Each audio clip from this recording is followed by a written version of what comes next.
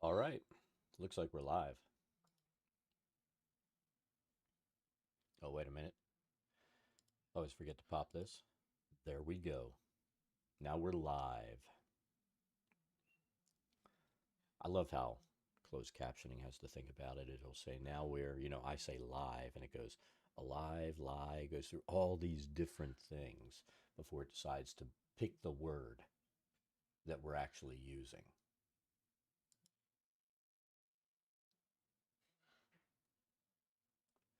But we're going to go ahead and work in Tailspire. We'll talk about this map and get everything going. But so I was talking about redoing Wyrell's Gauntlet, which I am going to do.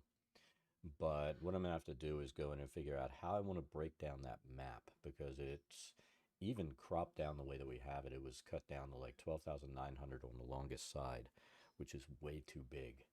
Um, so I think what I'm going to do is try to break it down into equal size quarters, or I think that's what I'm going to have to do is quarters, and then have that one section that goes up into like a living space where you take steps up, have that as a separate section.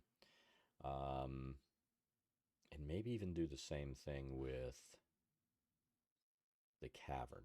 I'm not sure, but I found like 4 modules for inside of Foundry that will allow me to stack those as tiles and have them as they go through an area move seamlessly, hopefully, into the next tile. So I've got to read the descriptions of the rooms really carefully and then the zones and set it up so that they can move without problem from one area to another. Um, but I think we can make it work. It's going One to day when I was be actually painting a houses and fair amount driving of a lot, work. I'm sitting on But my bike at lunchtime and it was just it is what it is. We'll get it done. And I'm not sure if I'm going to do a lot of the breaking up part in stream or not. I have to make that decision. But I thought about working on that today. I really wanted to work on this because I'm having a lot of fun with Tailspire. If they would get this so that it really works well, um, I would definitely jump on using this. And it would have to have Apple support because of my Wednesday group. Um, but it is what it is. We'll get down to that. Let me just do one thing. There we go.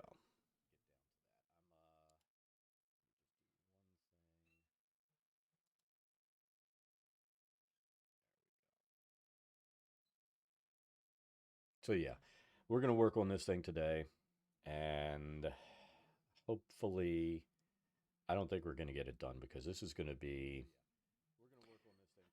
a massive build. It, and we'll talk about why this build is actually growing past what I anticipated it being. Um, and a lot of it has to do with and I've said this before, I really, really, really hate the cavern assets.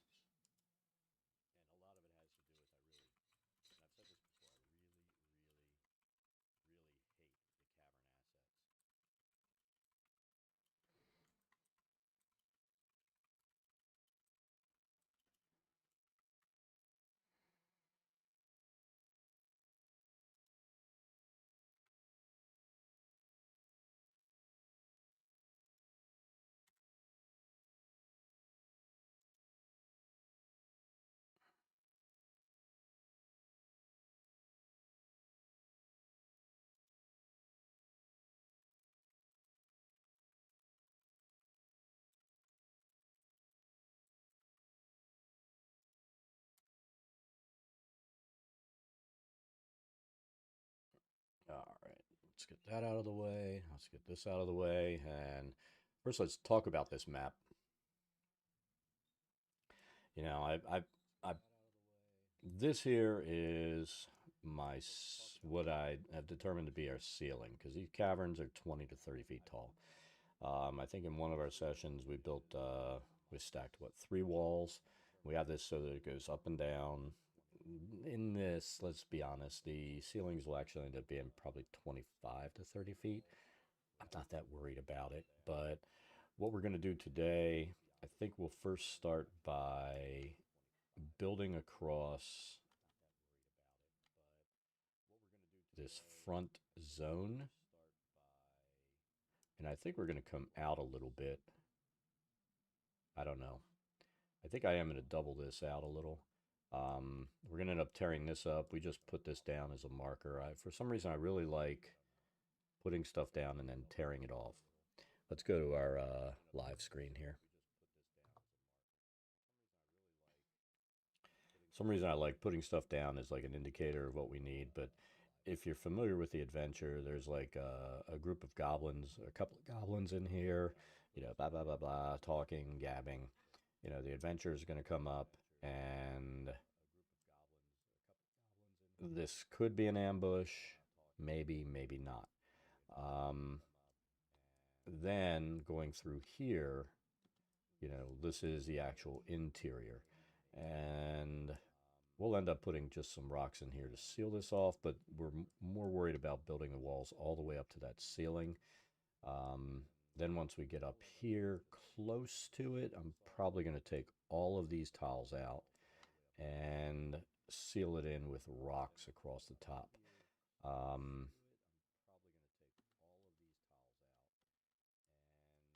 But let's go ahead and I think I'm going to build out the outline of the mountain across the front. And we need to do something about some of this because it's not setting down the way I really like it, but maybe we won't. We'll see. But we need to get this built up. And this is what's going to, I wish I had more options for these rocks, but that's why I've got these other assets kind of down here to throw some stuff in. I'm not a real fan of tossing sandstone in to break up the rock face, but you know, we'll do what we can. So I think the issue we're going to have will be trying to get this built up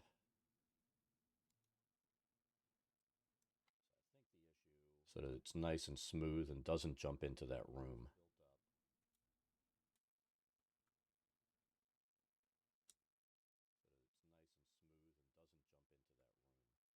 I still feel like if I had my tablet, this would probably be, well, I have it, but if I had it running, it'd be a lot easier to get this stuff to place really the way I want it. And then the fact that we're running a single, you know, there's just a single asset here. You know, we don't have a lot of options. We have to do a lot of overlap and stuff to try to break up this rock face, so it doesn't actually look like we're only using a single asset. But as you can tell, if we're going up pretty high. This is going to take a while, and that's fine. You know, like I said before, we're using this because I really, really hate the cavern walls and floors. They're just so fugly, it's not even funny.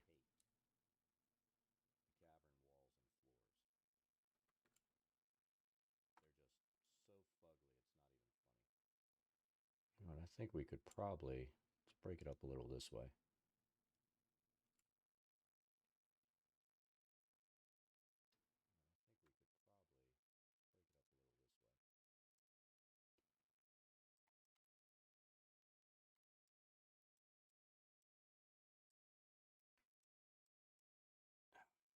so damn high. And we really, and this is a design choice.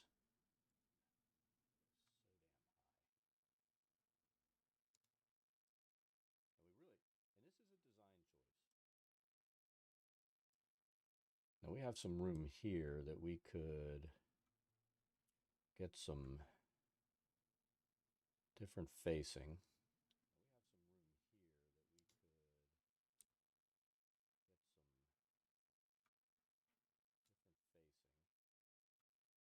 Kind of like that. Break that stuff up. And I think we'll end up having to make some decisions with adding in some of those alternate rock types. I don't like mixing sandstone with this rock, but I think that's what we're going to have to do to make it really work.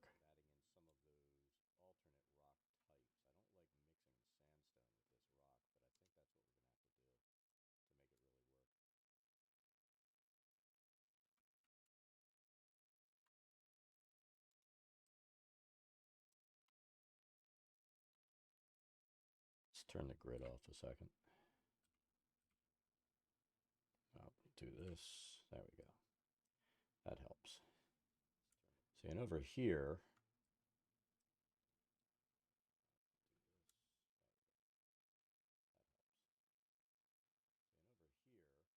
go that way. Why not?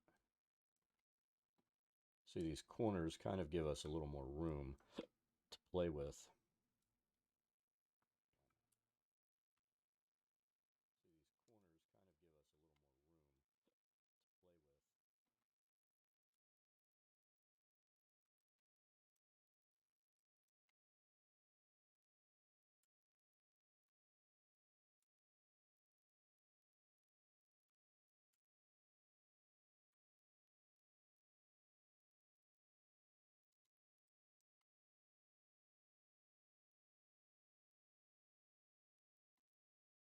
Let's talk about why we're doing this.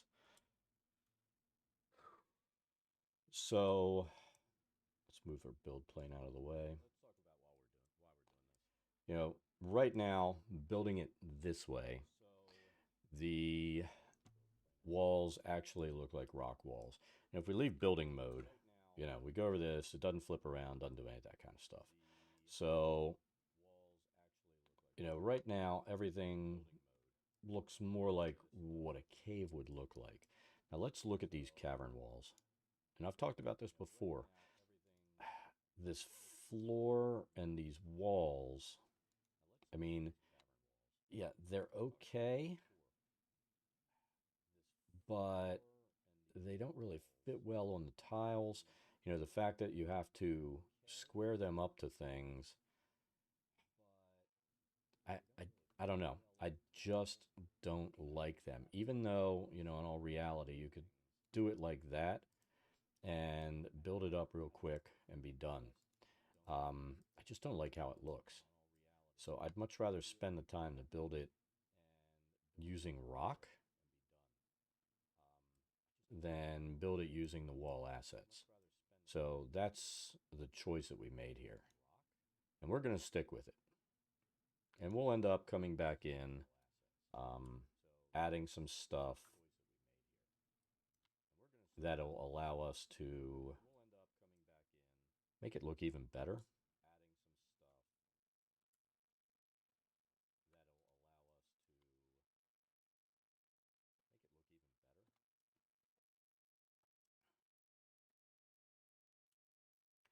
And by varying the height and stuff with these assets, we can, you know, make it look a little bit different.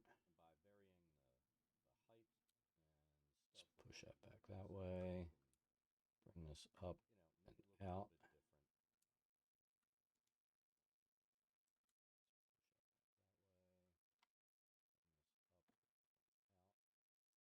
So we just have to be careful with the inside walls. I think as we get higher, it won't matter if things start to jut out and overlap, because that's where it's going to go into the ceiling.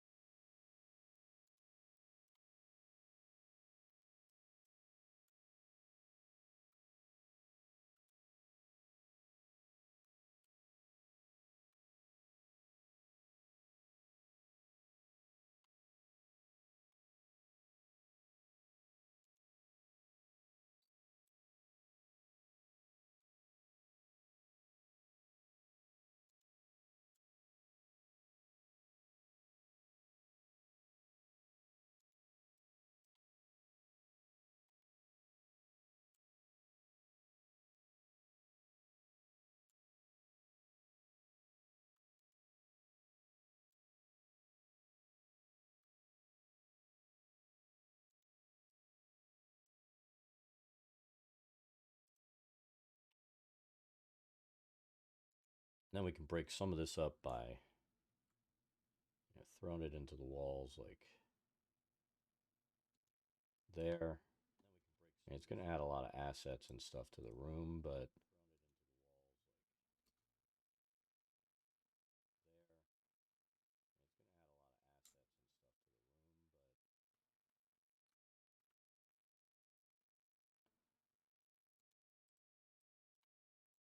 we'll be able to make it more interesting that way. And we'll do the same thing out here. So let's just get this thing built up, and then we'll figure out how we'll break up the similarities in the rocks. And we have a lot of options. We have like these things that we can throw in.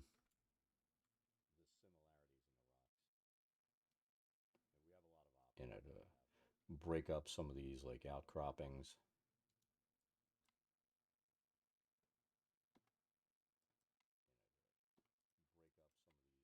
And that's how we're going to do it. And then we can really not, I tell you what, there's another mapping software that I started messing with. It's not as mature as this one is as far as usability, but it's kind of cool because it actually has moving water. You can throw birds and stuff in the air flying around. You can create, the trees move with the wind. But I can just imagine that's, on a big map, that's going to be a massive resource hog.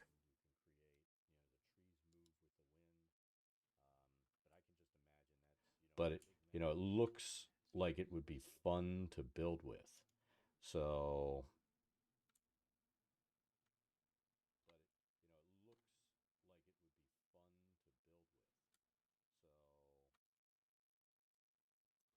but that's always what I worry about is the resource requirements as you start getting in there.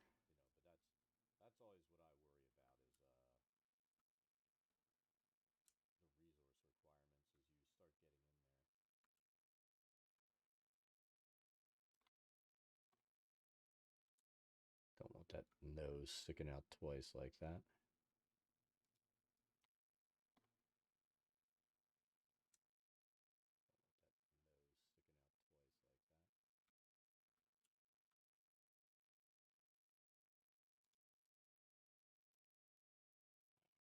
So we've got a little repetitive thing going on there.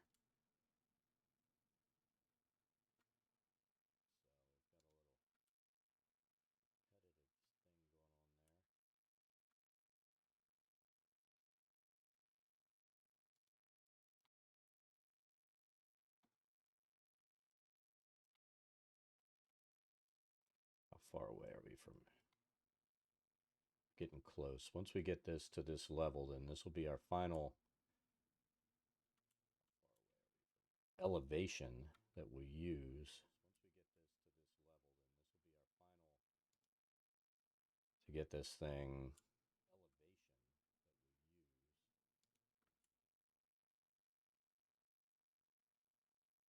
see once we see the sun, I think we're through that, right? Yeah, there we go. That's our final elevation.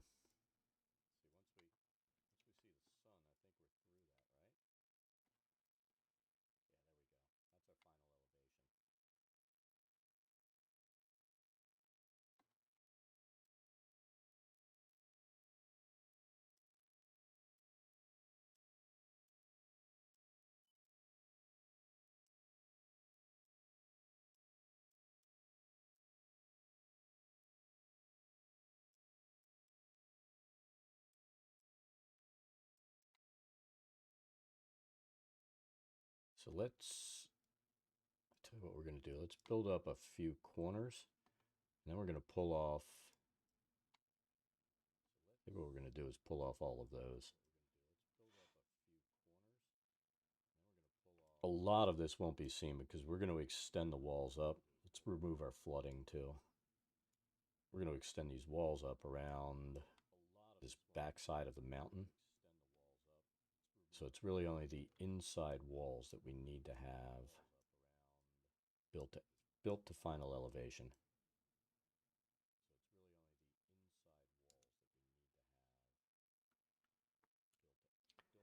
So I think what we're going to do here is this, because that's not going to go all the way to the inside wall. But let's build this up until we hit elevation here.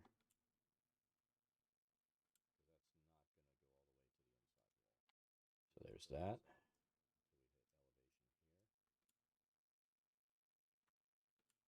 Same thing here. This will be just inside.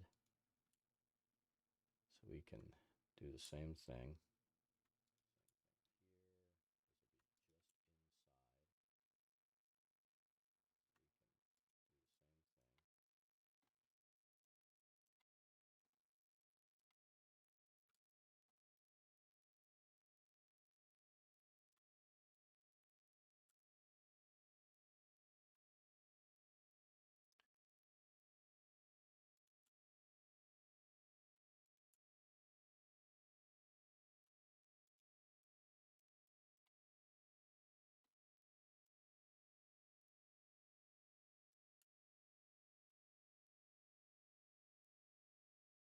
And same thing here. I mean, really what I could have done is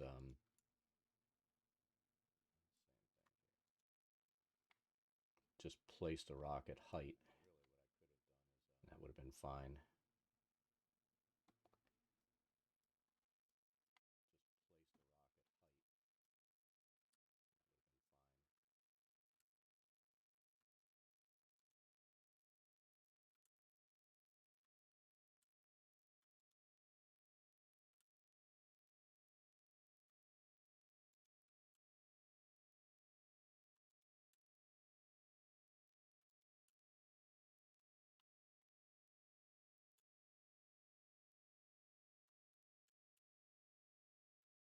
Makes me nervous when I'm hearing the power supply clicking.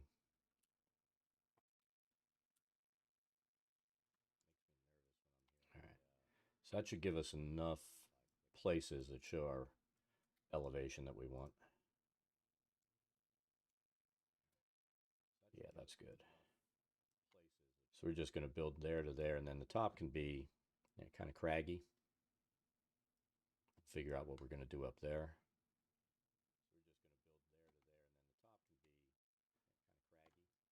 But we need to get rid of some of this stuff.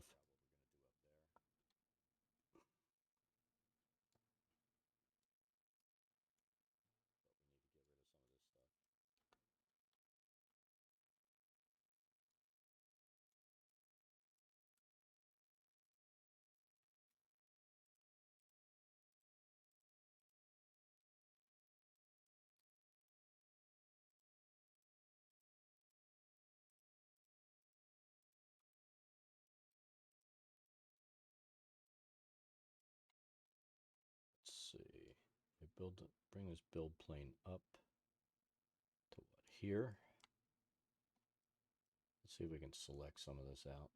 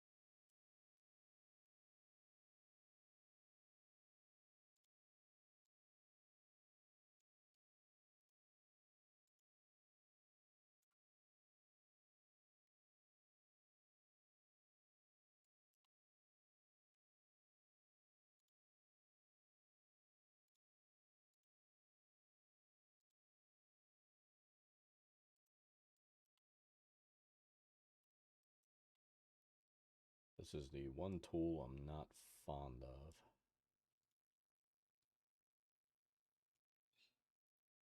I don't know why it goes out like that instead of where I'm actually drawing it.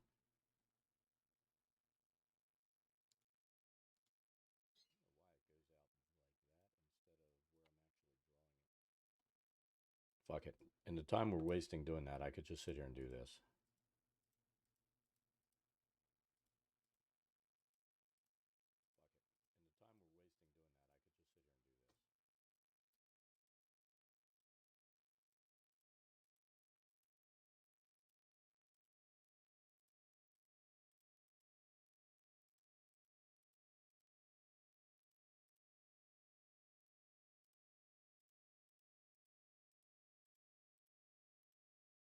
I don't even want these pieces on my map.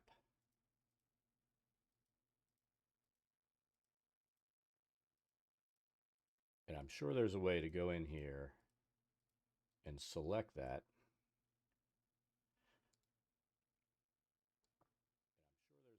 See, it's just going down there instead of,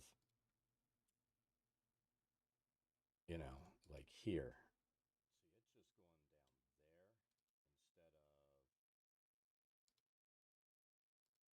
Did that do it?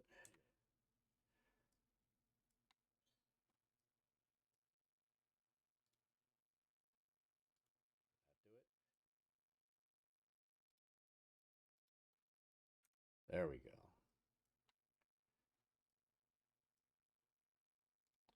Looks like if you select, you know, on an object, it'll stay at that level. If you don't select on an object, it goes to the lowest point. So that's a little problematic, but that's okay. So we'll go here. I don't want to touch that.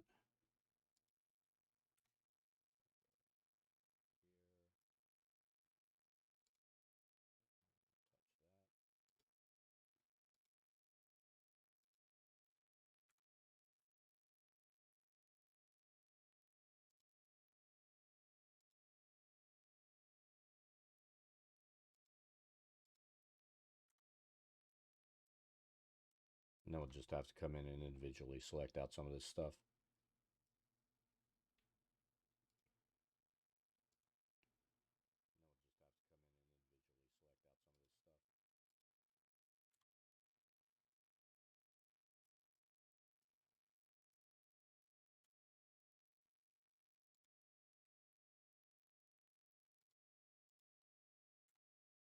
You know, make it easier once we're actually inside building too.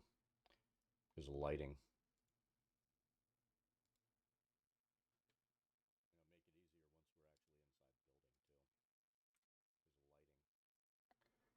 There we go. We'll slowly figure this damn thing out.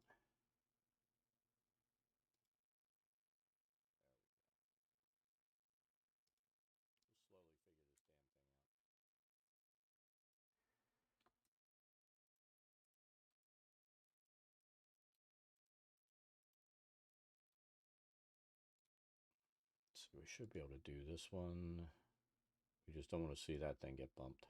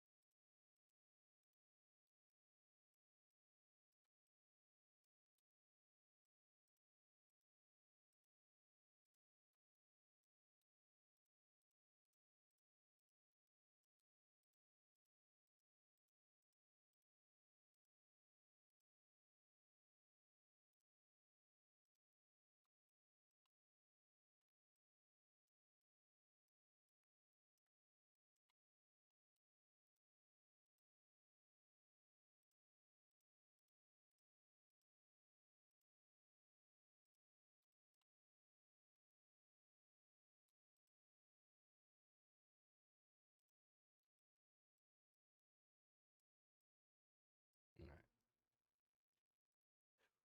So now it'll be a little bit easier to build. We won't have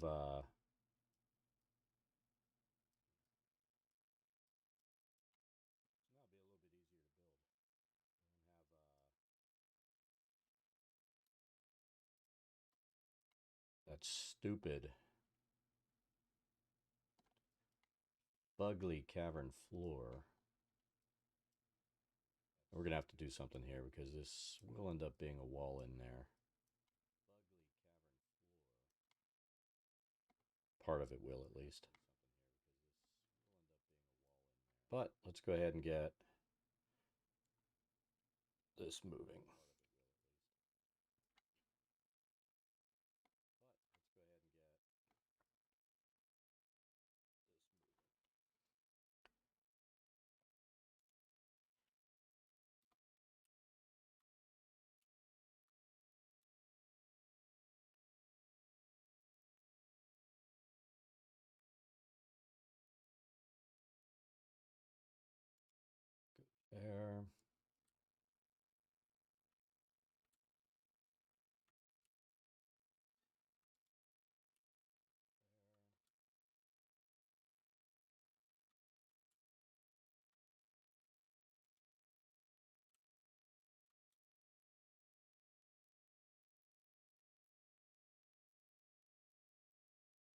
Got some little overhangs here too.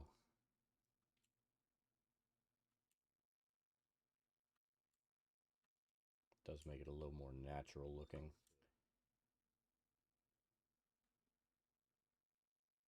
You always end up with all kinds of weird outcroppings and things on rocks out in nature. You ever spent any time on rocks with, let's be honest, not that many people are that crazy to go out and do it, but I was. You spend a lot of time climbing, you find out how weird and fucked up nature is and how it doesn't really want you climbing it.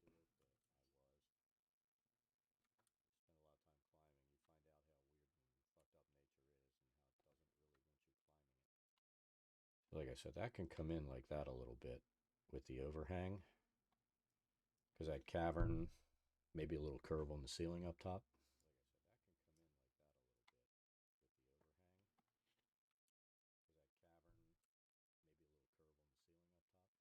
And let's face it, doesn't have anything with the rocks don't want you climbing it. It's just natural erosion patterns and stuff, but it does feel like those rocks are against you.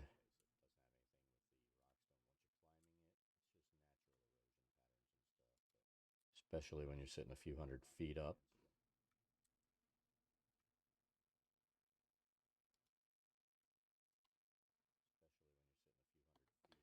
Just kind of hanging on.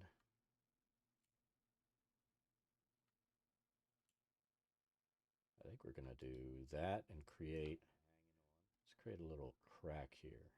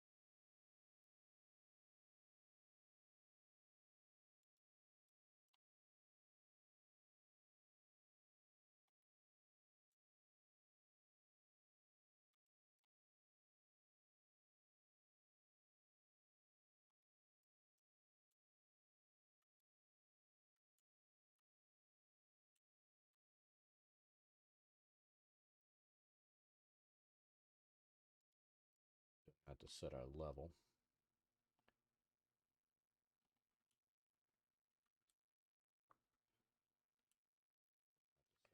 It can be a little off up top because, you know, it's going to end up being pretty rough up here.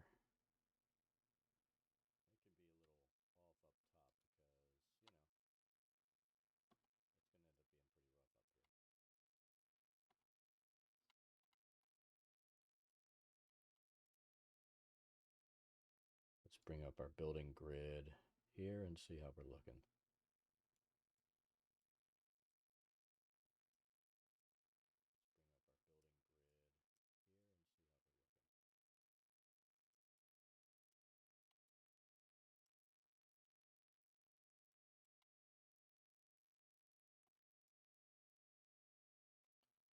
And then we'll do some stuff on the top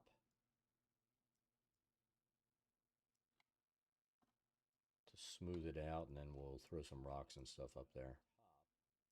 Even though they'll never go up there.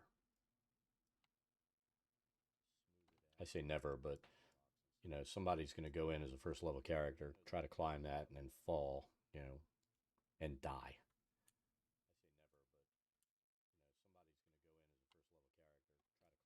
It's almost inevitable.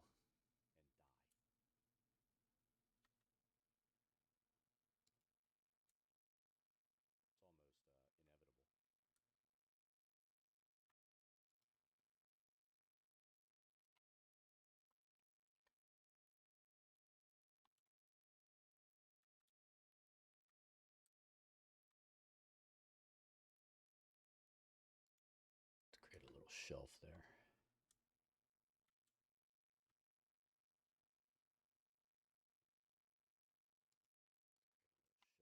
Overhang.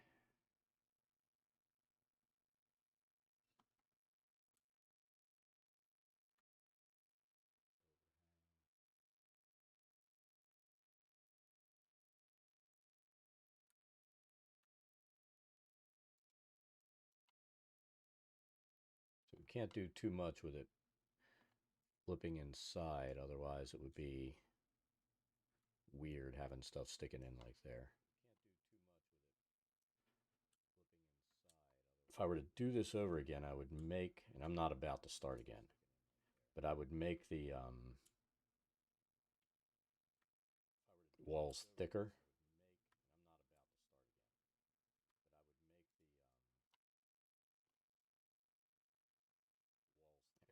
That's a little above our finished level, so that'll be sticking up on top.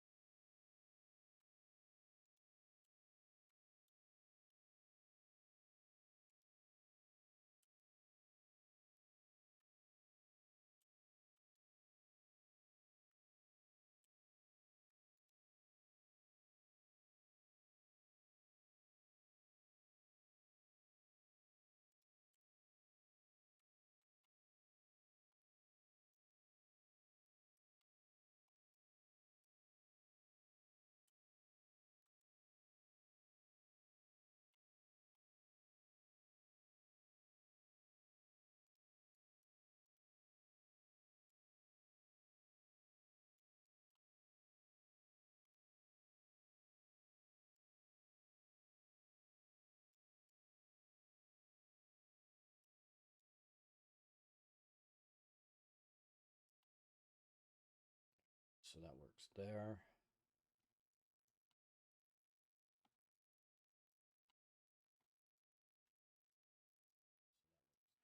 And like I said, we'll end up coming in, working on that stuff.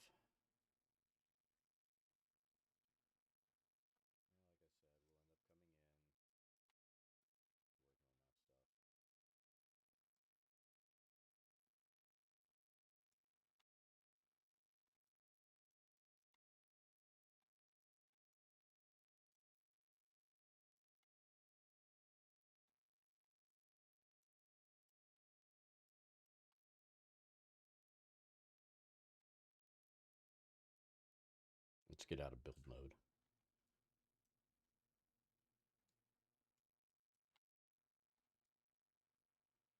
So in exploration mode, let's drop a miniature in here and just see what it's going to look like. So drop a kitty cat. Just why not? Kitty cat's a walking.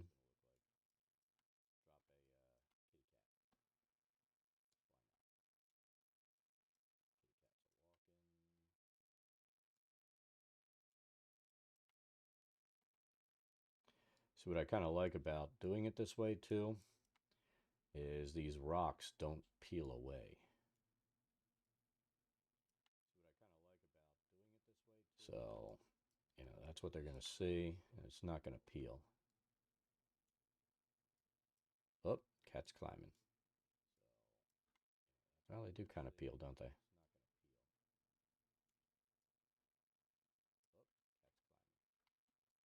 See what happens when we do this.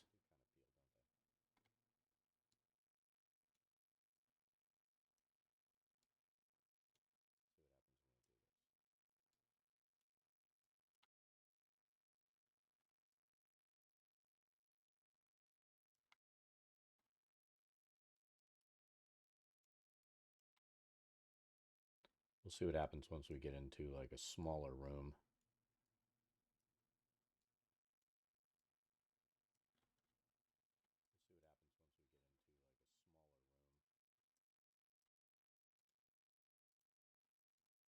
And killed the kitty cat.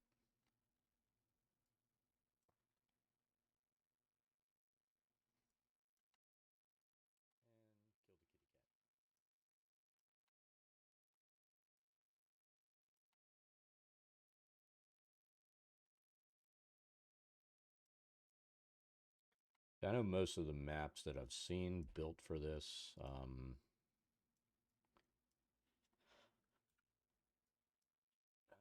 they're built around the idea of, single set of walls.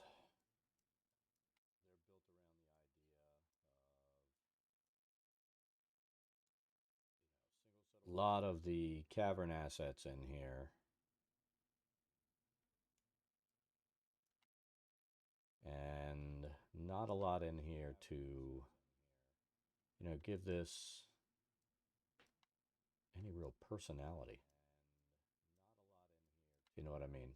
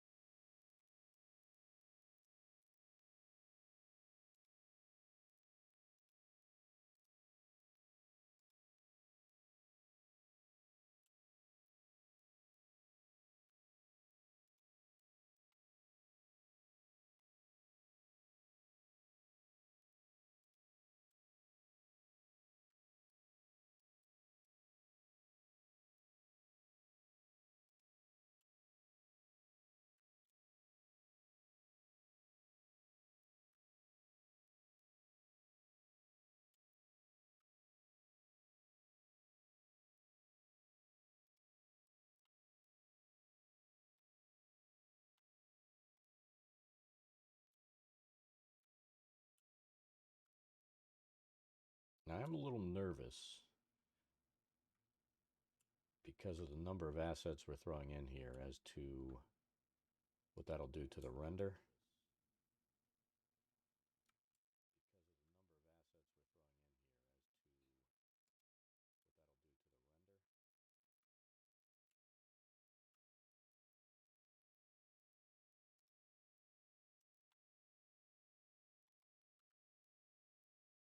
I think we're going to break this up a little bit this way.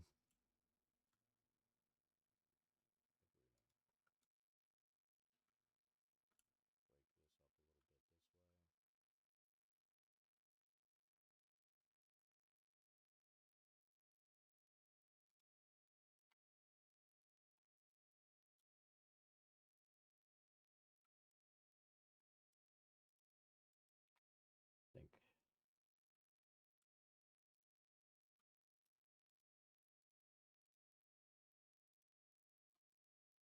there we go. Pretty sure we can build that up without having that corner on there.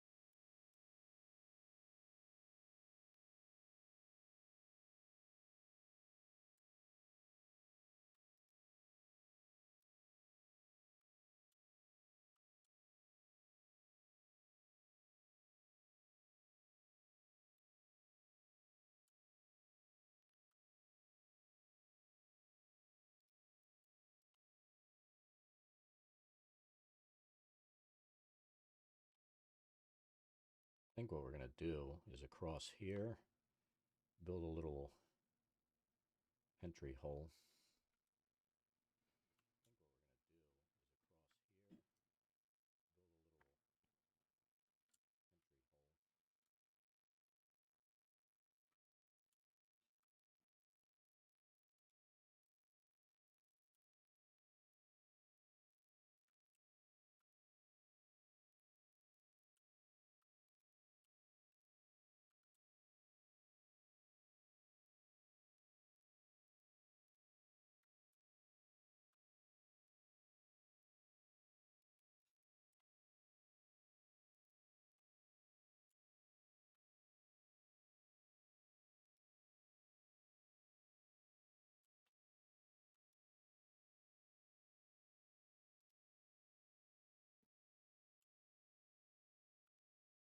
Doesn't have to be super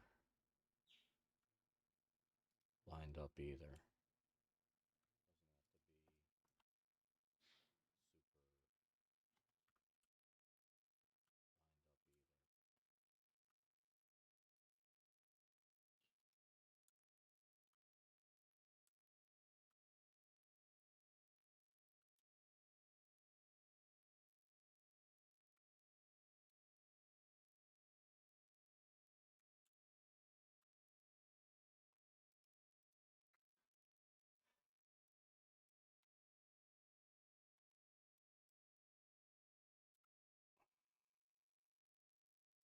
So there's a little cave entrance.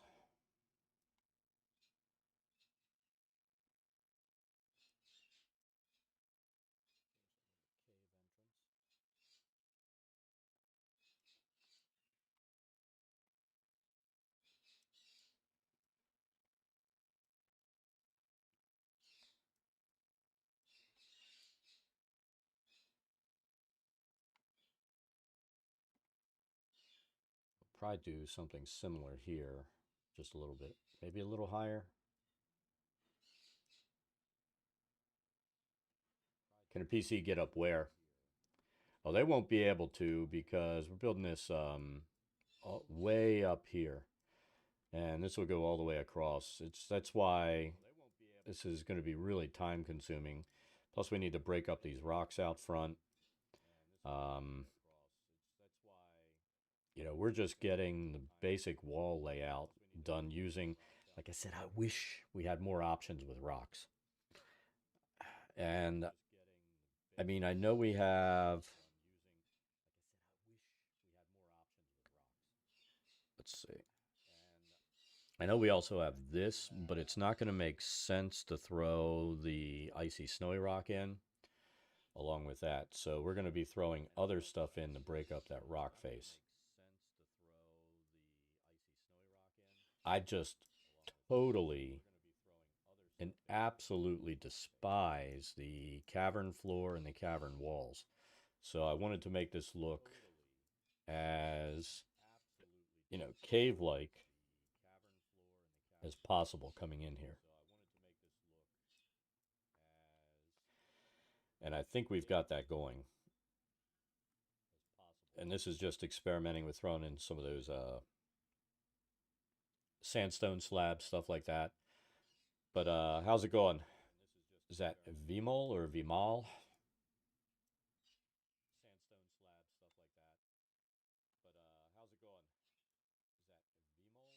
And then we're going to cap off this top. And these are just pillars that I set inside this wall that gives me my build height all the way around. We'll end up tearing these pillars out probably.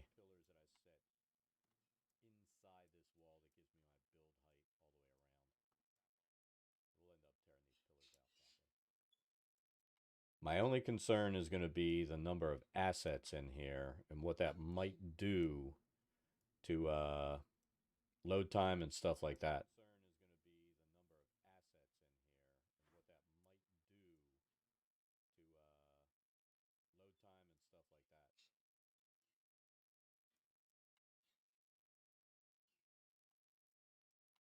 And I might throw, just for lighting, I might even throw some crystals in here to light the rooms a little bit.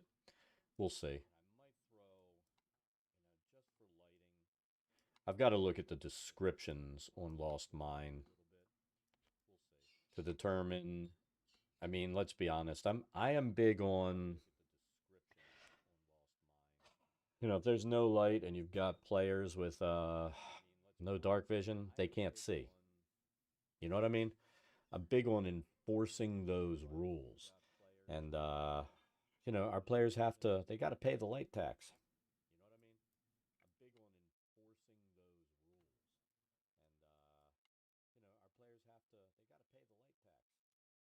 All right, so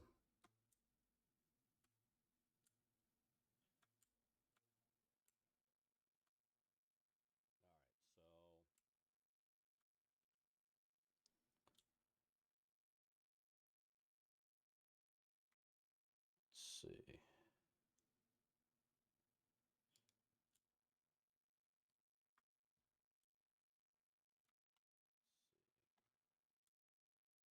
And like I said earlier, if I were to rebuild this, I would make the walls thicker coming out, make the map just slightly larger to give me more flexibility on turning this rock so it looks like separate assets.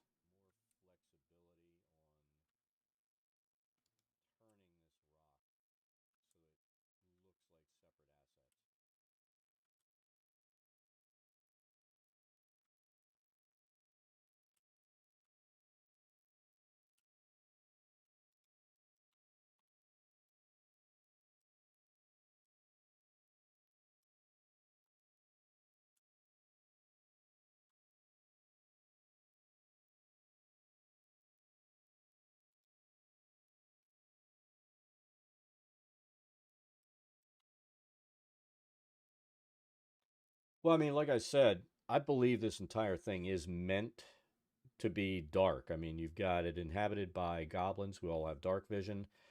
What I usually do when I'm building these, which I should have this up, I think I do have it up somewhere. Let me take a look.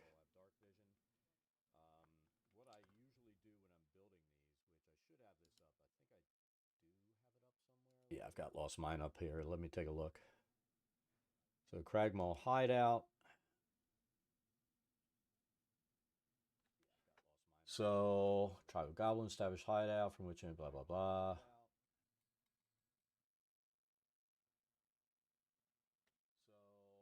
Here, we'll bring it down here. How about that? So let's look at what it says.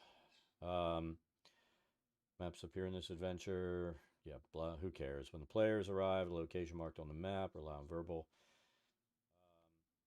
General features. Area 1 and 2 are outside. The rest is dark unless stated otherwise. So we've got to build this around dark vision and light sources. So there's no light that should be in here except in areas where light would leak in.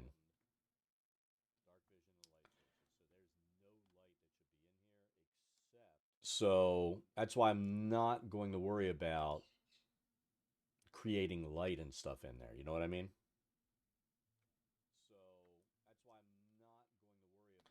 That's one thing I like about. Did I just grab an asset that I didn't mean to grab? Yeah, I did. That's nice. That's one thing I like with Foundry as far as using it as a virtual tabletop is I can go in and control light, line of sight, and everything, and it works really well.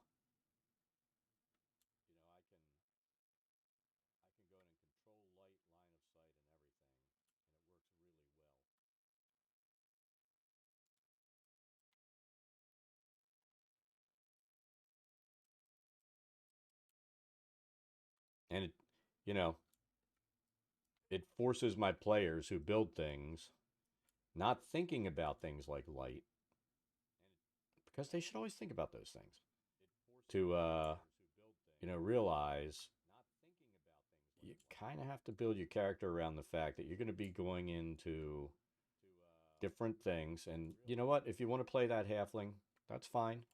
Just remember you got to have torches or some way to see. Otherwise, you're always in the dark. And that makes your life really difficult.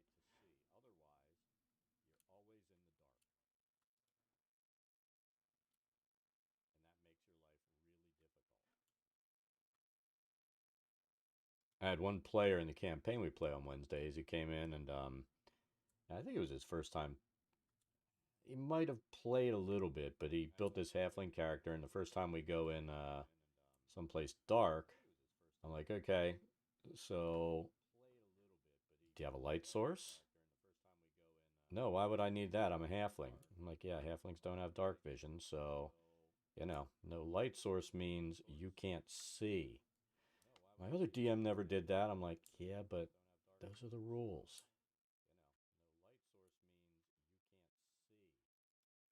So how are you going to pay the light tax?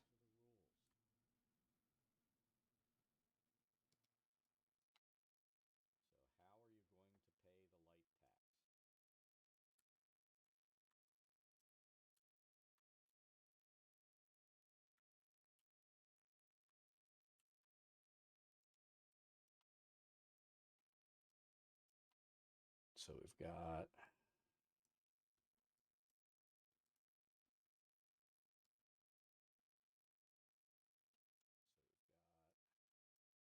so this right here,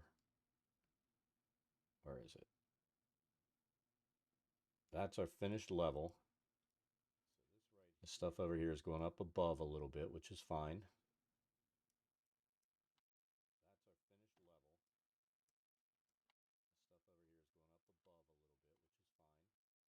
It just amazes me when you get players and you're like, all right, how are you paying the light tax? What do you mean?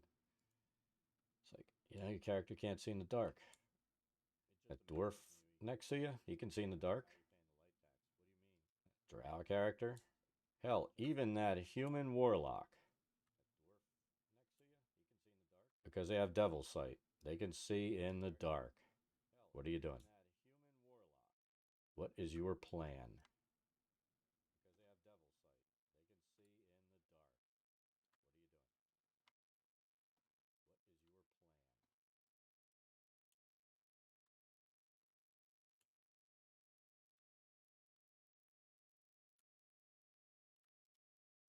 And the thing is, I think a lot of the times it's not even inexperienced DMs that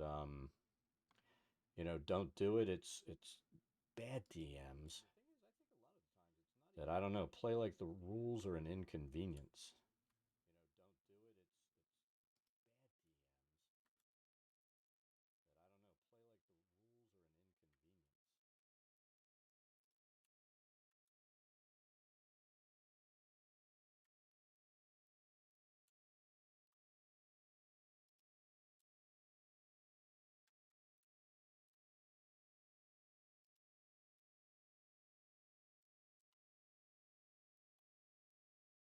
Artificer spew fire.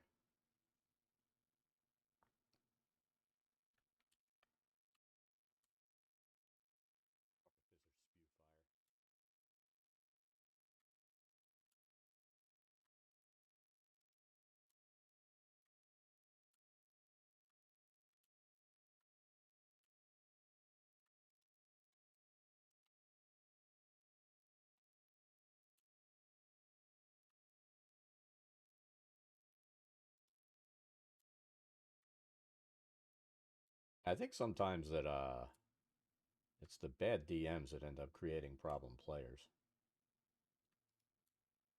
Not necessarily problem players, starting off that way.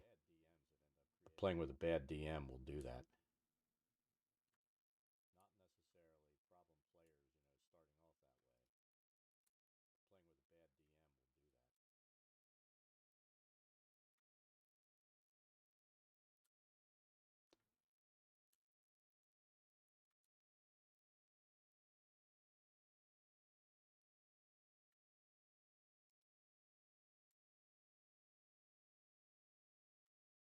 I was watching some freaking stream. I was going in, like, all right, let's see who's playing D&D. This guy is running a game, and every attack that they did, the player, he'd ask the players, okay, well, what's the damage on that? And they go 8d8, and the DM automatically goes, okay, You do 40 points of damage with the fireball. It's like, no, that's not how it works.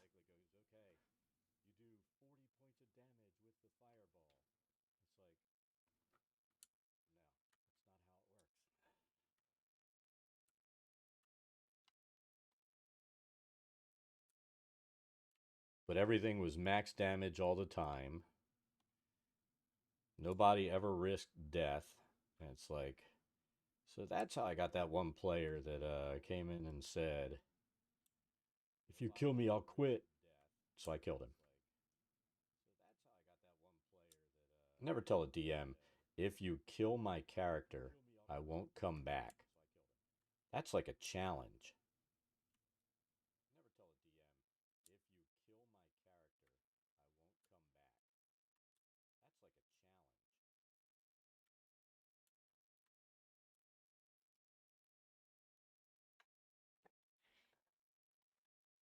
Lighting, you mean pulling a torch out? That's an action. Just don't forget, you don't pull a torch out and it's already lit. Unless you have a kind caster who would cast, what's the fucking spell?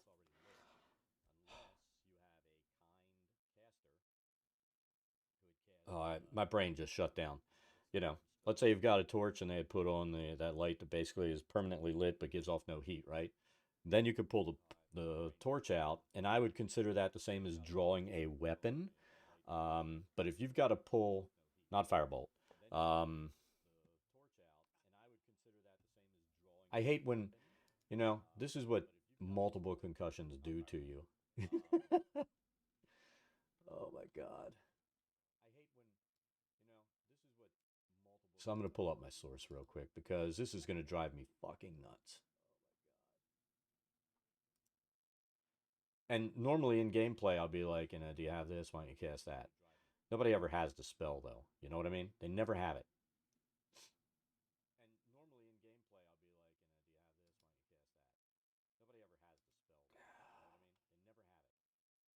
And when I say what the spell is, you're going to be like,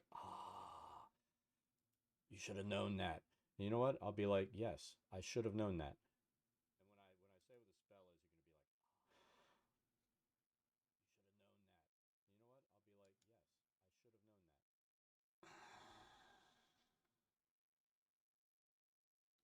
I'm trying to remember the name of it. Oh, you know what? I have a character that has it on it.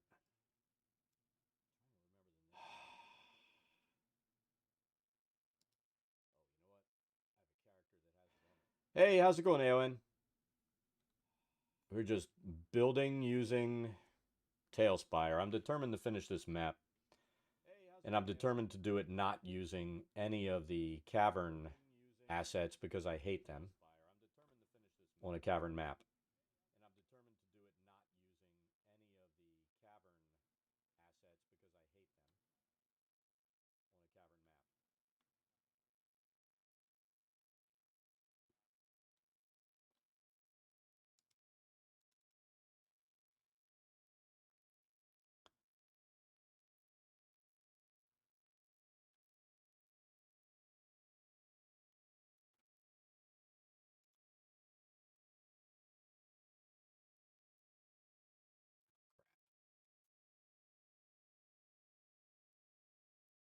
That's not going to help me either.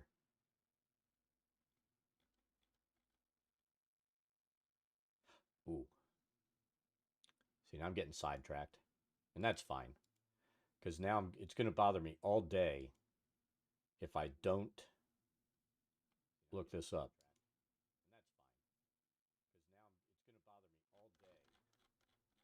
Let me see. That was what? Room 10.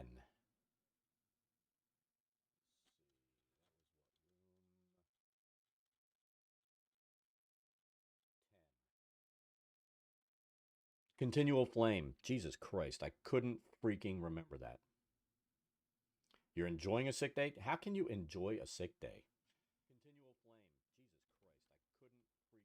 So yeah, I mean, if you can't do torch as a bonus action because you've got to take it out, then you got to light it. You know what I mean? So that's a full action. Now, if somebody was nice and cast continual flame on the end of your torch and you keep it in your backpack all the time, you're good. But you know, that assumes anyone in your party has continual flame because everybody's going to take like destruction spells and all this kind of shit. They're not going to take an easy, simple second level spell. You need better hobbies editing the book. What are you working on now?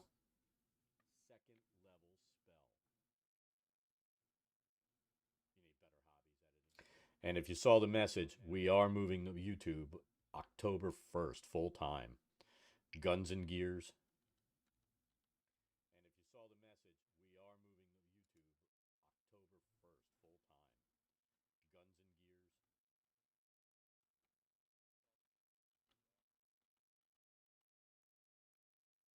I think I've said before, I looked at Pathfinder 2 and thought about playing it, but my group that when we were playing Pathfinder, they weren't into the idea. So, yeah, we never went any farther than a quick discussion.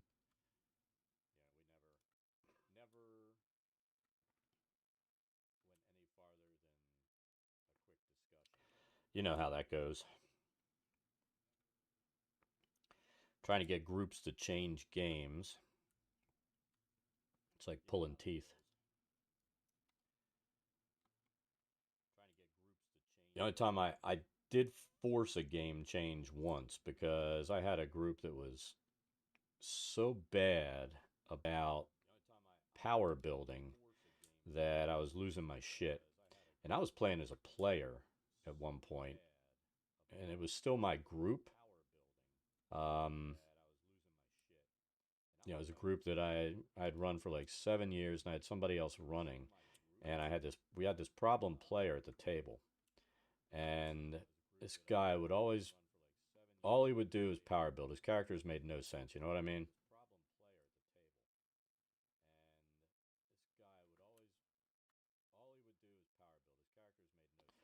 Well, like some of the players in my group actually, my son for one, he fucking hates 5e.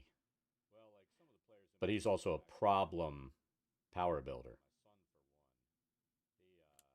But I got so pissed one day. We're sitting there playing and this guy was already min-maxing everything. And I had intentionally gone in and built a character that was kind of stupid, but it was fun to play, right? Because, I'll do that. I can have fun no matter what. And in fact, I knew this guy was going to come in and do that, so I built this character to give his character a hard time. And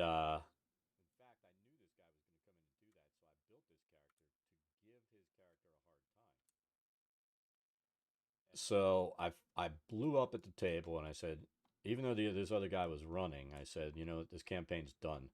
Next week we're going to come here. We're going to play something else. And everybody's like, what? And that guy was just pissed. He knew what I was doing.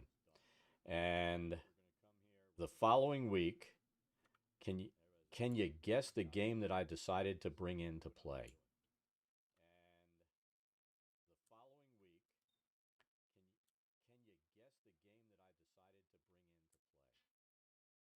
Because at the beginning it's like impossible to min max.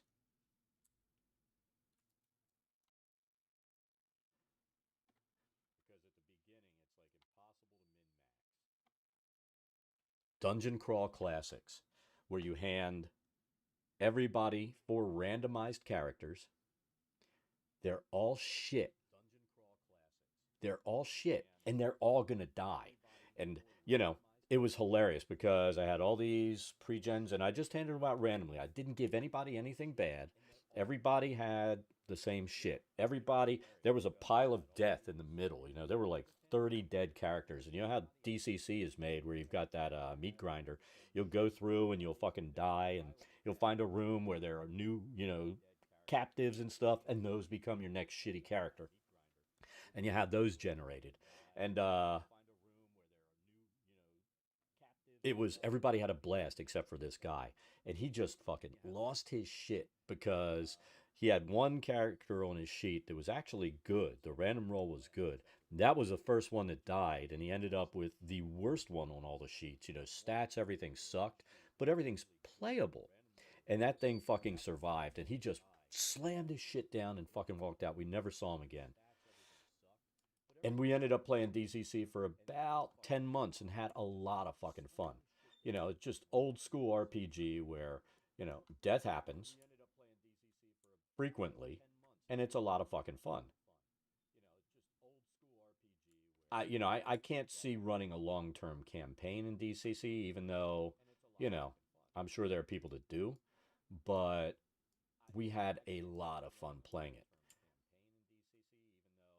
But that became my go-to weed out game. If I have a problem player who won't stop min maxing and just trying to be the superstar at the table all the time, I'm like, oh, you know what, we're gonna switch over and try something new. And that player never stays. But DCC is fucking awesome for that. And it's just fun because you start off with like the worst characters ever. You know, your character's a barrister, and the fucking weapon you get to go in with is a quill pen. That's your weapon. And you throw it like a dart. And once it's gone, you better find a shovel or something, wherever you are that you have no proficiency with. I mean, you have no proficiency with anything. It's fucking hilarious. But it's like one of the most fun game concepts that's like just old school crazy shit I've ever played.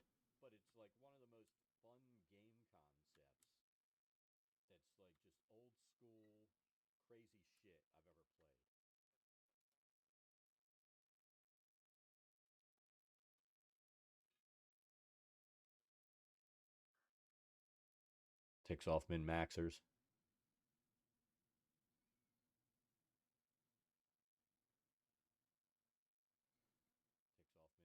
That was the biggest thing. And I'm going to admit, I'll admit straight up,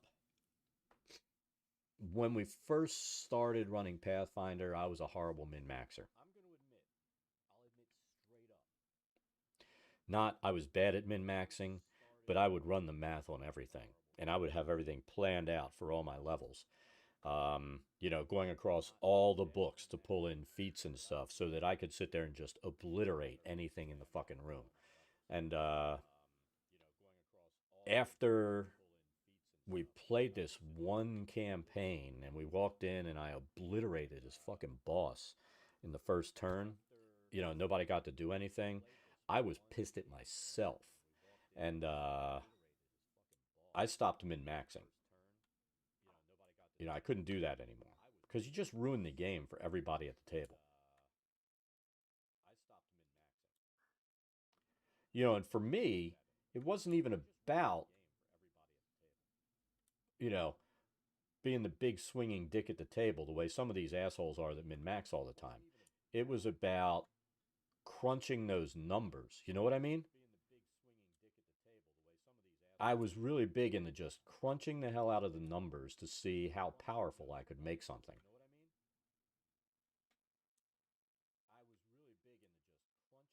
It was like a math challenge for me.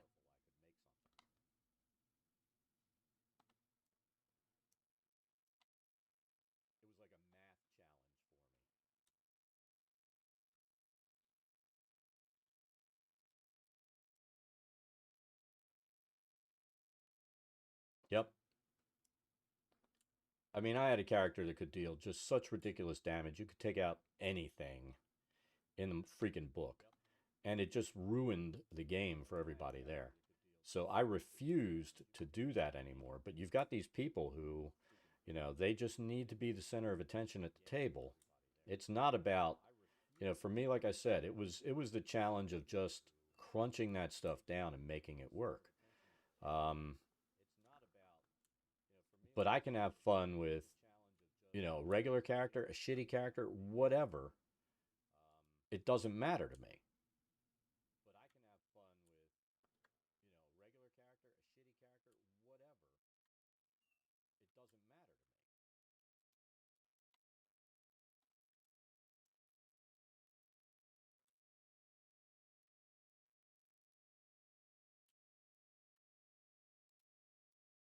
I think we'll leave that like that, and then we're going to put the roof across.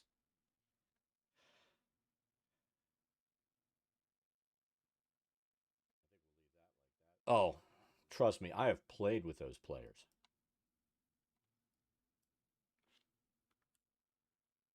My son, the math major, is one of those players.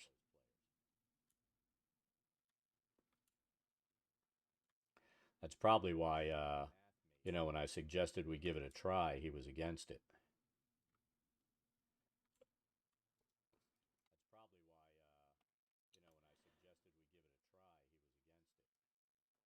Their tears are your lotion.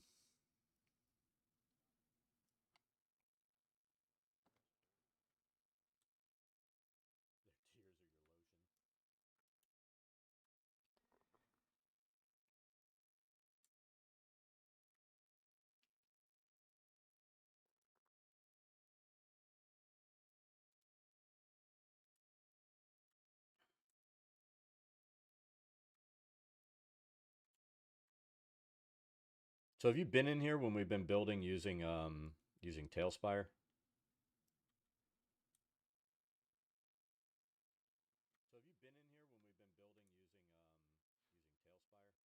Oh, I don't want to do this. I need something. We're gonna set that back.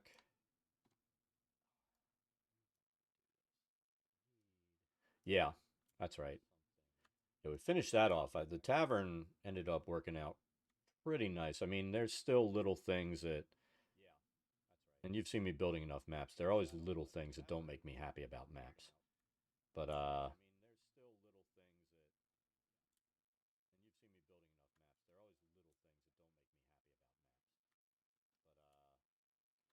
think I'll be much happier with this once we have a few more assets to make a build like this not look so repetitive. Because that's really gonna be the issue here. Is once we've got this built, I mean, I'm gonna have to come in and do a lot of work so that this cleans up. You know what I mean?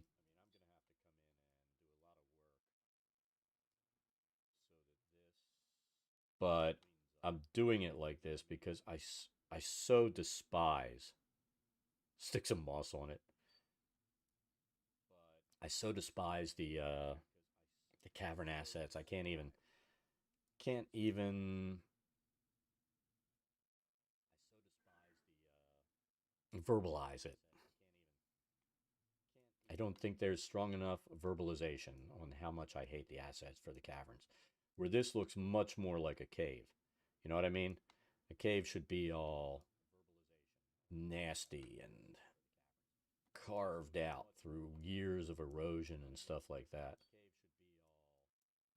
And this is a mine, so it makes even more sense that it's, you know, not all pretty inside. We're going to throw some other assets inside the walls and stuff like we did here to break up. But I think by the time we're done, this will look nicer than here. Let's go. Cavern. I mean, these are our angled walls, and it would look the same all the way up. And I've seen so many maps done of this one where that's what they've used. They're like cavern walls or, any of these. I mean, the floor assets, they're just gross. Here, let's throw this down.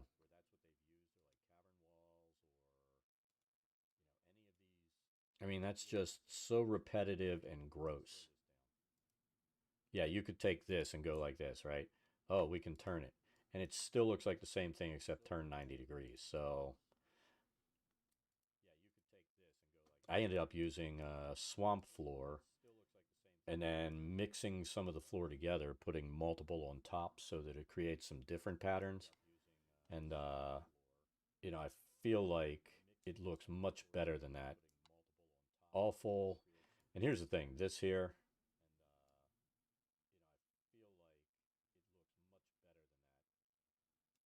it's going to be flooded because that's a stream that should be deeper. I didn't worry about it though.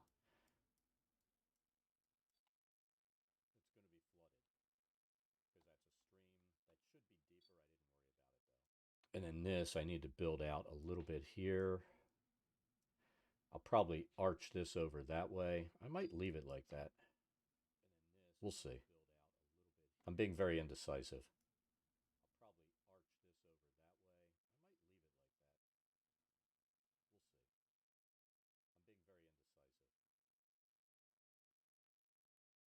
Yep. Yeah, you've got to do something to make it look interesting. And throwing those exact same walls in everywhere, that ain't going to do it.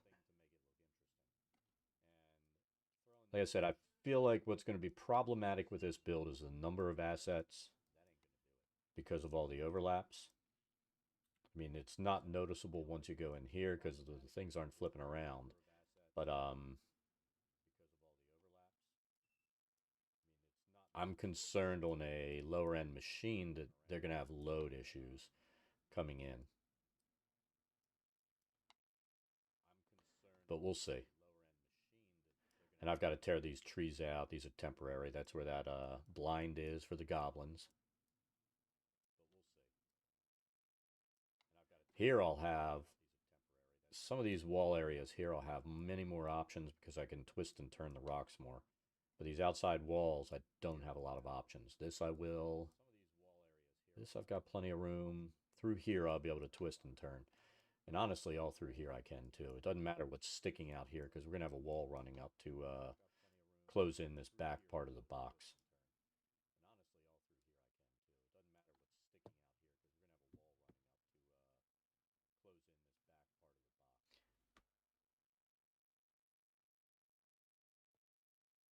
Yeah. I mean, when I did that and I started trying to turn the stuff and rotate and put some of these alternating things in there, and it still looked like the same shitty block with those dots on it. So there was no way I could use that. I mean, in here there's stuff, but it's not as repeating because I'm overlapping and spreading out. Um, and I think once we get this front wall across, before we close that in and go over here, we're going to break up these walls here a little bit. This is my finished elevation. I'm letting it go up above, so some of the stuff goes above where I'm going to build the top.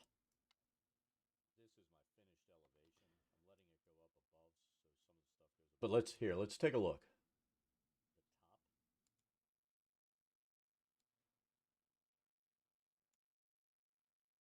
Let's go to what is it, Tails Tavern? Let's see what people have built for this.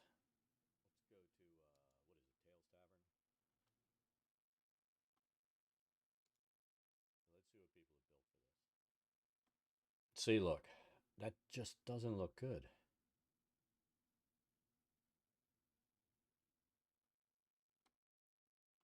See, we built the goblin ambush, but we did it with an actual curve, like it says.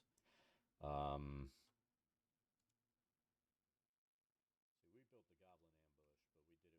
this is a Cragmaw Hideout. What are they doing here?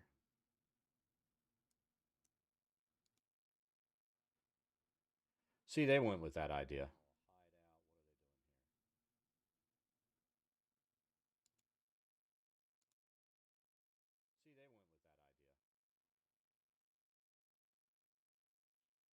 I mean, that's the way to do it. But look, they've got that shitty floor in. And I don't like that. So they decided the walls look like shit.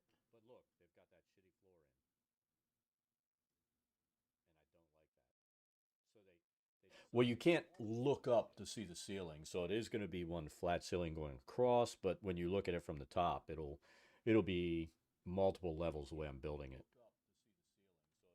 But you're not able to look up.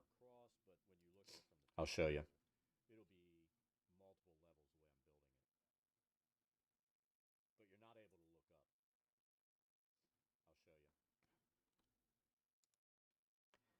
But I think the ones that I've seen that are Cragmaw, that was the, must be a newer one because I don't remember seeing that one. Cragmaw Castle. There you go. See? That just, that ain't cutting it.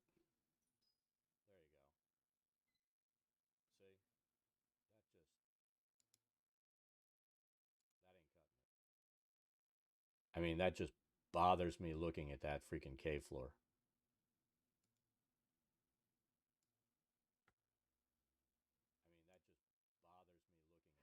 But here, let's go in here and zoom in. So, see when we're down here, let's say we're actually in this room. See, I can't look up. And the only way you can look up is by doing this. You'll go with this slider and it goes up and that stuff kind of goes away. So you're never really going to see the ceiling, which is a problem because think about how many encounters you get fucked if you're not looking up. You know what I mean?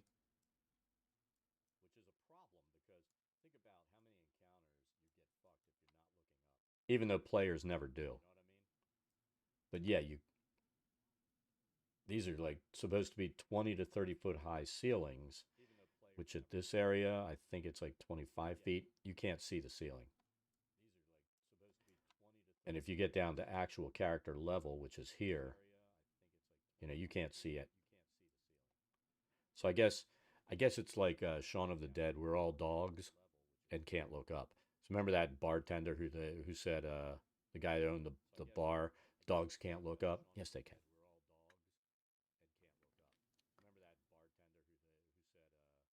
Exactly. Well, I mean, here's what I did because the fact that there's that very first encounter, the ambush, right? So this is how I built the ambush. And I built it so it was exactly the way it was described. You know, you come around a bend and you see two dead horses.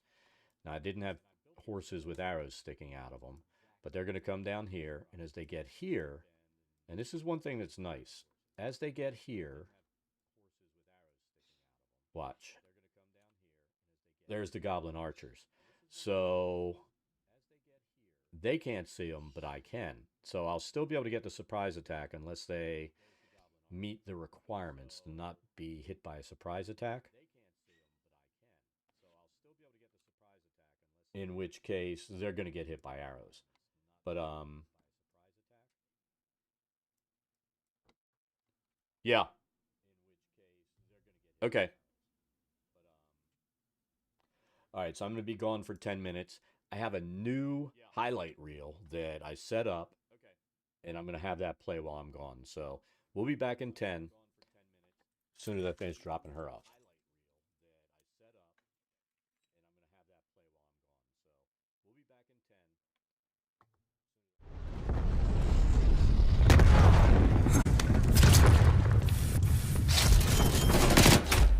It was worth it. It was so fucking worth it. Here, let's try it. I like that. Oh shit.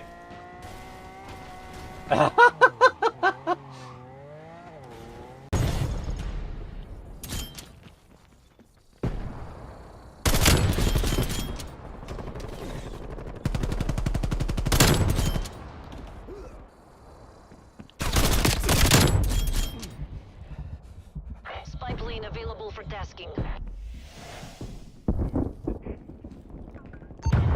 Spy plane is there. Die, die, die, die, die!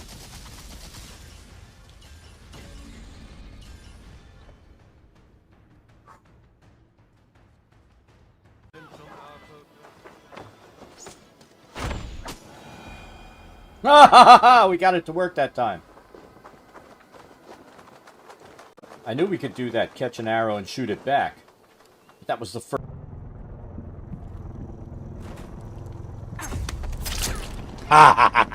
We're full ahead. How'd you fucking feel?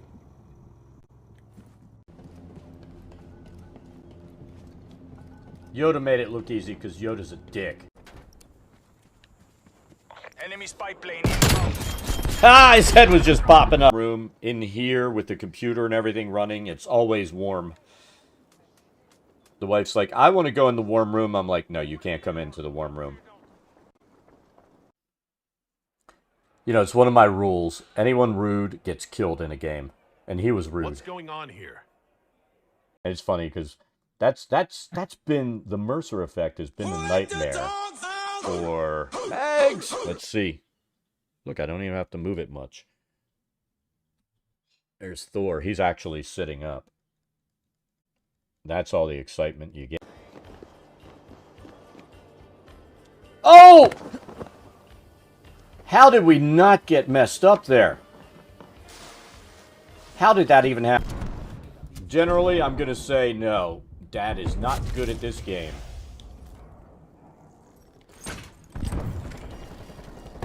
But I still play it. Enemies destroyed. Napalm strike awaiting orders.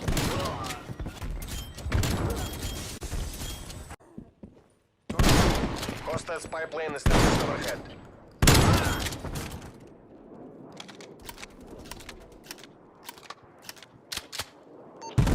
Spy plane commencing surveillance operation.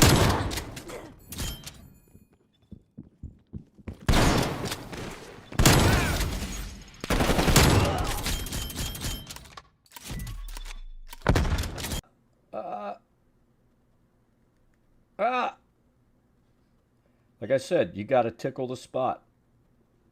It's like finding the map's G-spot. God damn it.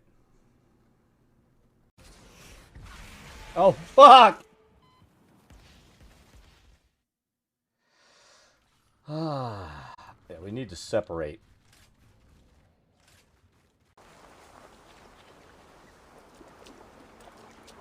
I've always thought chat. Hold on. You're mine! Oh! Ah. Die!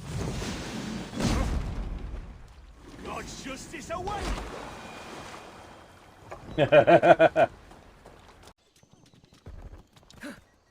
Enemy counter spy plane inbound. Oh my god, we're both reloading!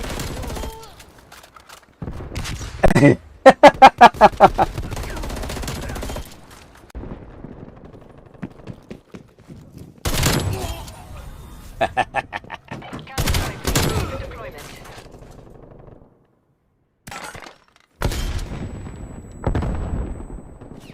They're pissed right now. Counter spy plane is.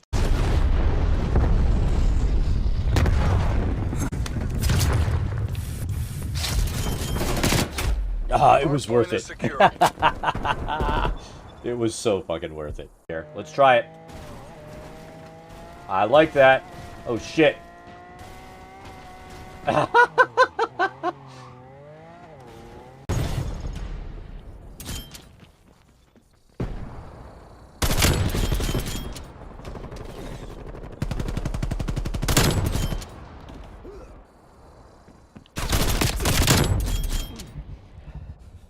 Spy plane available for tasking. Spy plane is standing overhead. Die!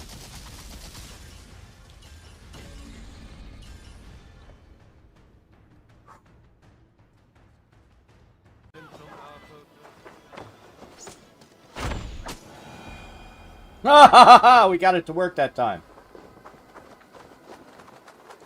I knew we could do that, catch an arrow and shoot it back. But that was the first...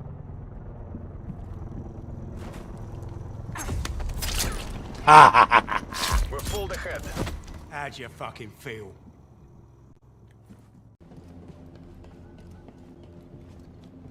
Yoda made it look easy because Yoda's a dick. Enemy spy plane inbound. Ah, his head was just popping up. Room in here with the computer and everything running. It's always warm. The wife's like, I want to go in the warm room. I'm like, no, you can't come into the warm room. You know, it's one of my rules. Anyone rude gets killed in a game. And he was rude. What's going on here? And it's funny because that's been the Mercer effect has been the nightmare for Mags. Let's see. Look, I don't even have to move it much. There's Thor. He's actually sitting up. That's all the excitement you get. Oh! How did we not get messed up there? How did that even happen? Generally, I'm going to say no. Dad is not good at this game.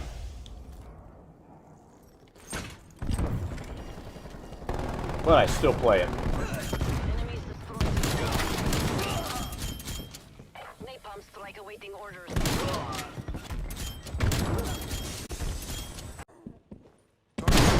Hostile spy plane is still overhead.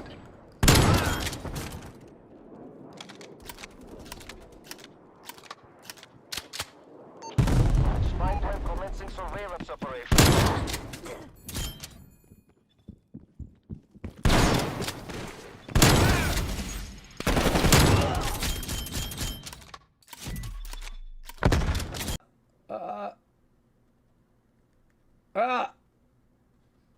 Like I said, you got to tickle the spot.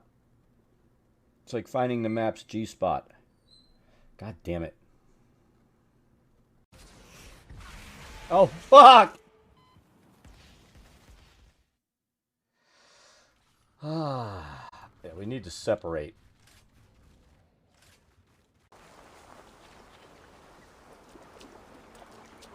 I've always thought champ. Hold on. You're mine. Oh! Ah. Die! God's justice away!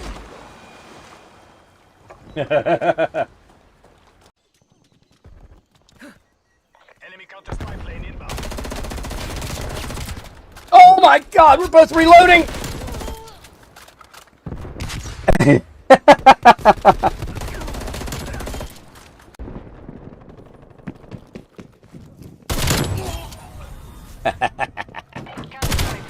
Deployment.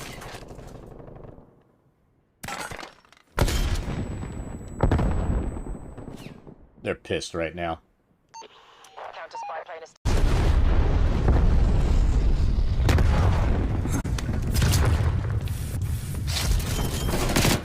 Ah, it was worth Hardpoint is it. secure. It was so fucking worth it. Here, let's try it. I like that. Oh shit.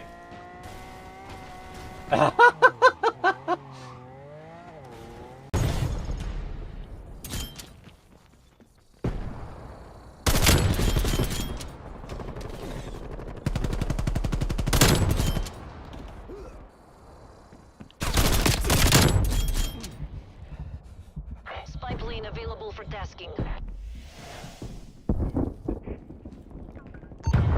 Spy plane is standing overhead. Die, die, die, die, die!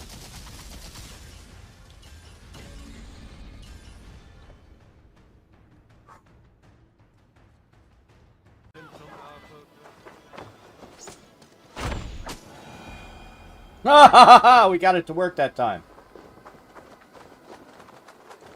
I knew we could do that, catch an arrow and shoot it back. But that was the first.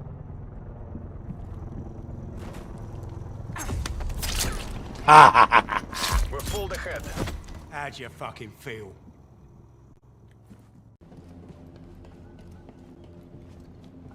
Yoda made it look easy because Yoda's a dick. Enemy spy plane inbound. Ah, his head was just popping up. Room in here with the computer and everything running. It's always warm. The wife's like, I want to go in the warm room. I'm like, no, you can't come into the warm room. You know, it's one of my rules. Anyone rude gets killed in a game. And he was rude. What's going on here? And it's funny because that's been the Mercer effect has been the nightmare for Mags. Let's see. Look, I don't even have to move it much. There's Thor. He's actually sitting up. That's all the excitement you get. Oh! How did we not get messed up there? How did that even happen? Generally, I'm going to say no. Dad is not good at this game.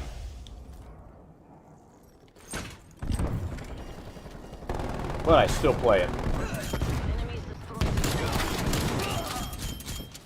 Napalm strike awaiting orders.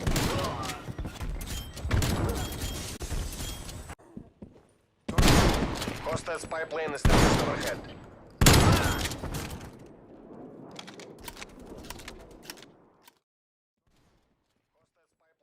All right, we're back.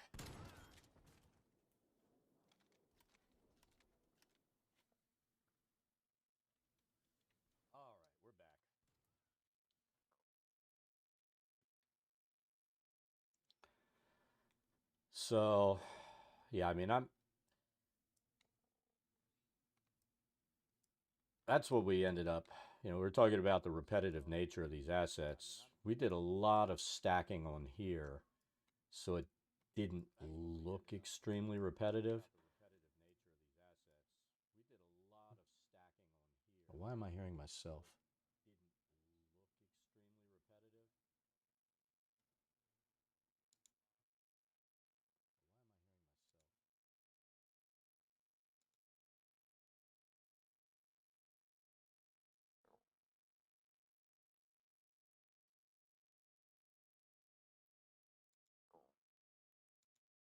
There we go.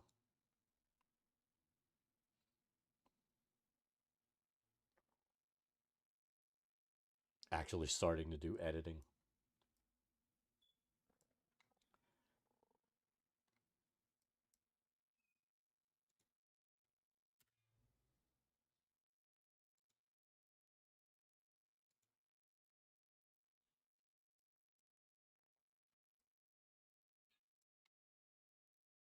So, and that'll be the difference too. The fact that we're not using the walls. Walls tend to peel away when you're moving. These assets won't do that. Now, players can kind of do this. So I'm going to have to go in, and there are ways to hide areas. You can do hide volumes like that. And you would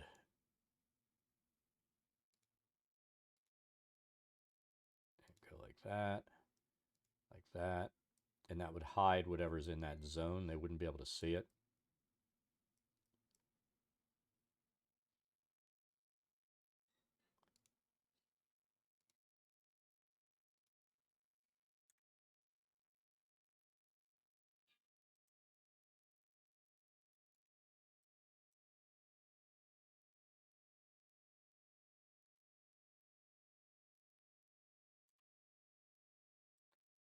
So we're going to have to set all of that kind of stuff up, like the hide volumes and all. But because of the shape of these rooms, we're going to have to get creative with it.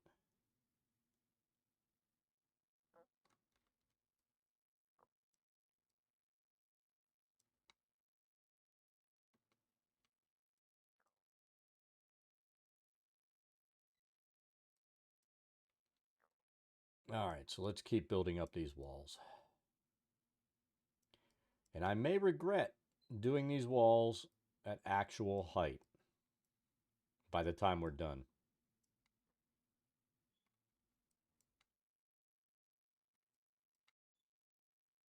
I admit that.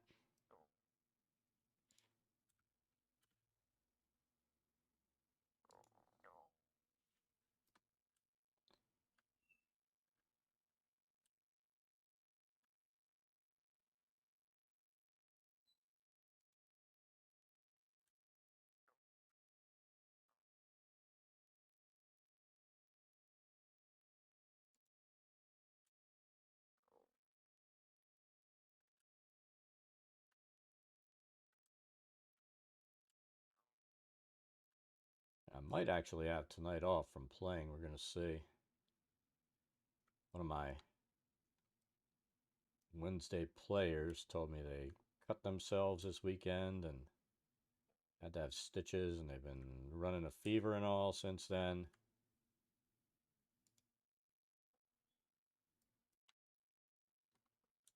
So that sucks.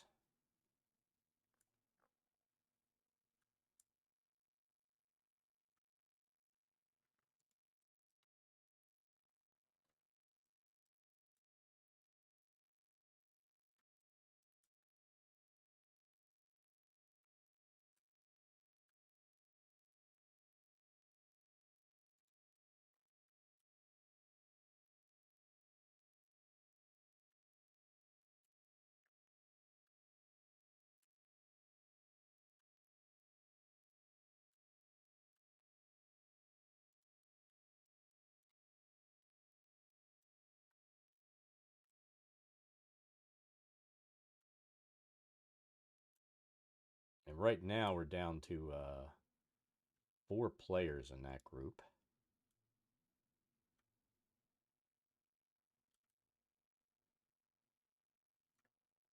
We had one that had to leave because it started back at school, and they work. Their family owns a restaurant, so you know their hours probably suck there. And let's face it, mom and dad don't care. You're like, I want to play D&D on Wednesday. I say kid, but he's like 20, in his mid-20s. But I think still, I don't know if he's living at home or what, but, still working for his family. So,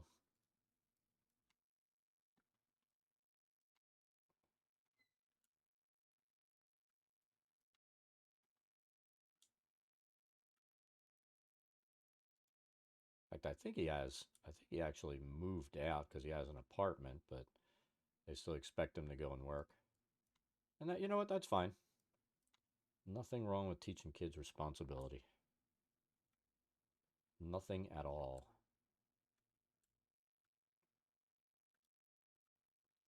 It'd be nice if more parents did it.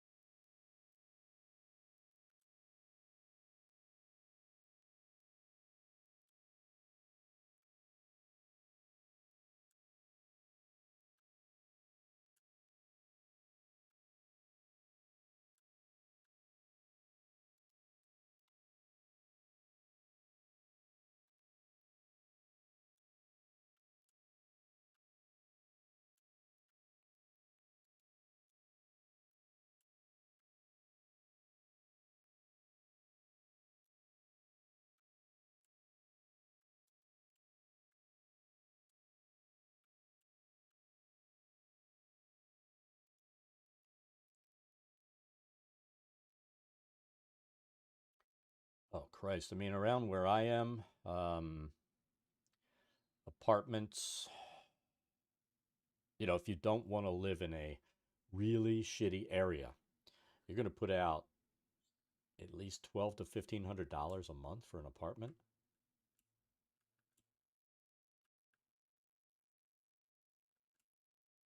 And my son moved in with his girlfriend a while back, and I think they're paying like $1,400 a month for a 1-bedroom. I'm like, are you fucking kidding me? My mortgage was only like 1,100.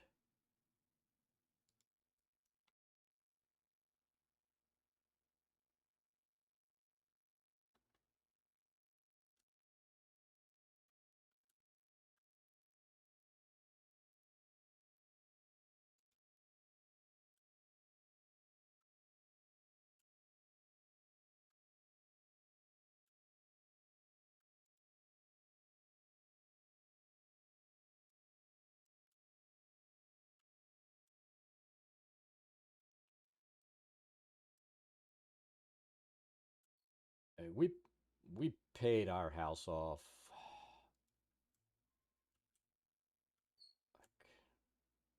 like 8 years ago, something like that. And we talk about the possibility of like moving eventually. Once kids are grown, get the hell out of Texas. And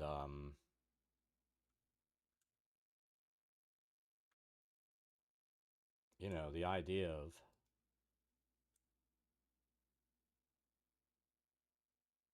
buying a new home just sucks.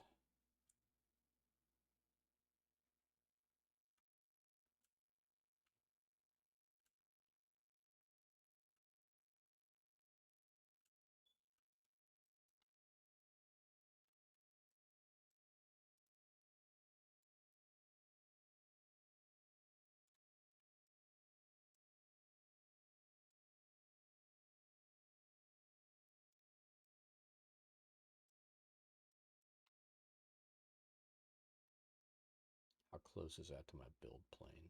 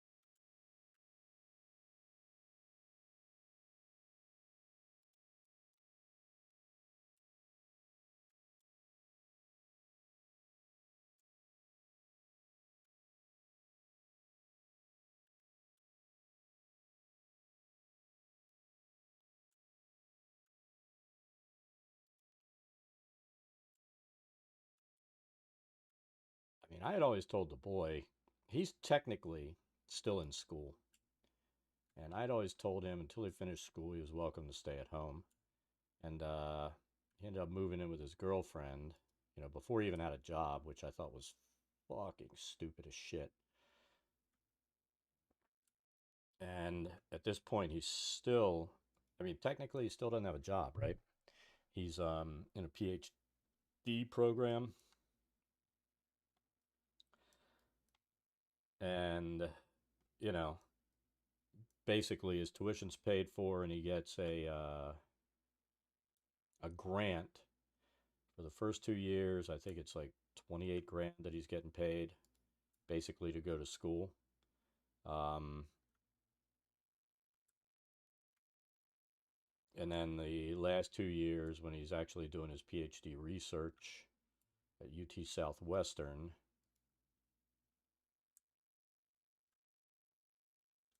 I think it goes to 40,000 a year, along with tuition and stuff paid for.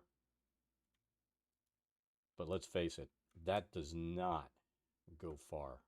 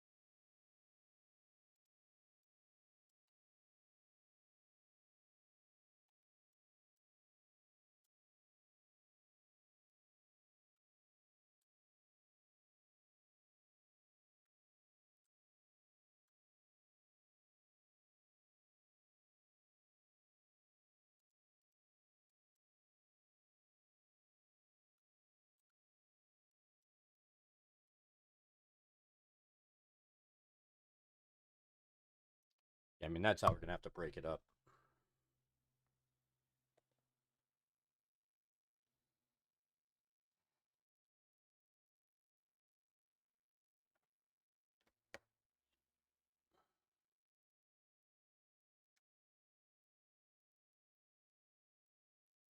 Tripods.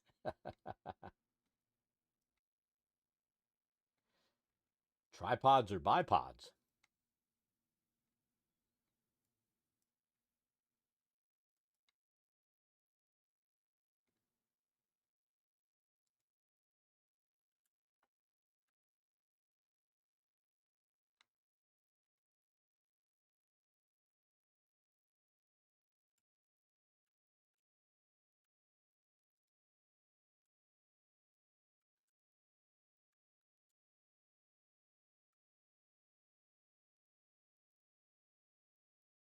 Nope.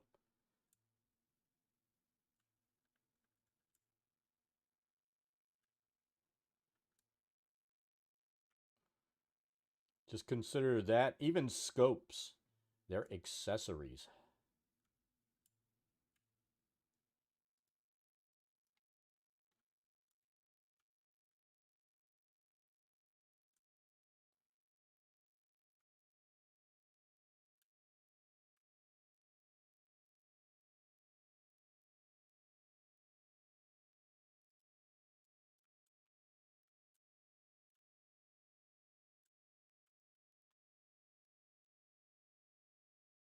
One must accessorize their weapon.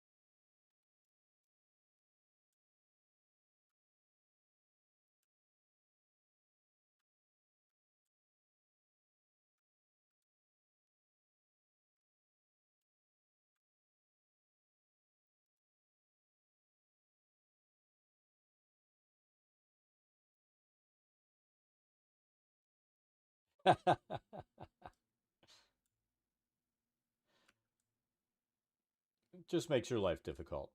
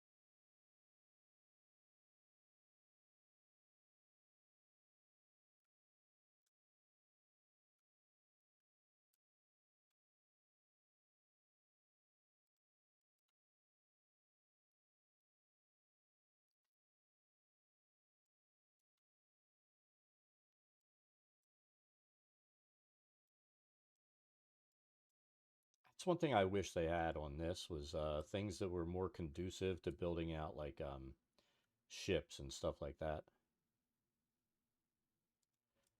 I've seen ships built in this, but it's basically, using square assets and slowly going in, so they don't look really awesome.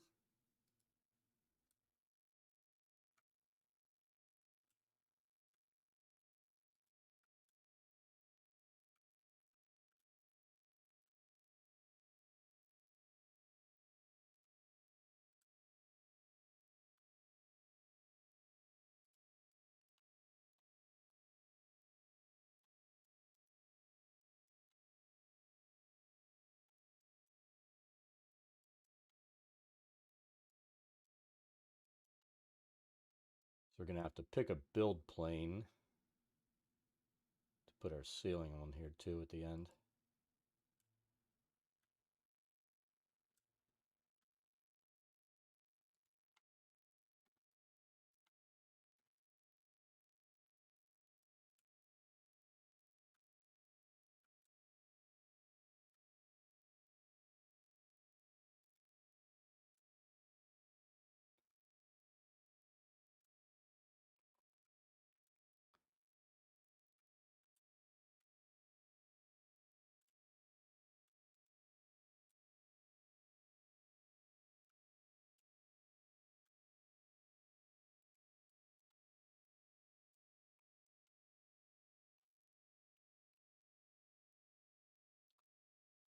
Looks like that's going a little bit higher back there. That's fine.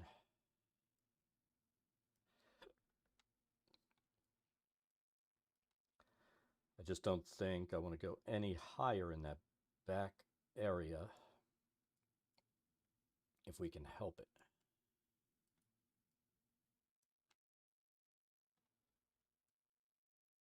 All right, so we're going to bring this side up. Let's go ahead and put our little entryway across.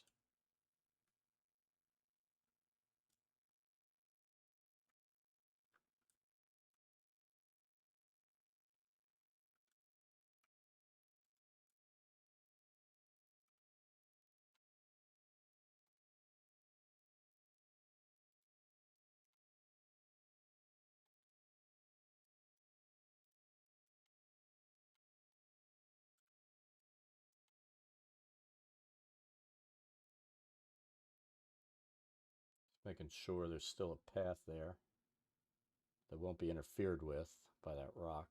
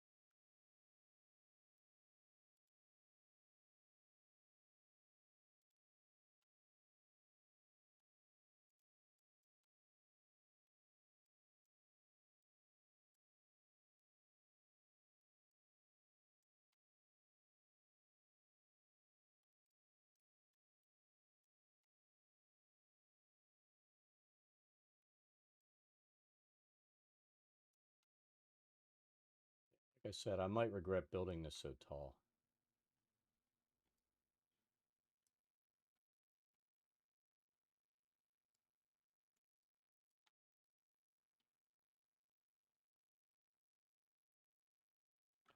Let's get out of build mode and see what this looks like. And I'll still be able to see and move through. Let's drop a mini in.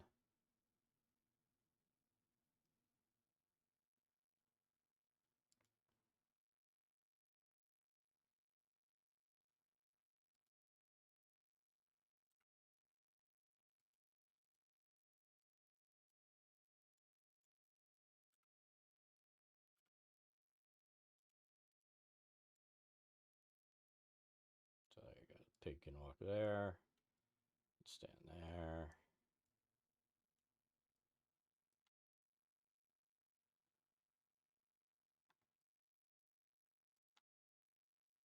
We'll still be able to see in here. Can he walk?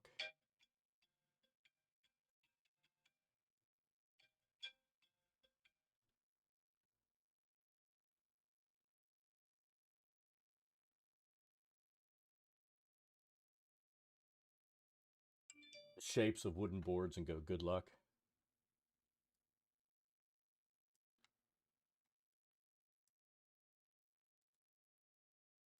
That's pretty much what they've done. I think when I've seen ships built, it's kind of been like, let's see.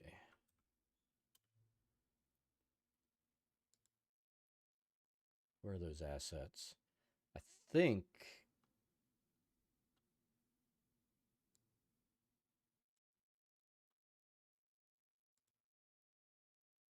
it's been using like these dock assets where you can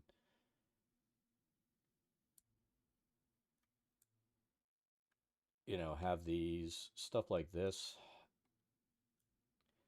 and that's how the hull's built out.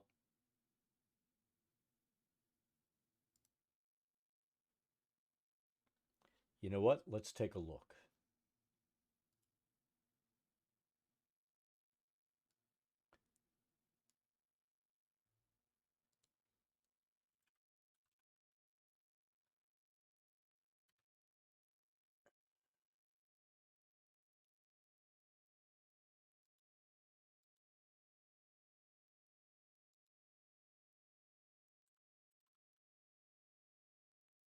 There you go.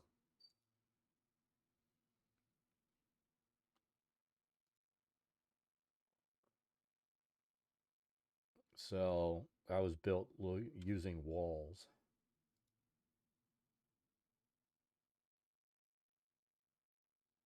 So it's just that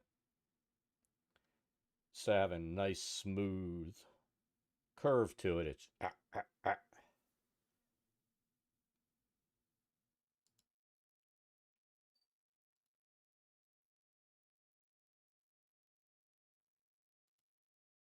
Now let's see what this one did. Looks like there's some curve here. Oh, they used I see what they used.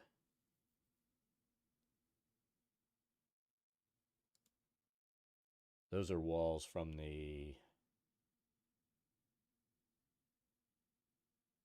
desert walls because they have those curves. That kind of works. Yeah, Minecraft ships.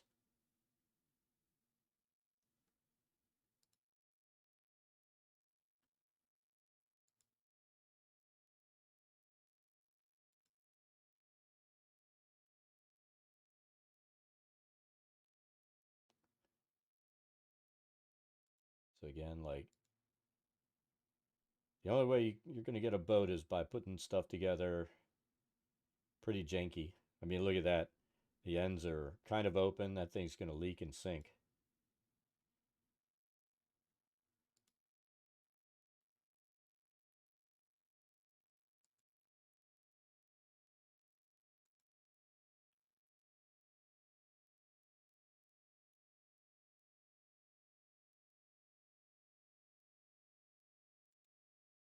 Built a ship upgrade system.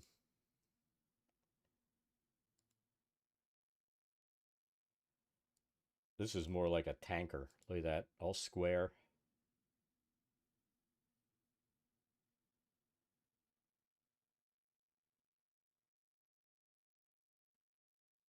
But still no roundness to the hull.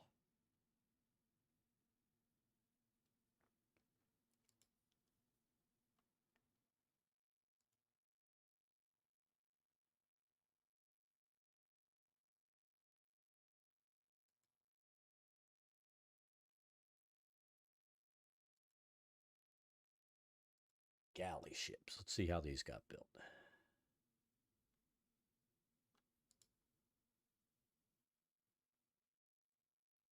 Same thing.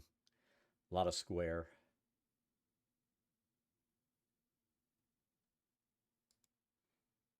What is that with the sails? What is up there?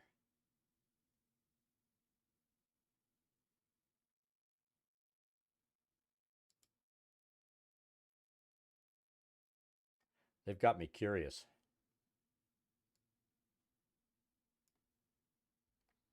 A mithril sub. They have me curious, so we're going to do this.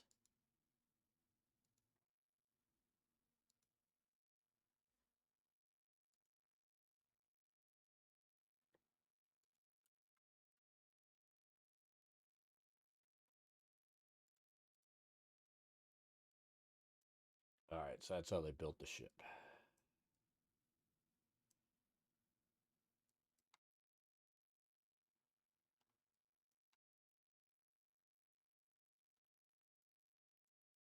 Can we go below decks?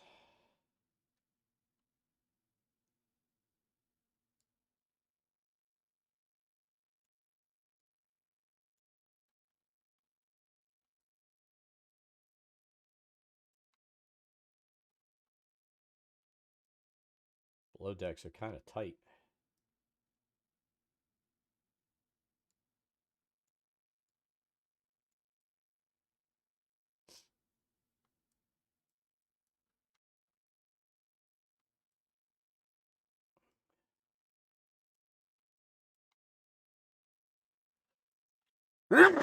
Excuse me.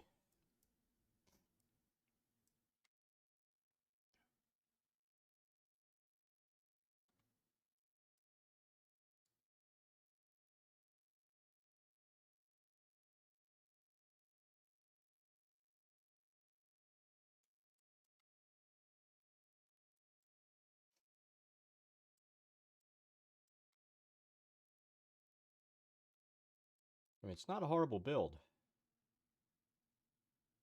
And you can't really see that stuff, especially once you drop water in there.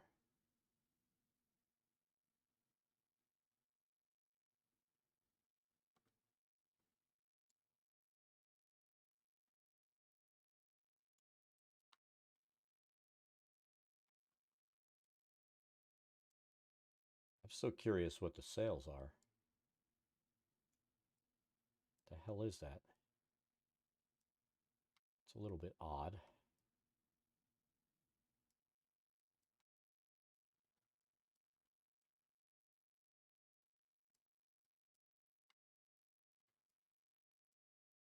Could be.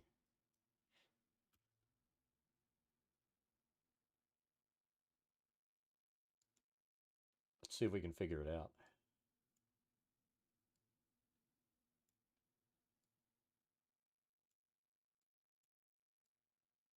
So it's not miscellaneous interior,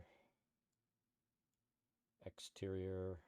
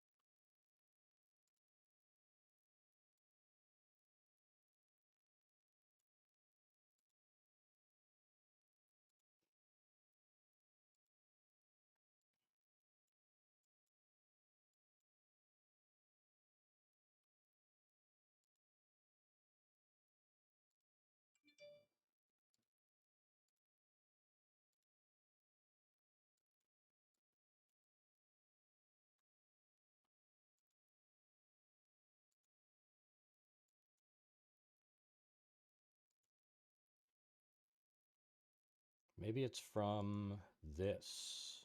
Let's take a look.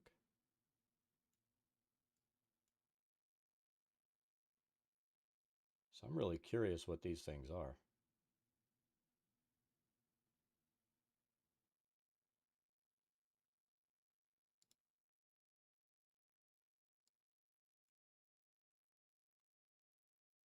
Oh, wait a minute.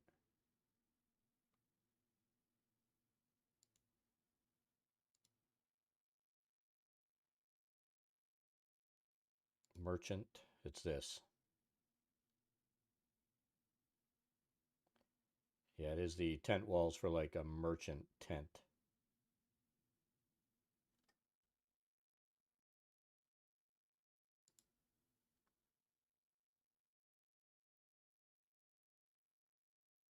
Yep. They got creative on that since there's really nothing there to make to make sales with.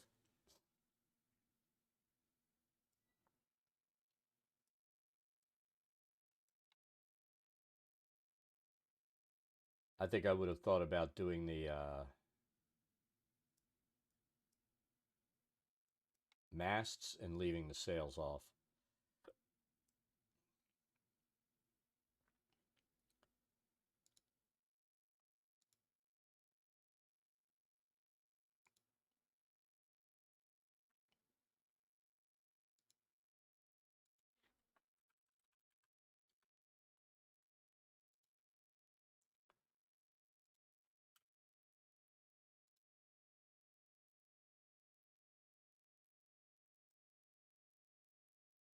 All right.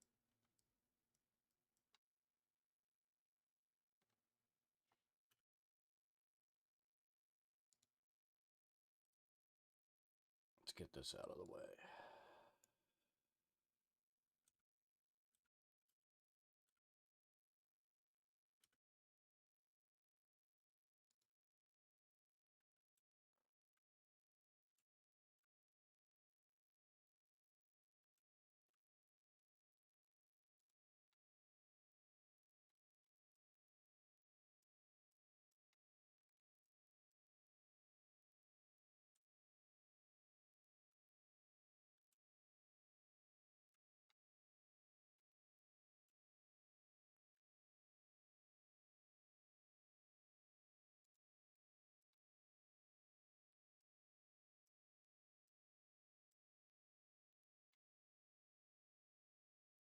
So that gives enough opening there for them to get through.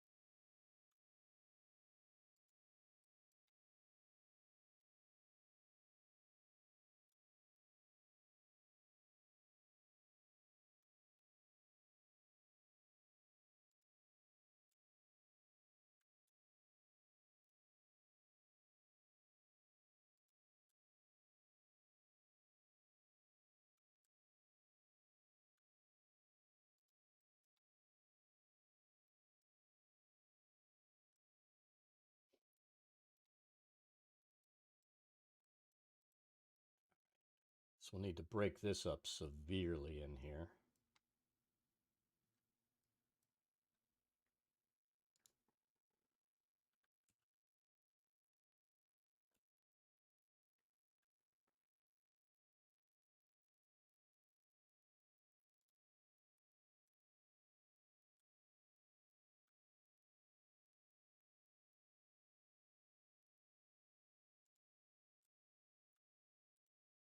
We lost that one. What happened to that?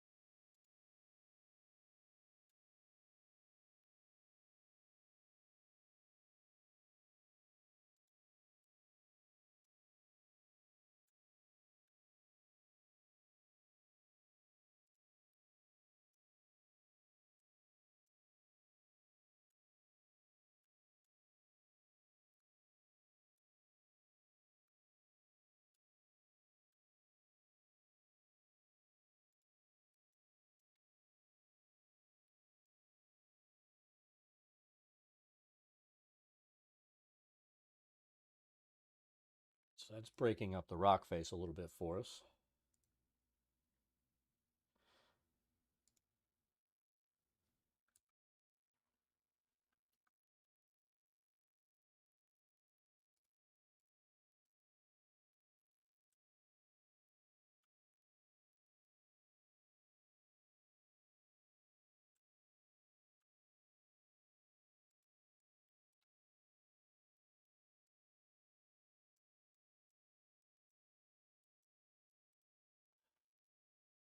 Are we talking? Can you? I'm assuming you can hear me.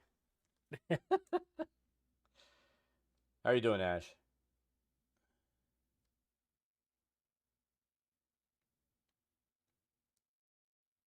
So yeah, that takes care of the repetition on that rock face. Just need a little bit to break it up.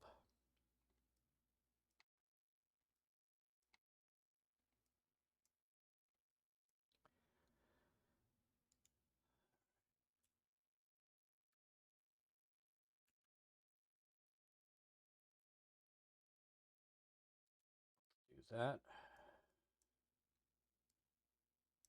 We'll put something in here.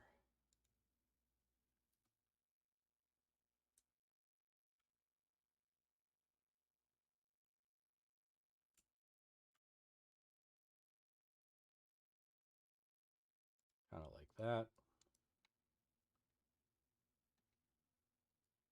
Like I said, it's going to be, I don't know.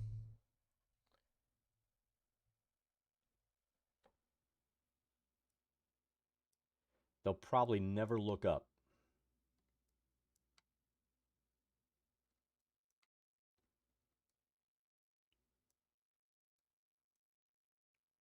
So do something in here.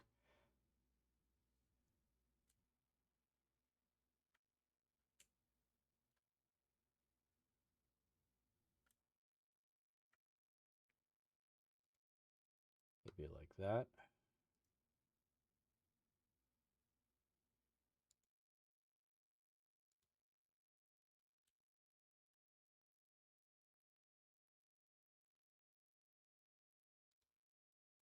That.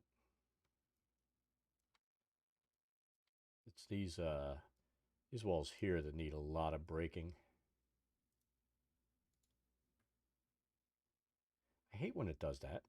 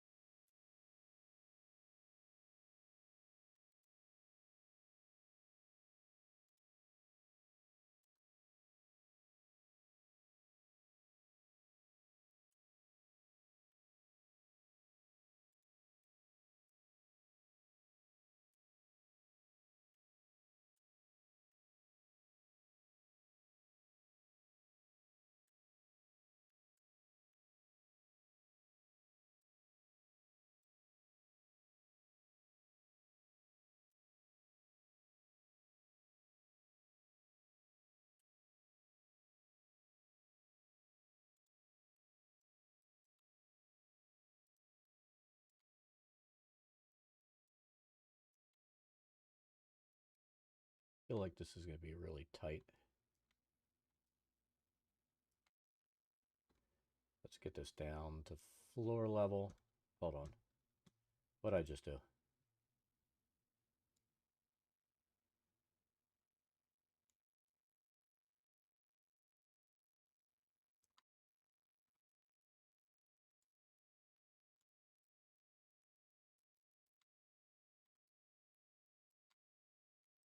think that's okay.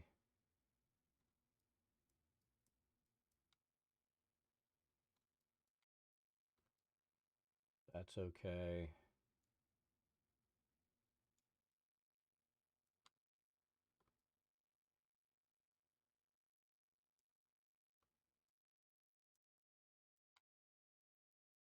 Let's break up this outside wall.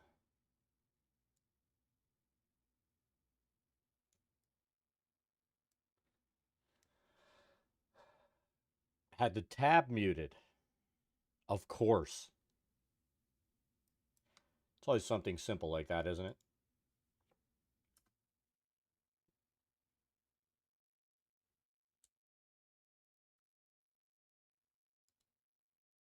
So I have to think of what bad things I want to eat tonight for dinner. I don't feel like cooking.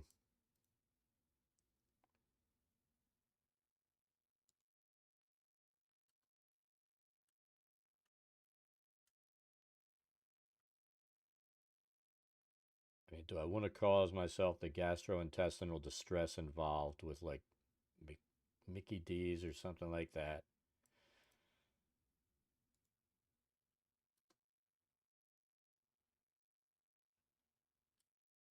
I have to take a break from pork. I know I've got 6 pounds of pulled pork in there, but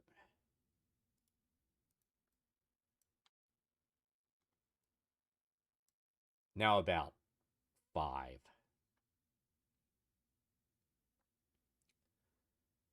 No, I hadn't seen that. I was up like 6 this morning, came in and was busy trying to figure out what I'm going to do with my one map. And I think I figured it out.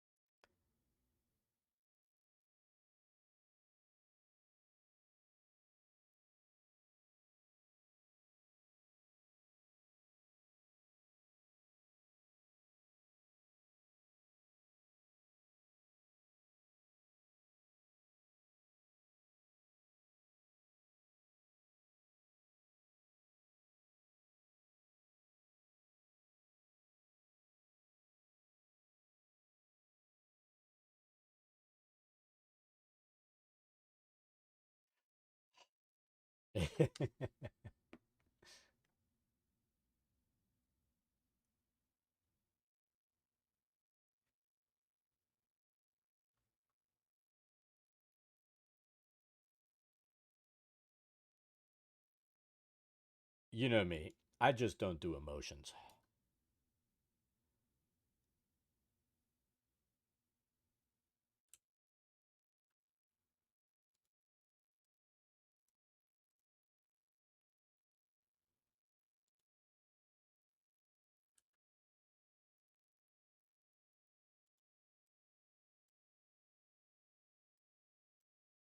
I was born that way. It's just the way it is.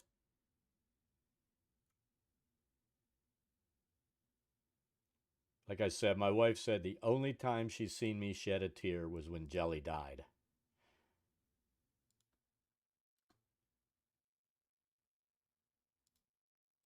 That hit me hard. Parents dying, all the other stuff. Nah. My Jelly, I still miss my little girl.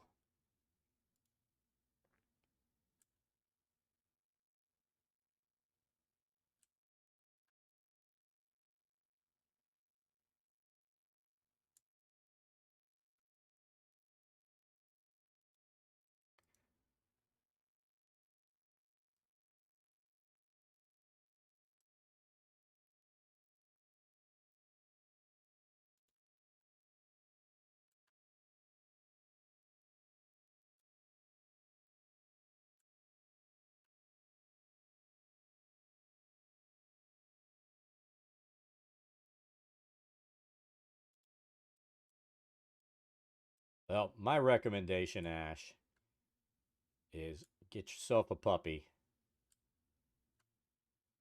And you only have to have your heart broken every like 10 to 20 years.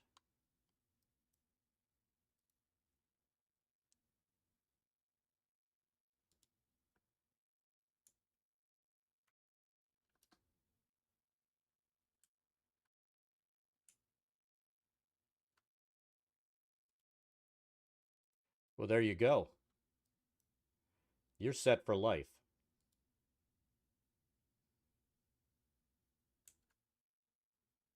It's all you need.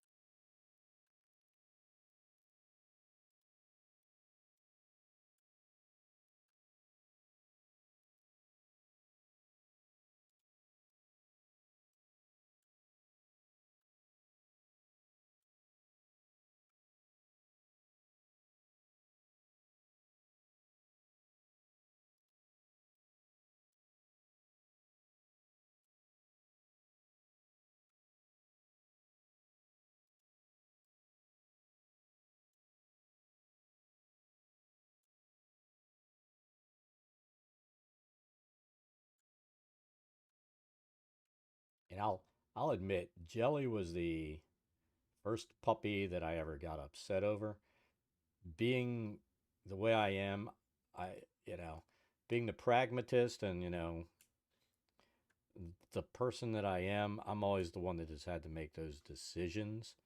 So, I'm not the one that gets to grieve. Everybody else does.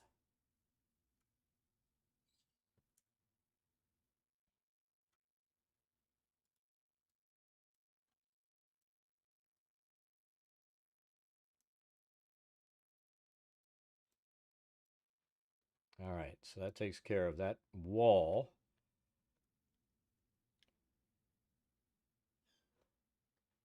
Oh my God. I keep having a half sneeze and it won't come out. Motherfucker. Ugh.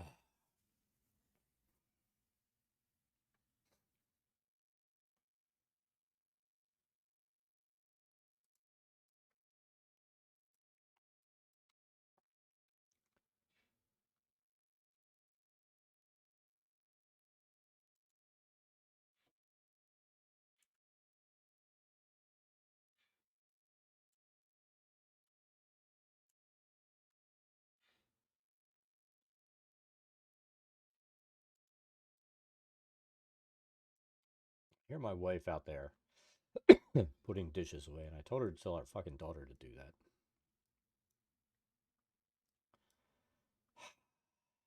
That makes me mad.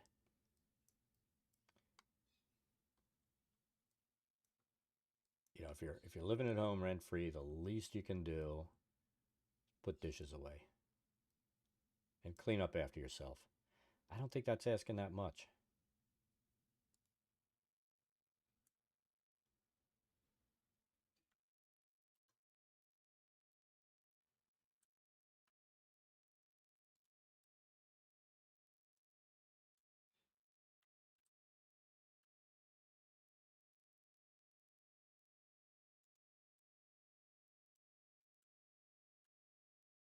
Nice thing is the way these edges kind of don't match up, you can drop the same asset in and you can't even tell it's the same asset, and it breaks up the wall.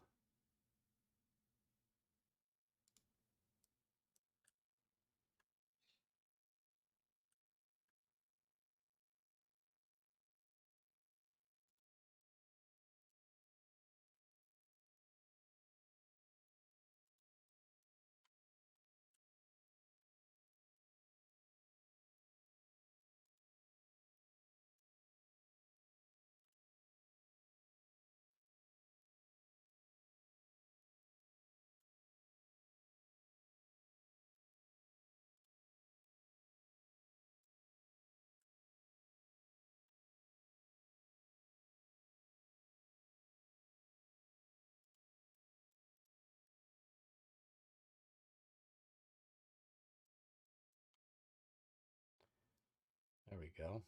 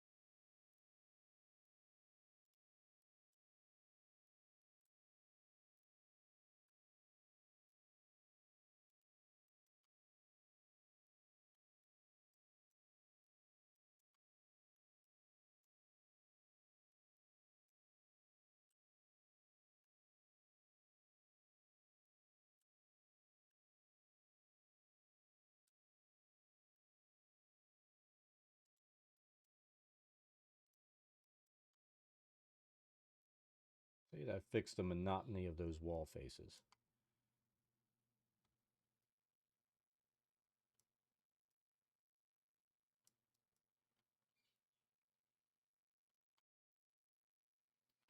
And we'll probably drop some vines and stuff on the front.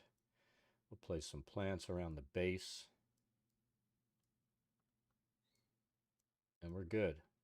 So I think that takes care of... Let's take a look at this little room here. I think we'll do something to break that.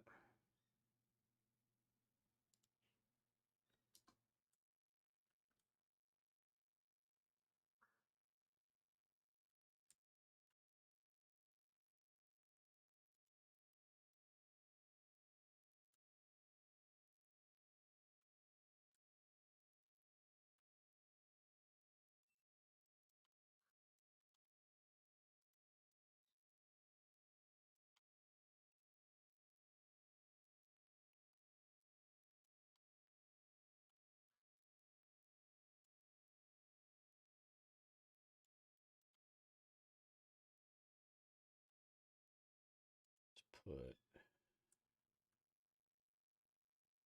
this here.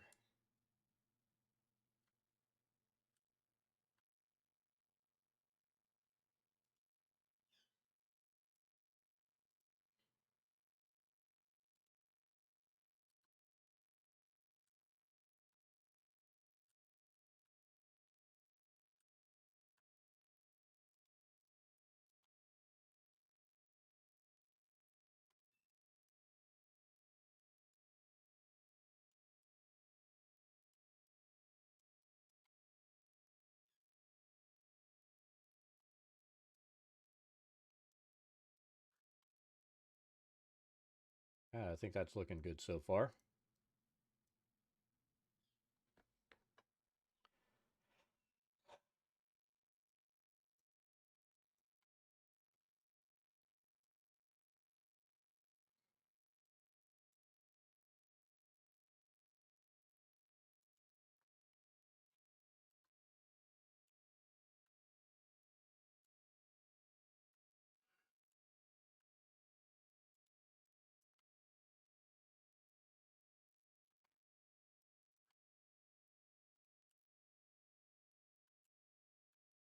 Need that to come up to there.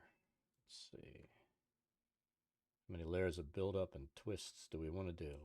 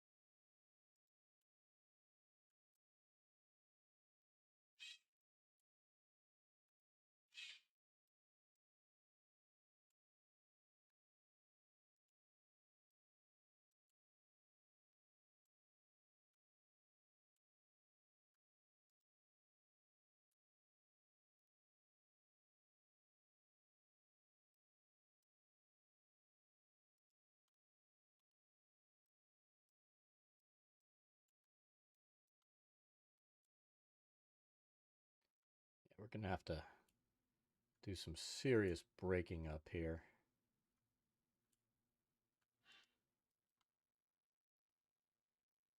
We're trying our best not to go outside the box over there. Because it doesn't really matter, it's outside the box.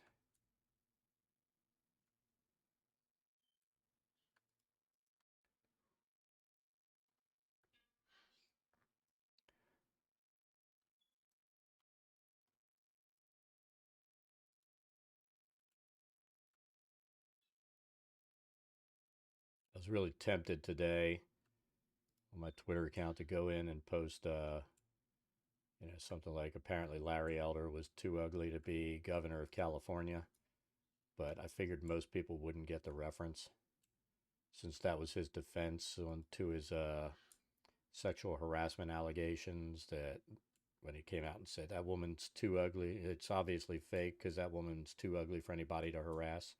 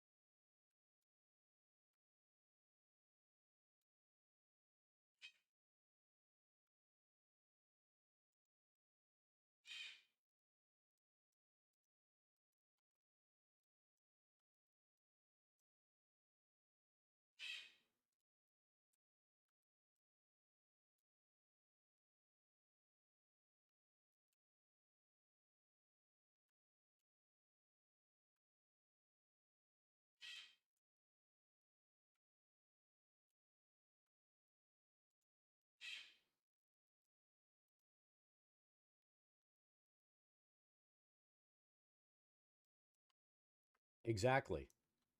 But, when some piece of shit uses that as part of their defense, she's too ugly for anybody to harass. It's like, really? Look in the mirror, dude.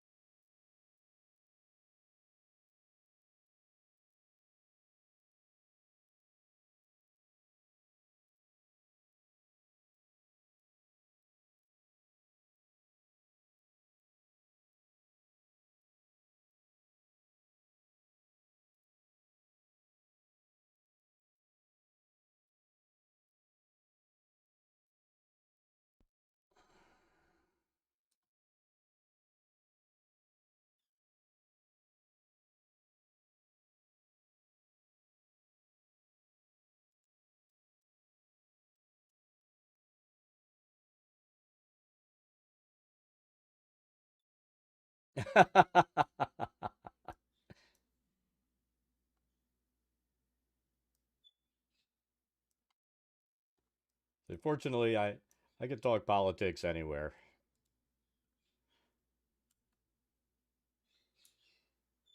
But I was just, that kind of shit just really, really pisses me off when some asshole comes up with shit like that. It's like you're just admitting your guilt the minute you say that. You know what I mean?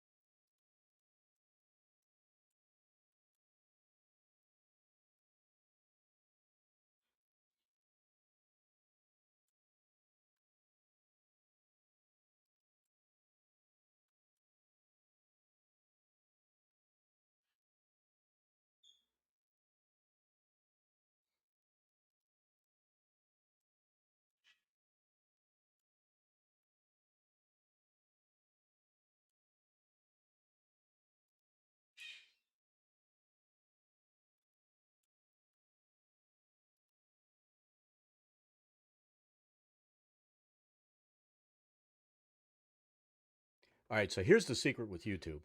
Let me do something real quick.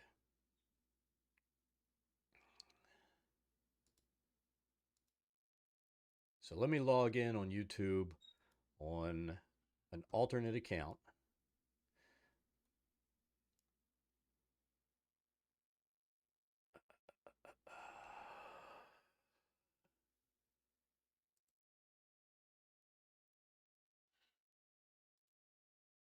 All right, so here's my other account. I was gonna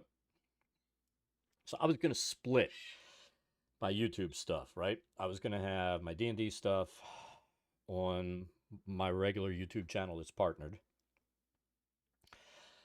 and then do gaming on a separate channel. And I decided what I'd rather do is not do that.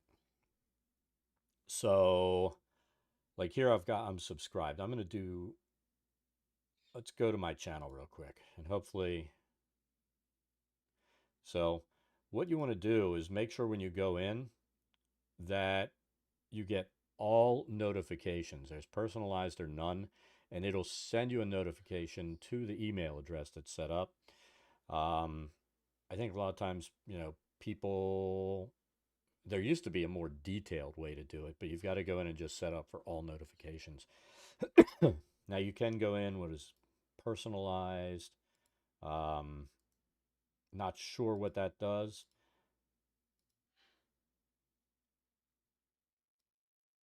But on my Discord, I don't usually have my notifications going there for Discord. My Twitch is on there, and I always put up when I'm going online on my Twitch account. But depending how many people you follow, you're going to get a massive stream. Plus, I get political on Twitch. What can I say? It is what it is. Or Twitter, I mean. I lost my shit this year when the insurrection was happening, both on Twitter and fucking here when I was streaming.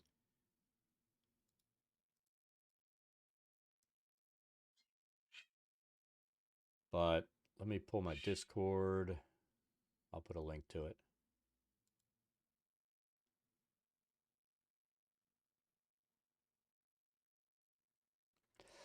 Hold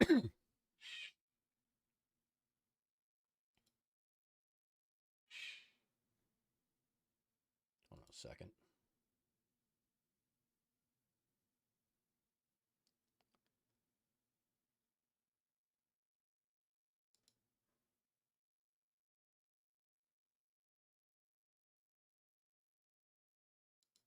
So let's put that here. That'll be good for 24 hours.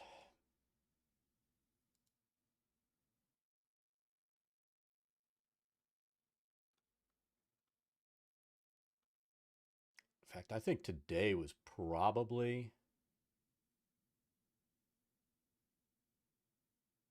the first time that I put a notification up. Maybe there's a way for me to link my YouTube channel in there. I'll have to see. So notifications go up on that automatically.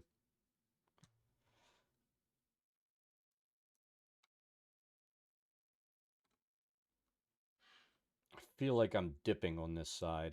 Let's take a look. Grid. Build plane.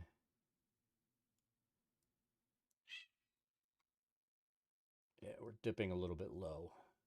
So let's fix that.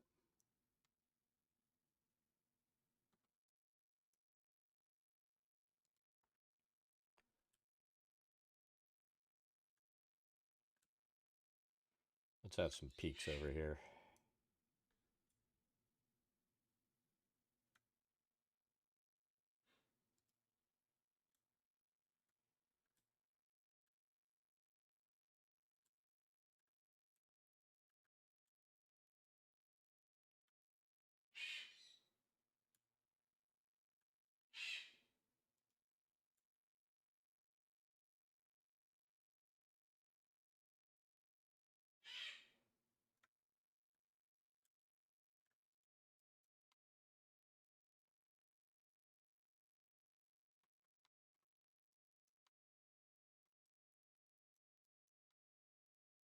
I mean, I remember back when George Bush Senior, not W, was president, and the rumors came out that he had had an affair, right? And everybody just acted like, oh, they laughed it off. They're like, have you seen him? He's a goofy bastard. Nobody would do that. It's like, come on, dude. How stupid do you have to be to use that as a defense? And how stupid do you have to be to like accept that as a defense?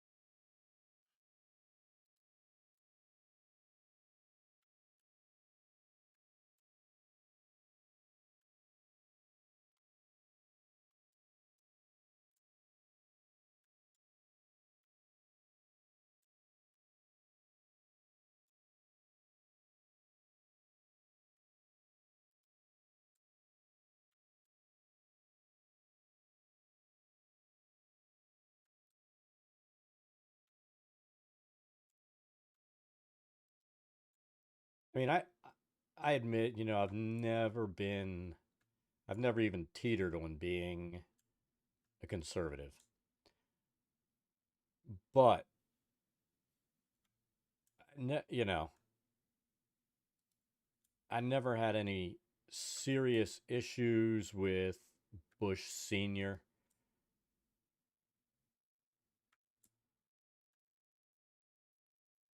Other than like probably being too friendly with the Saudis and quite a few, other things like that.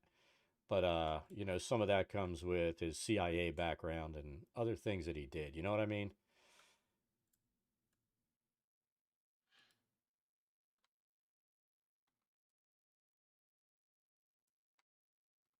Well, again, that goes back to, I mean, he had his background in the CIA and crap like that. So, he knew his shit.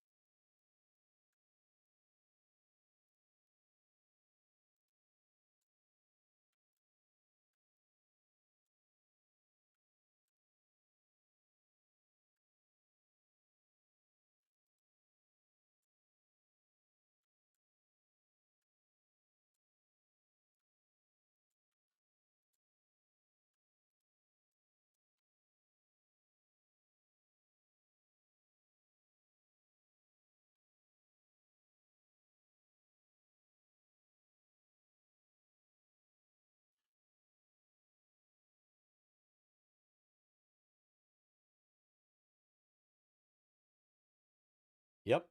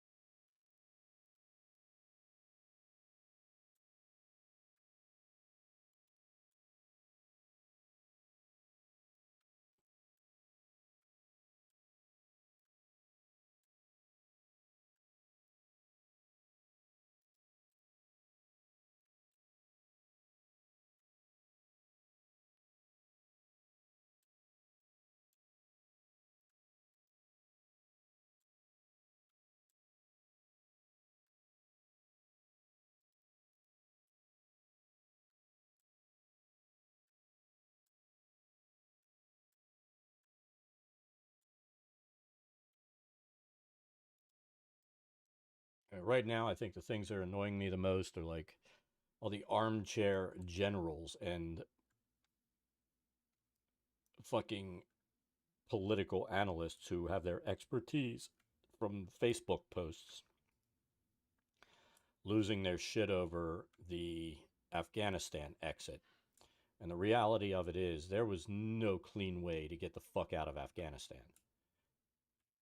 There was no way the Taliban wasn't sitting in those fucking caves waiting for us to walk out and turn the lights out and do exactly what they did.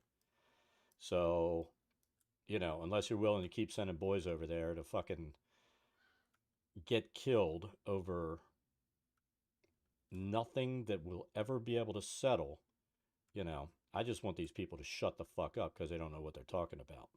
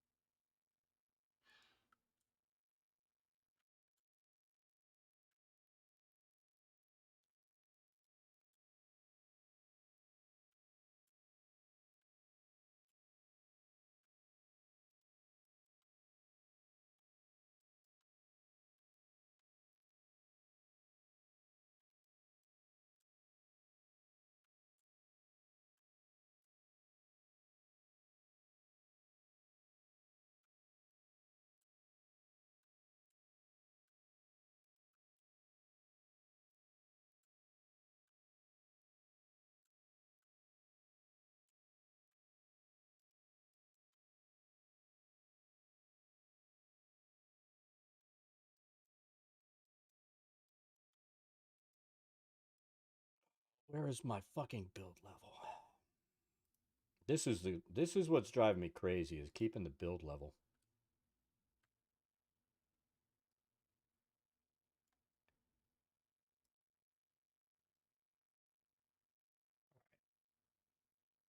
So we don't want to go above there, I don't think. Yeah. So that's above build level. That's on build level.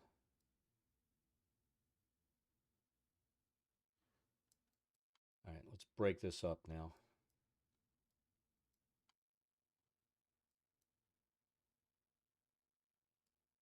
Let's do that.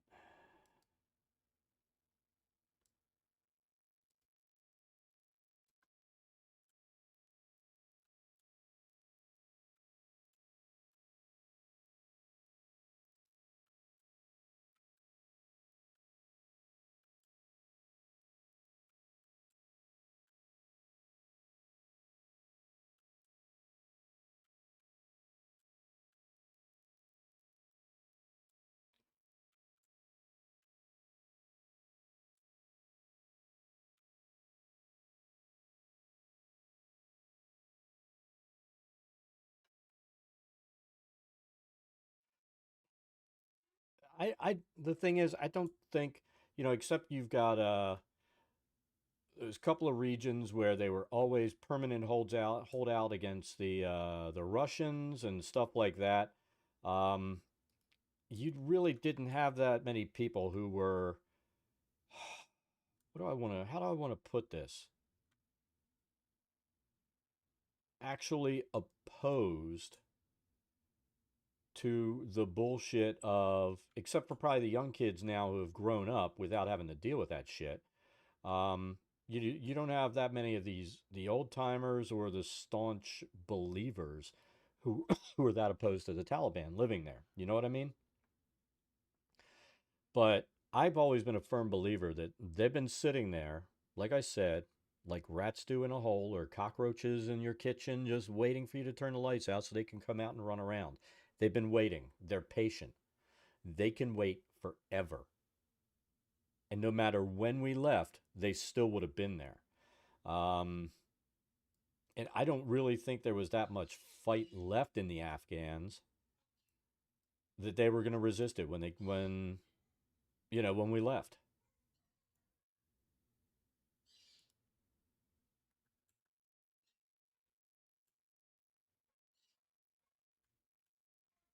But what's really pissing me off is these people blaming everything on Biden, where he was just going through with the fucking policy that Trump set in place when he was meeting with those fine people.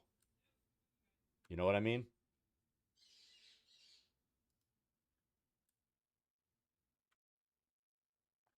As he put it.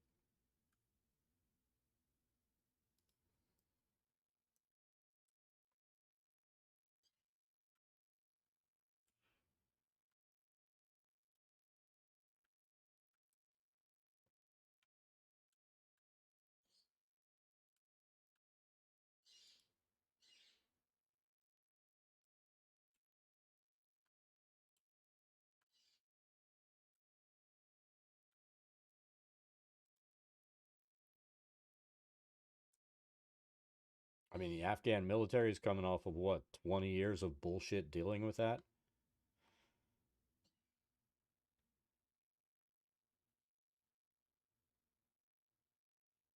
Yep.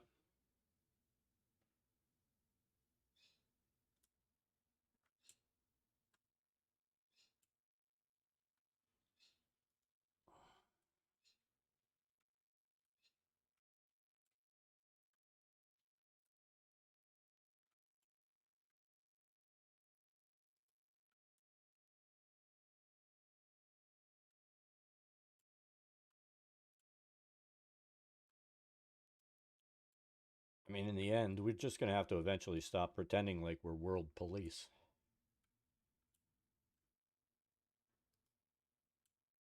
I mean, it's certainly not worth the lives of my kids to me to go in and worry about that shit.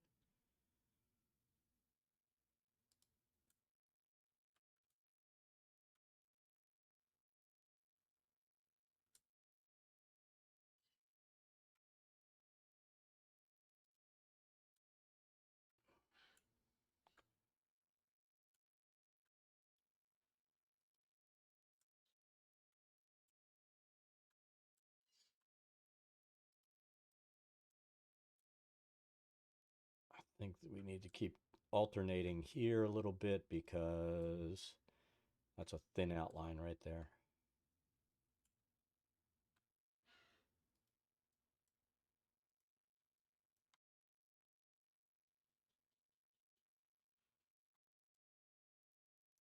And then we'll do something to break this wall line up.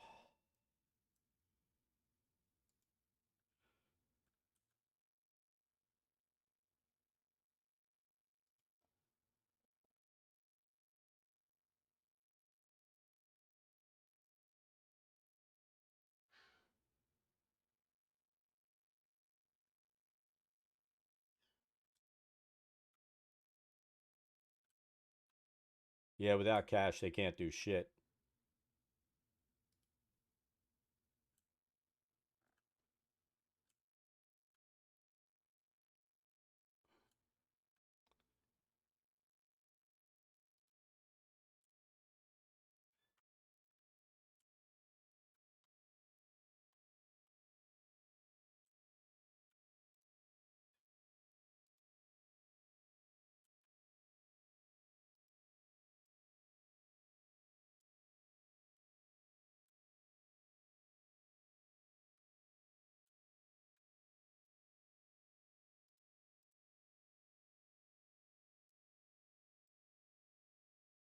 Yeah, we'll see. I don't know that it's in anybody's best interest to float them anything.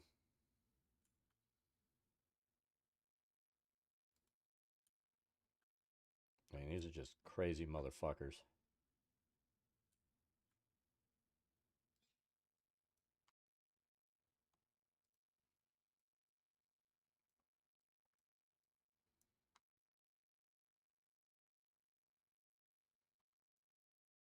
All right, so that's broken up the monotony there. We've broken those walls up.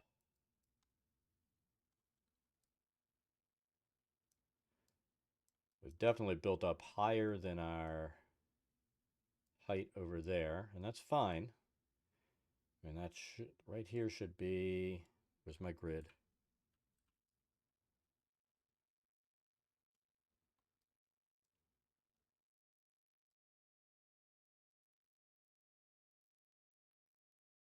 So right there. Yeah, we've slowly gone up, but that's fine. I don't really care if this comes up above what we're going to put here.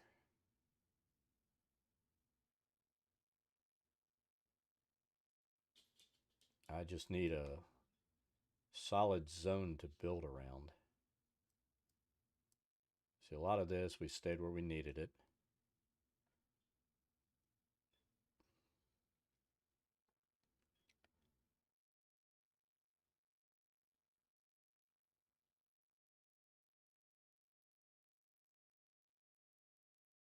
Yeah.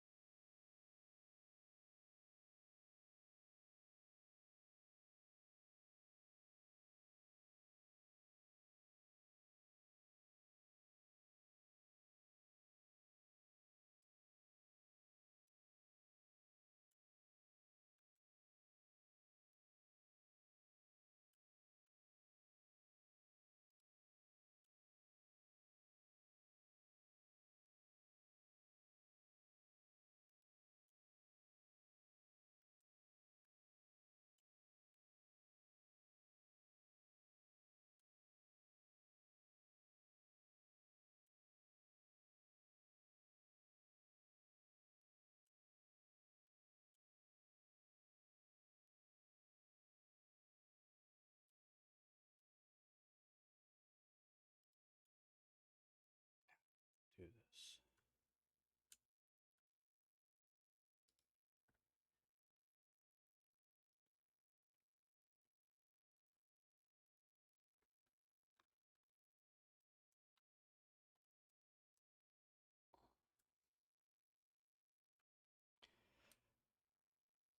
Well, plus they have to ask themselves, you set up an alliance with these kinds of people, they get pissed off at you. What's going to stop them from going ahead and just saying, you know what? Fuck those guys. They don't believe what we believe. Let's go ahead and start doing some terrorist activity with them. I mean, these are not the kind of people you can have an alliance with.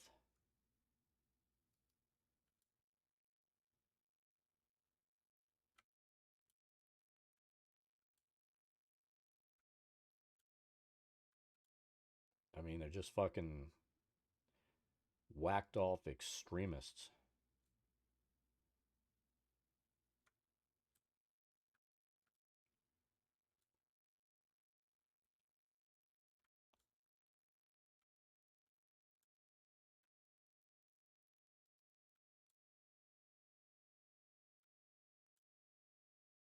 So we don't want to go any higher than that. We're going to bring this down over here.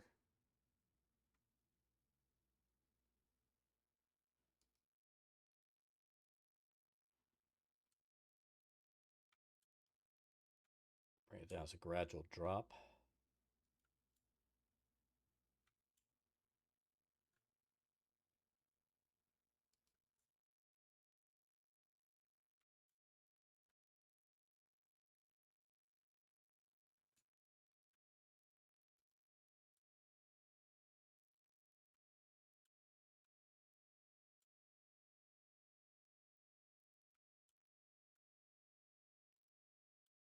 Now, let's be honest. You can't trust religious extremists of any fucking color. You know, it doesn't matter Doesn't matter the book that they're waving. You can't trust them.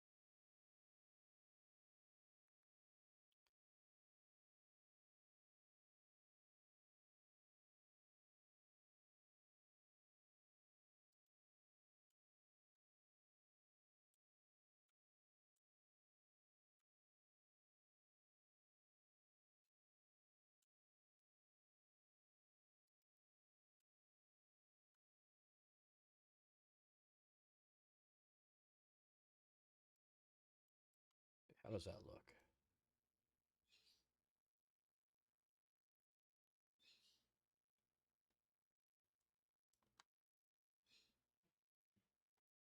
Does that look adequately broken up? Got some overhang coming in.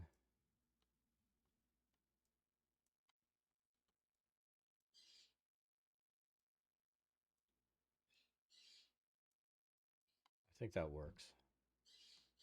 Like I said, we've still got some other stuff we can throw in here, but I think it's working. I think.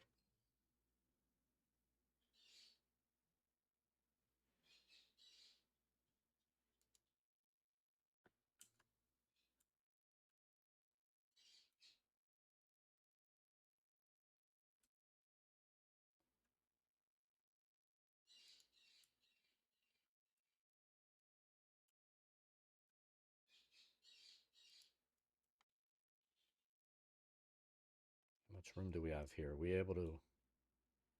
No, I didn't leave enough room to do that. Might end up going outside the walls there. We'll see. All right.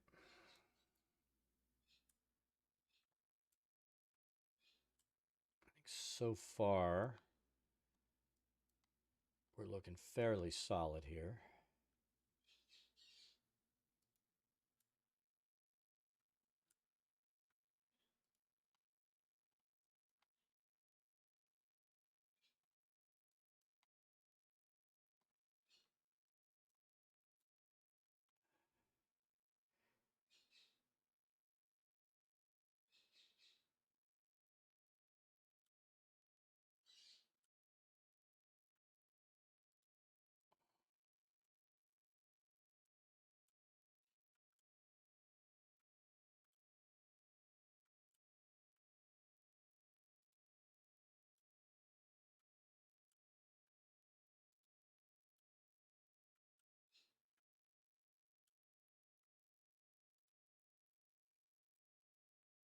Yeah, my son made the mistake. He wanted to debate Middle East history with me, specifically like Israel and all the all the shit going all the way back to World War One this weekend. And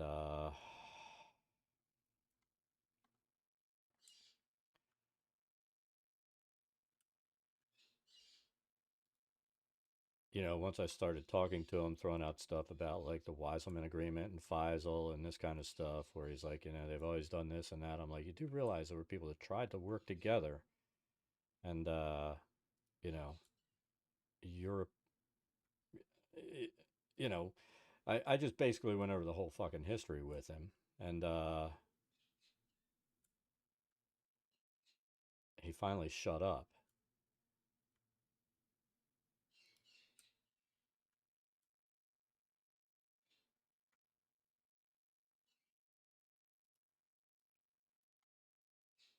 But, I try to point out that most of the bullshit in the Middle East wouldn't be happening if not for like all the interference of Western nations going all the way back to World War One, and he didn't want to accept it.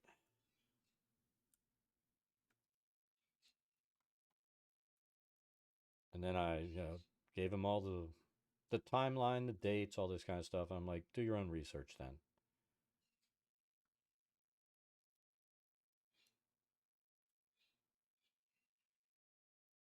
But most of the things going on there, our fucking fault. I've said for the longest time that, they have valid reasons for hating us. It doesn't have anything to do with religion or anything else. It has to do with like us fucking them over hard after World War One. And then you go to all the bullshit in Iran when they ended up with a democratically elected government that decided to nationalize the oil fields, and BP got so fucking pissed off they went running to Truman.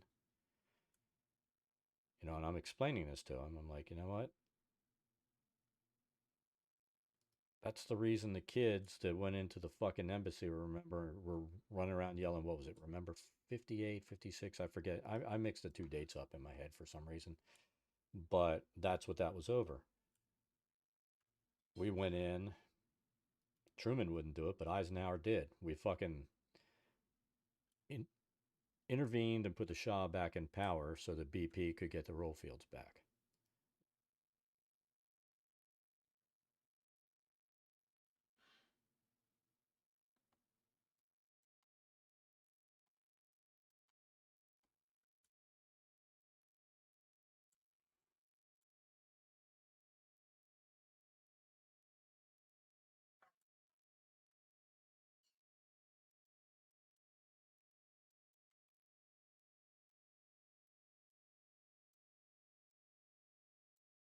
But he gets.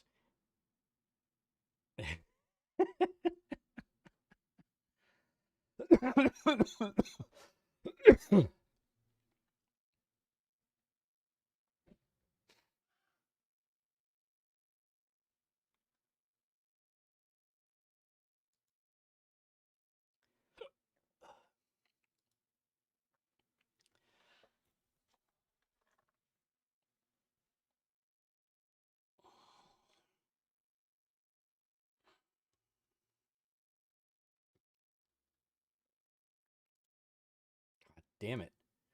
What rock did I grab?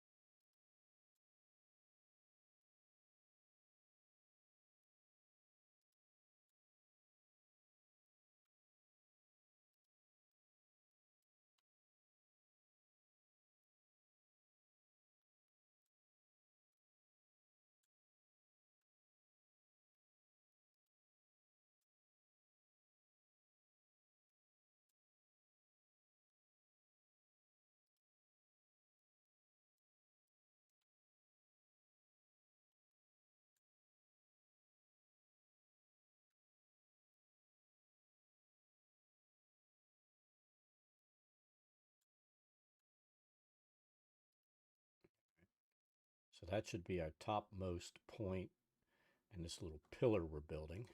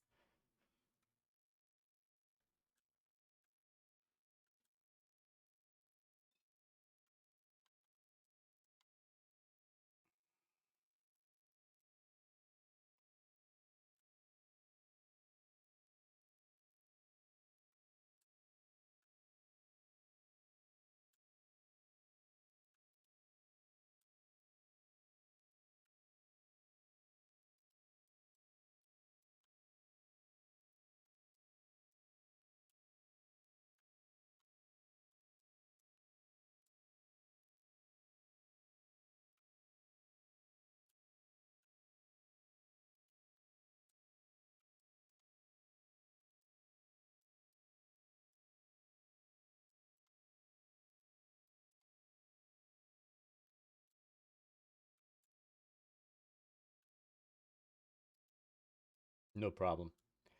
I think the issue with my son is he's going through first year grad student syndrome. You know, that point where he figures he's in grad school, so everything he says is brilliant. But it doesn't work like that.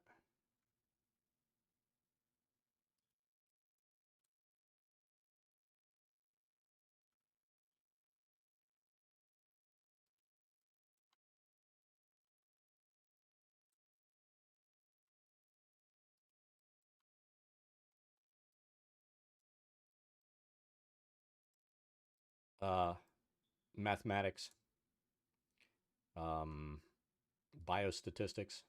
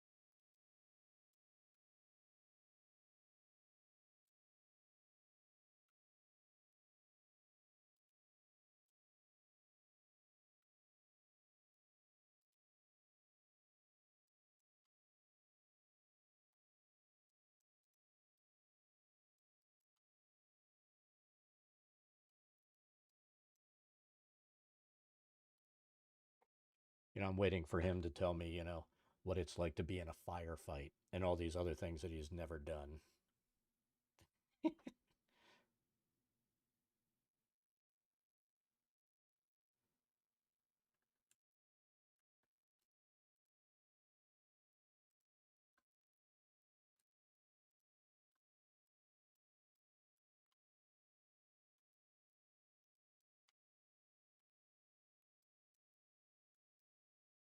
Exactly.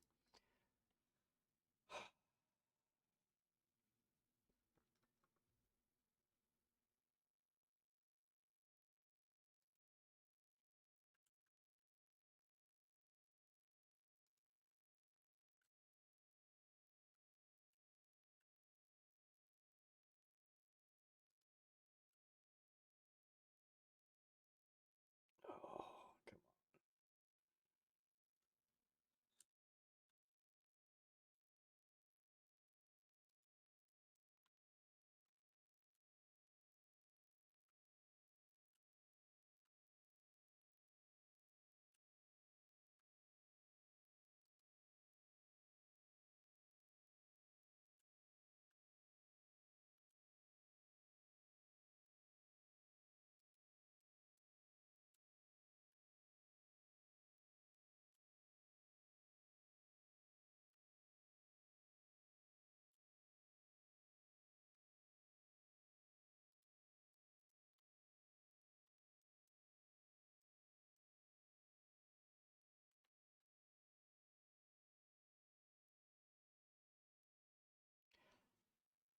on. I mean, my degrees are in biology and physics, and he likes to debate that shit with me. Having taken no physics classes, and no biology classes. And that annoys the fuck out of me.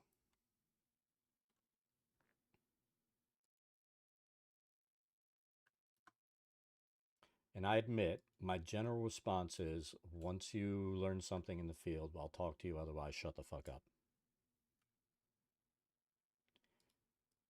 Especially because he likes to get into that argumentative tone.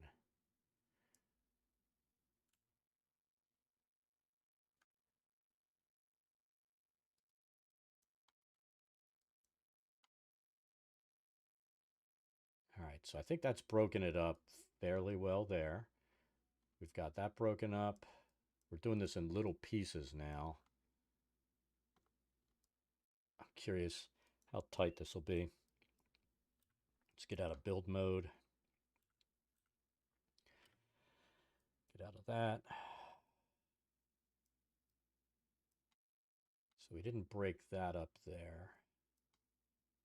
But honestly, this is so narrow, I don't think I need to break it up.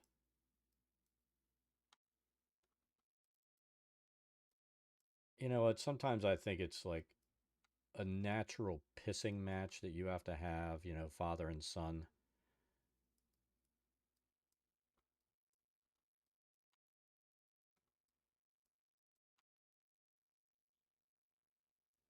But it's not necessary. You know what I mean?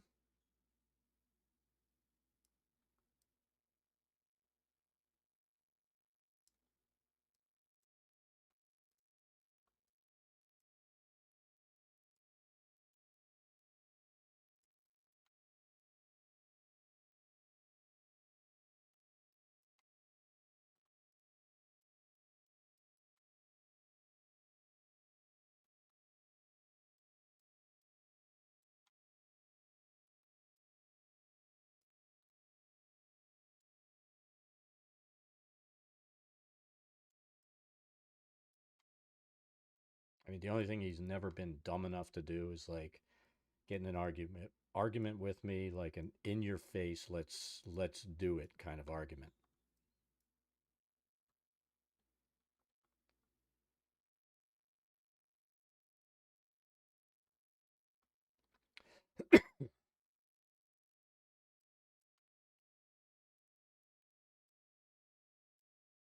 But I mean, some of the shit that comes out of his mouth now, I'm just like, where the hell did that come from? It's not how I raised you, boy.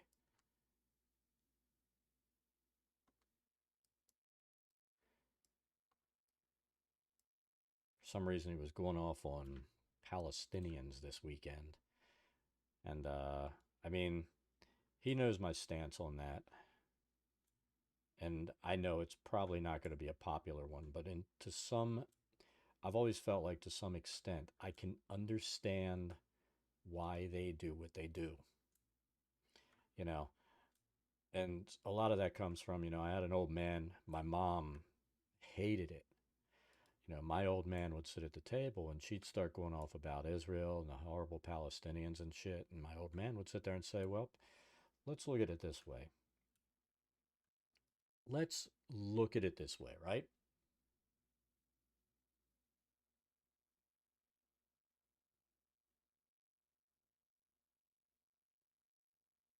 Exactly.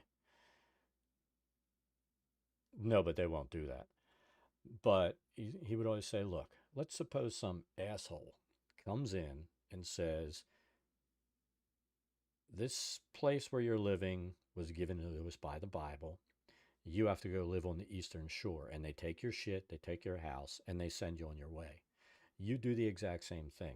So to some extent, I've always, you know, I was raised to kind of, you know, from my father's side because he looked at things a little more logically to understand, you know, why they did what they did and do what they do. And,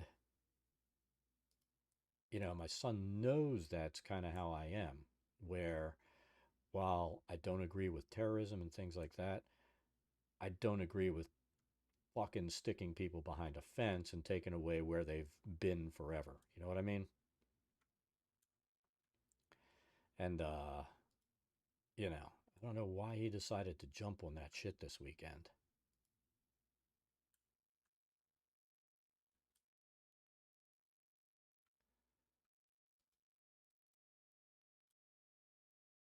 And then when he starts using like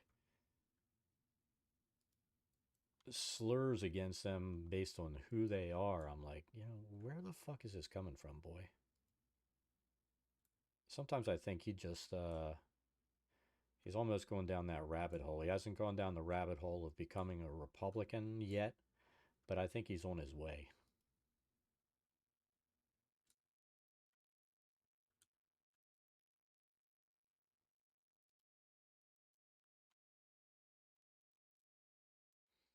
Yeah, stuff I won't say in stream. Let's just put it that way.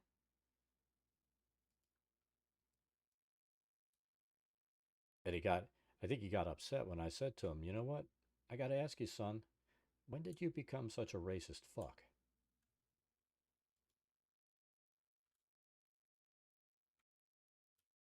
And I think that might have gotten through to him a little bit because he acted like his feelings were hurt.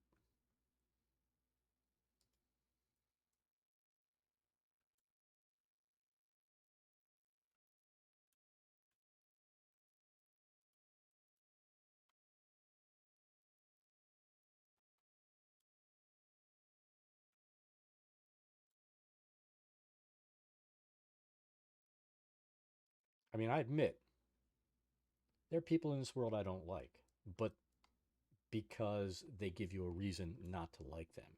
I don't place a blanket dislike on somebody because of their ethnicity or belief system or something. Now, granted, I have admitted, I have cut off all family who, like during the insurrection, were sitting there saying, oh, support our president and this kind of shit. No, the minute you saw that shit happening, especially other motherfuckers like me who took an oath to defend the Constitution, sitting there putting that shit up, and I'm like, do you fucking even realize what you are saying? So I've cut family off for being fucking Trump supporters and Republicans at this point. I don't ever need to talk to them again.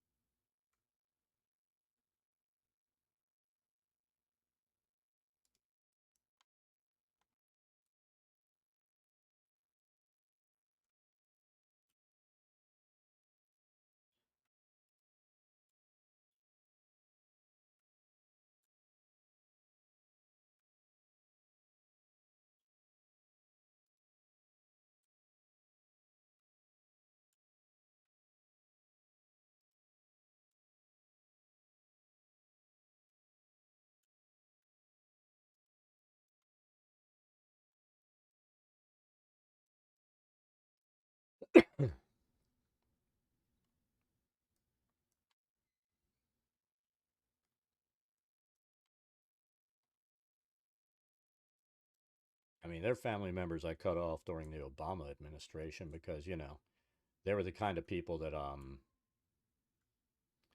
would have bought remember the put the white back in the White House t-shirts and shit like that. They thought those were fucking awesome and hilarious. And it's like, yeah, I can't talk to you ever again. Sorry.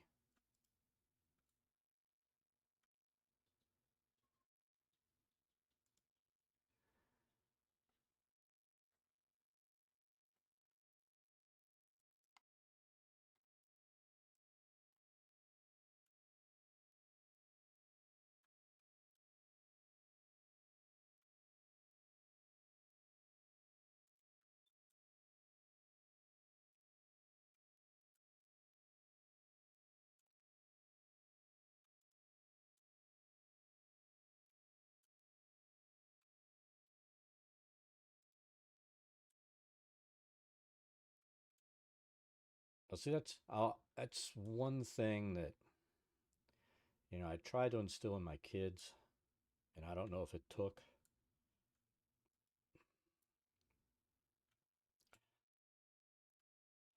I've always believed, the moment somebody crosses a line,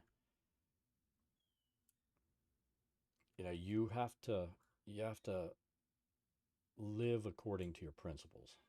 And if they cross a line, that goes against those principles, that respect that you had for them, they no longer deserve it.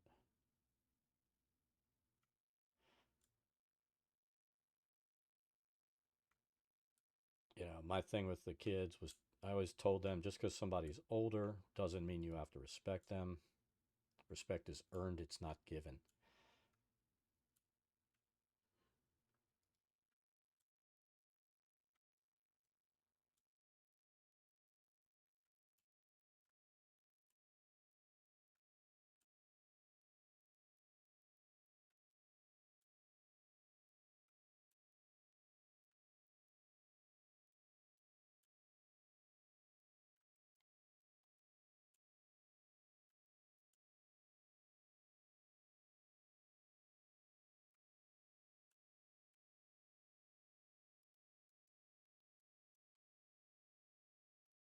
So,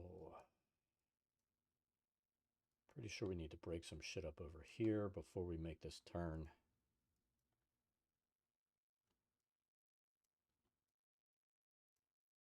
Yeah, I want to break this up because there's some overlap that I don't like how it looks.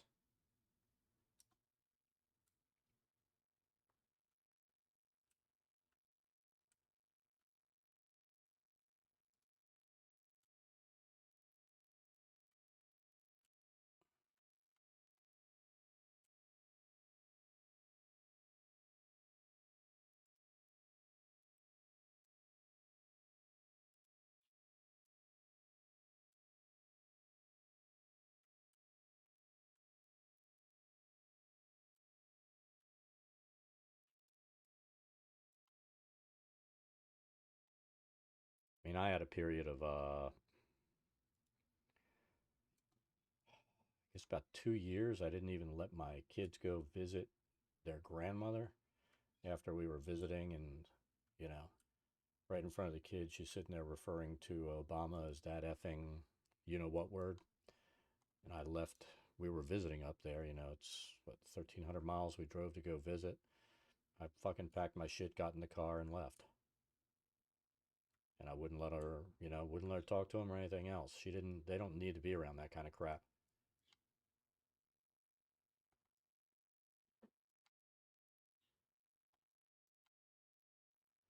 You know, kids don't need that kind of influence.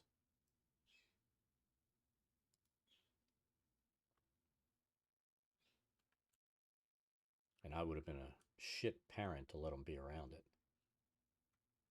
grandmother or not.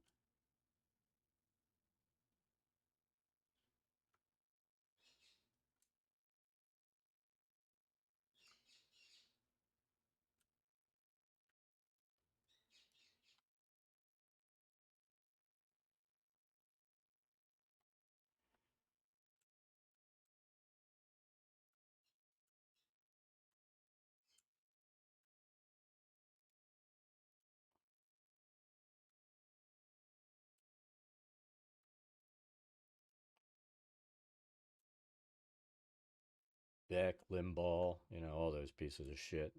Those were fun years to live around, you know, those relatives. Got to where I'd buy a plane ticket and have my old man come down for a couple weeks at a time. He was happy to get away from my mom.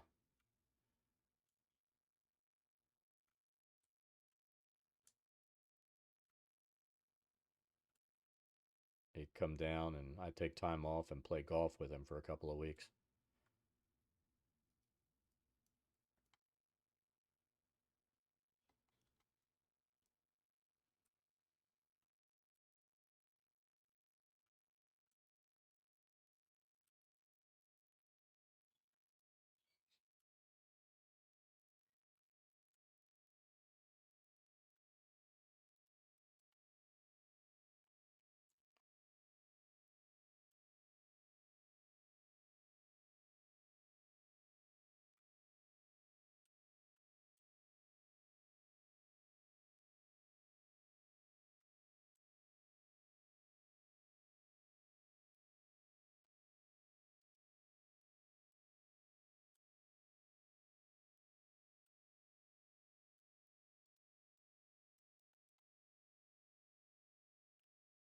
Looks like we're staying pretty even up there.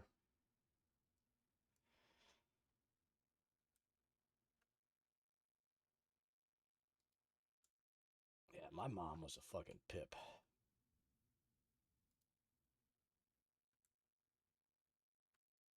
That's the nicest way I can put it. I always said if they would have let Klansmen wear robes, she would have been in on it. Women wear robes as Klansmen.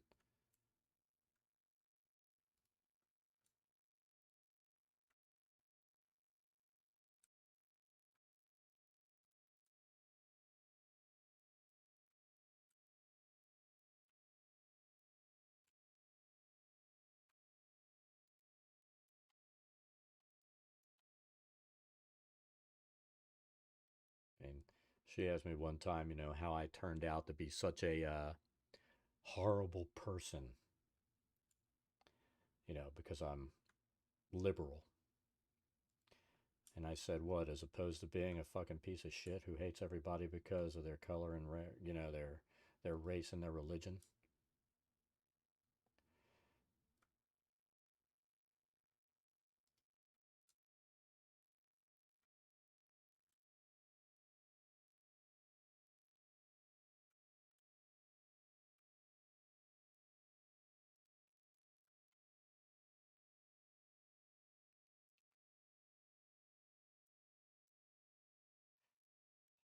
Here's the thing.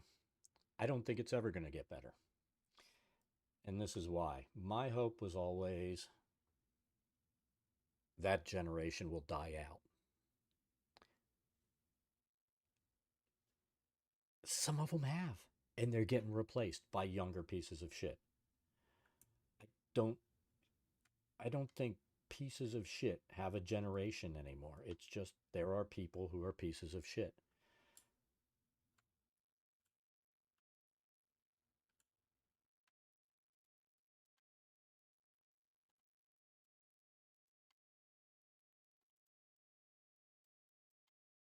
That was always my hope, that the stuff would die out. And it hasn't. It hasn't even begun to be close to where it would.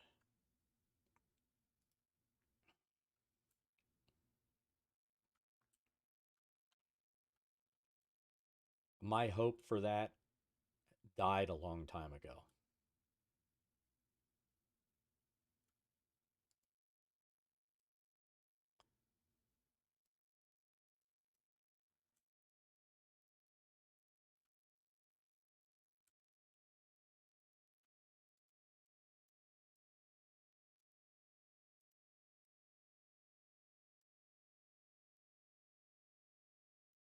You know what? If that's what keeps you going, it's what keeps you going. I don't know.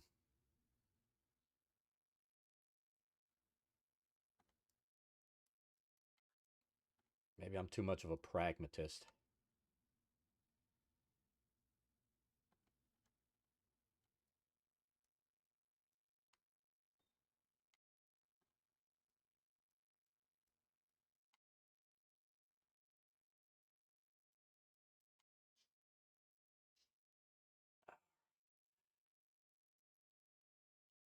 I feel like it's not looking bad. I mean, we've got a lot of work to do inside to decorate the walls. I don't think I'm going to go above here, but down below we'll put some moss and stuff in, where the players are actually going to look. But we need to build this fucking column up. God damn it.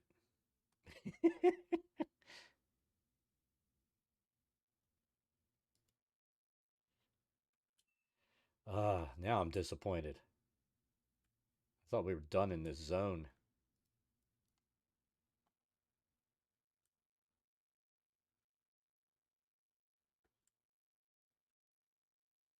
Let's do it this way.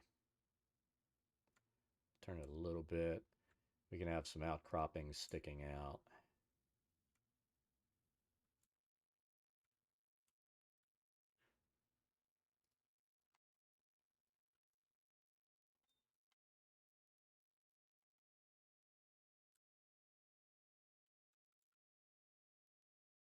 This little pillar is going to look like hell, but I think we can fix it.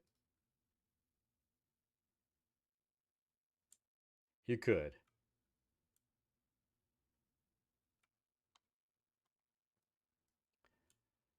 I mean, I think my wife was trying to guilt me. She's like, "Well, I got a message from your cousin on Facebook. She has lung cancer and all this kind of stuff. You know, are you going to give her a call?" And I'm like, "Is she still a racist, white supremacist piece of shit?" Well, yeah. I'm like, "Well, then I don't ever need to talk to her. Too bad, so sad. I don't care."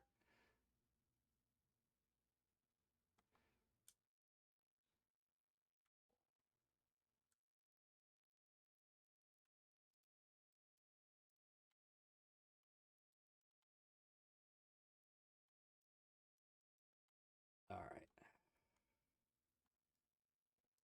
So we'll break the end up. How do we want to do it?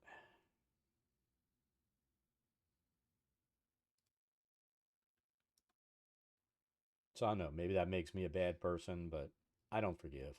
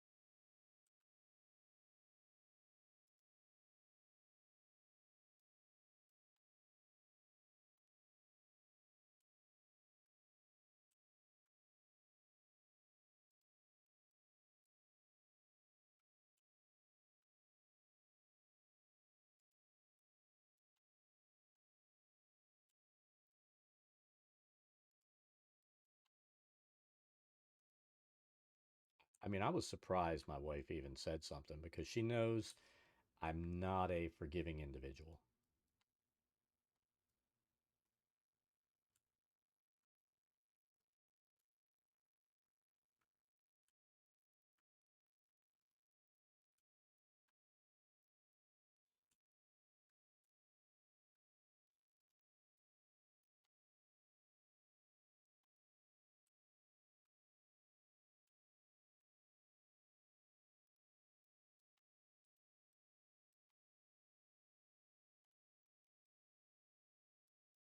I think that broke it up pretty good.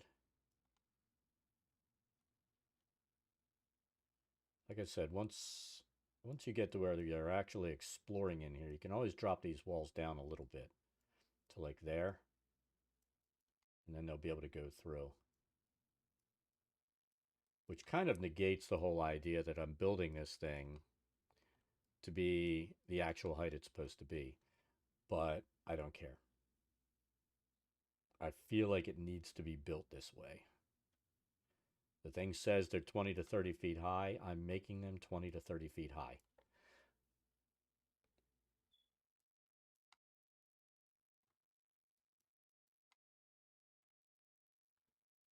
All right, so let's give ourselves a little bit of line of sight here. There we go. And we'll start building this up. Once we get to where we're not seeing the rocks placing, we'll have to lift that up and we'll take it up in the air.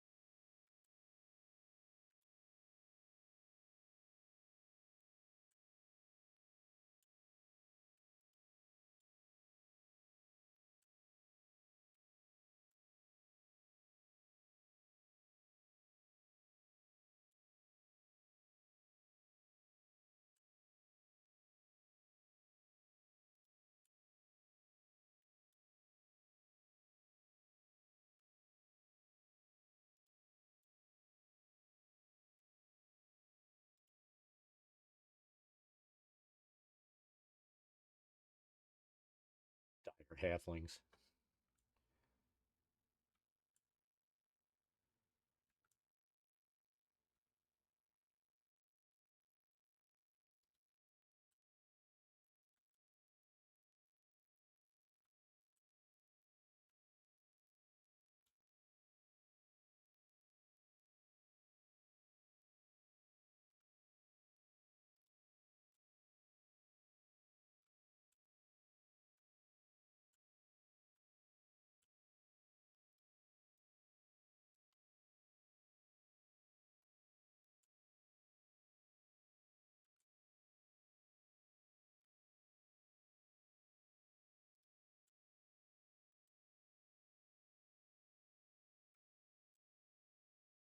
There you go.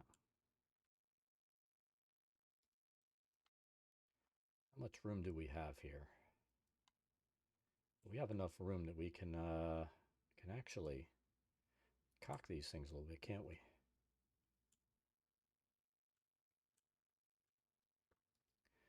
Get a 90-degree turn on them.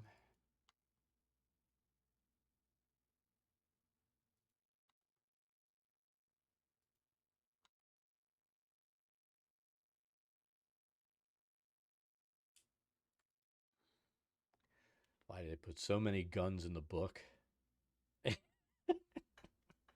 What game is that for? That can't be for Pathfinder.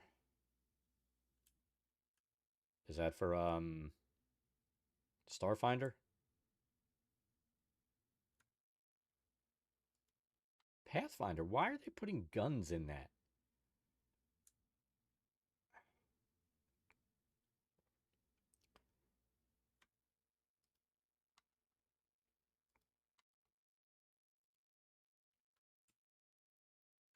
Yeah, but you didn't need that many guns.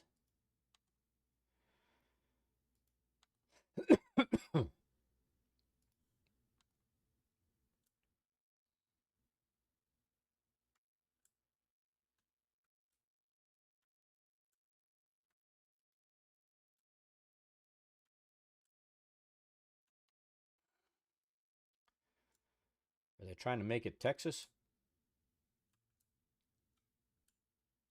Pathfinder in Texas. Where any bozo can carry a gun.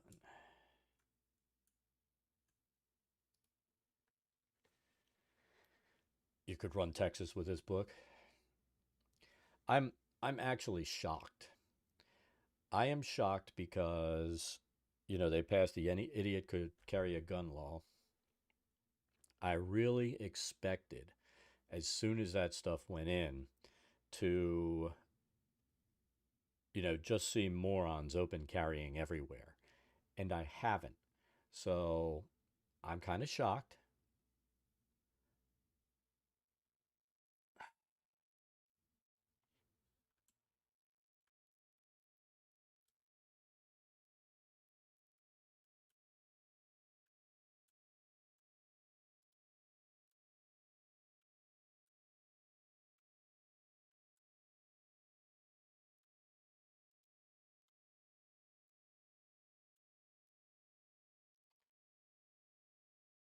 But, you know, they pass laws like that, and you kind of feel like, I know other people of my political persuasion and beliefs about that kind of shit, that they're like, you know what? I never thought I would do this, but I went out and bought a firearm just in case because there are too many dumbasses carrying guns.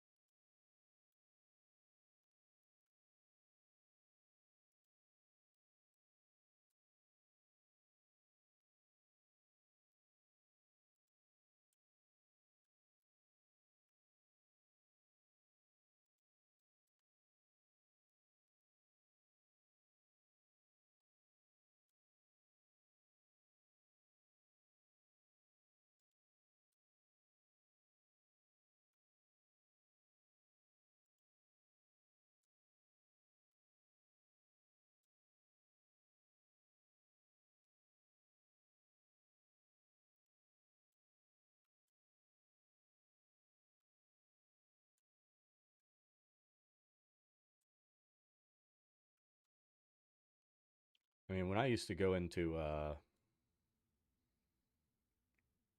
D&D, and I've told this story before, it would piss me off when I'd see guys coming in open carrying in a game store to no end.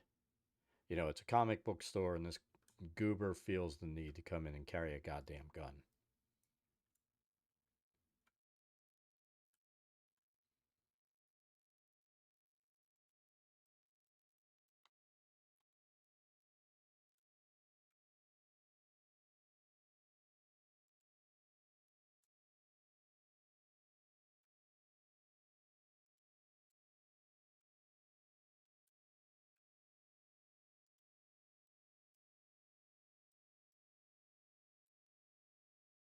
But this one moron comes in one night, open carrying,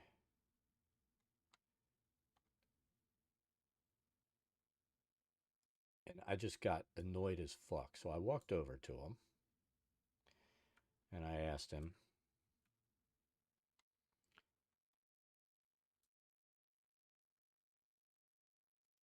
"So,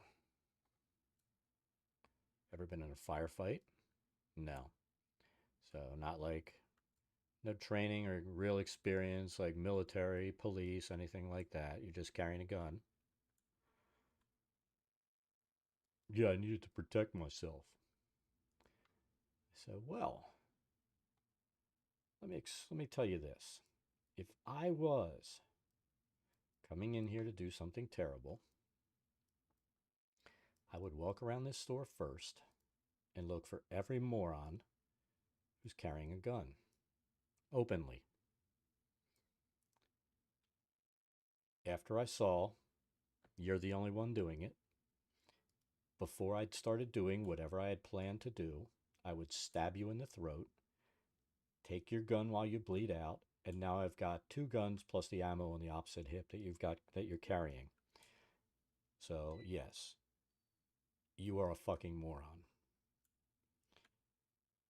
Guy never came back.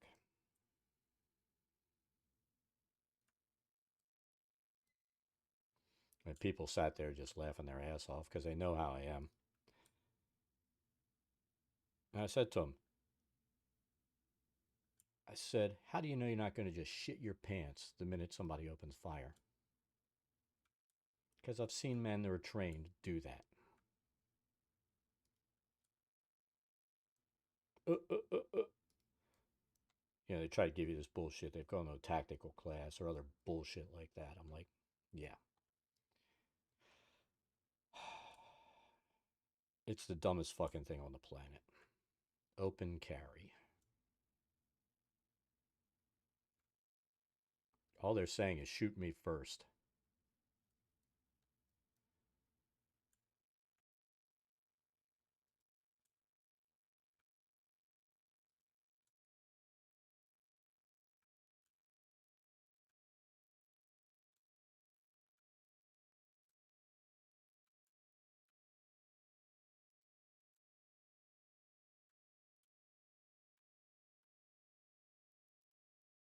It's always these guys with fucking Rambo fantasies, too.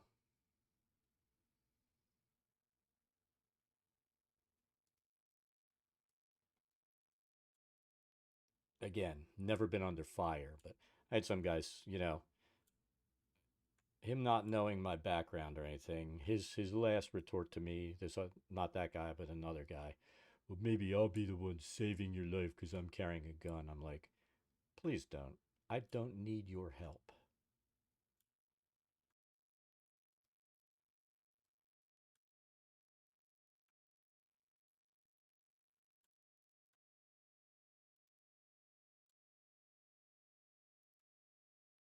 Another one of these jackasses. I've taken tactical classes.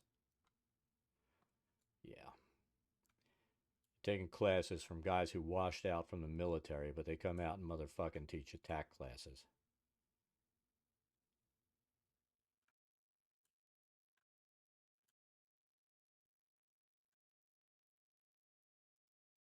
That's going to help a lot.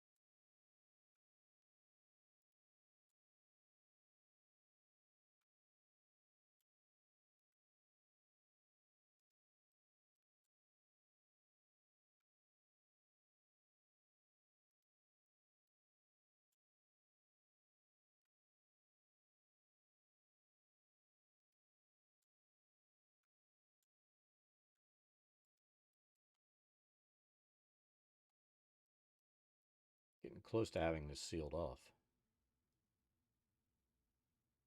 I'll be very happy when it is. Let's come out here, a little overhang.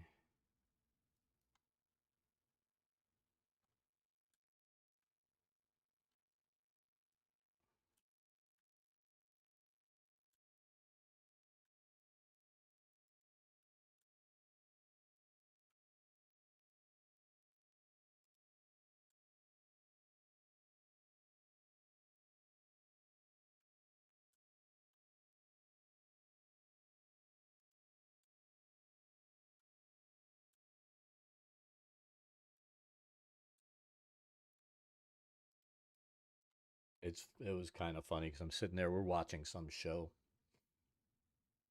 I forget what the hell it was, but you know, there's this contrived fucking thing, and this person just can't shoot this other person who's a terrorist and all this kind of crap. And my wife looks at me and says, "You'd shoot him without a second thought." And I just started laughing.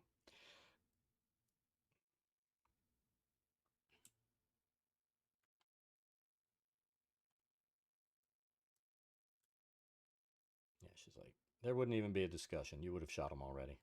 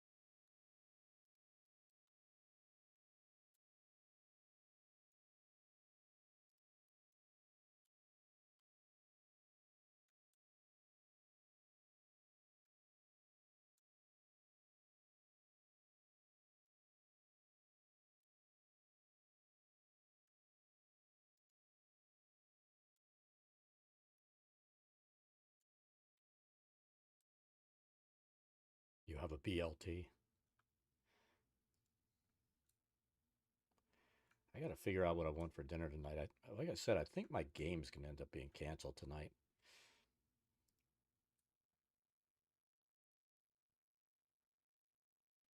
It's one of my players hurt themselves. I don't know how they cut themselves, but they ended up having to go to the hospital and get stitches.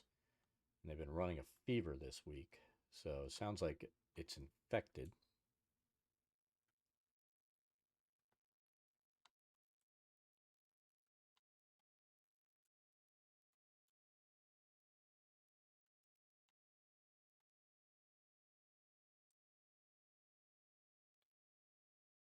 It is. But you know what?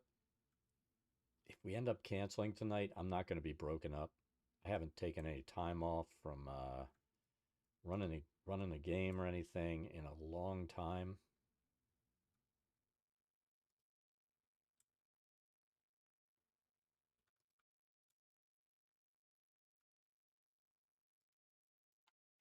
So, might be nice to take a night off. So, oh. So I think I'm gonna, because I don't want to leave this open to the sky, we're gonna create a little entry gap here. We're not gonna close it in all the way across though. So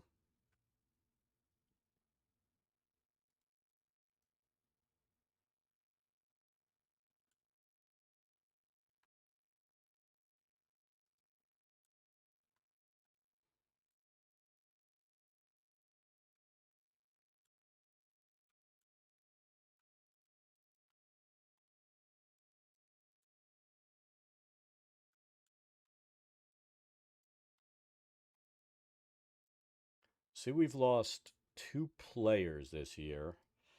One because they're going back to school. And that's cool. The other because their job got stupid. So, I can understand that as well. Sometimes you just have to decide what's important.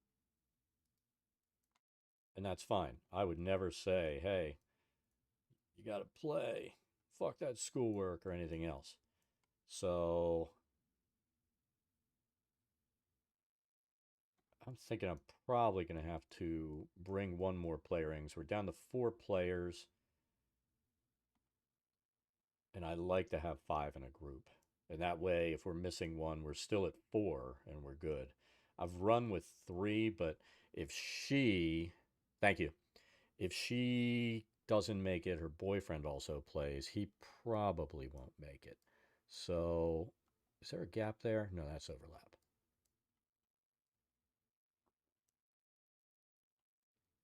So let's set our build plane where we want it to be.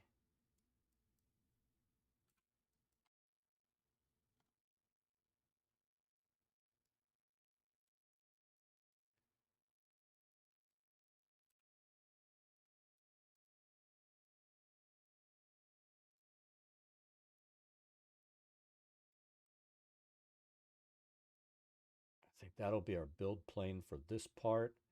And let's seal that top off.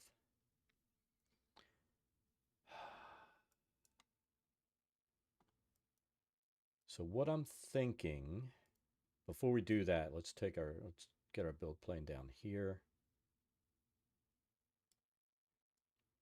And I think I'm going to run these walls up and seal off the sides.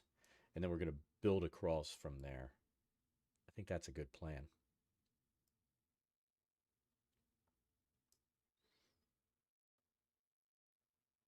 Or at least it's a plan. All right, so I'm trying to remember which walls I used. I think those are dungeon walls. Let's take the build plane down so we can actually... Yeah, those are the dungeon walls.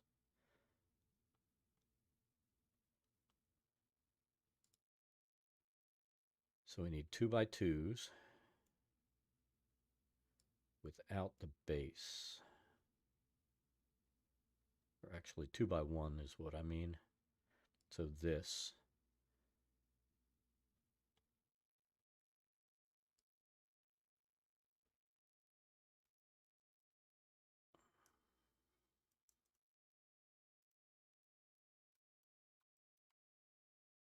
So yeah, that'll seal off there.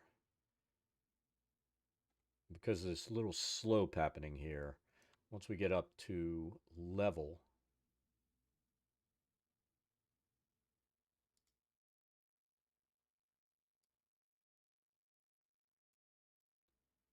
so as long as shit.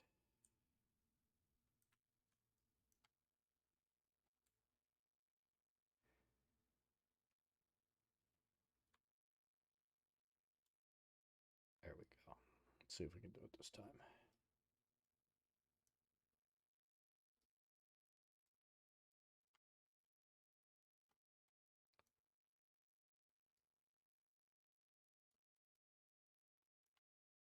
I don't know why I do that every time.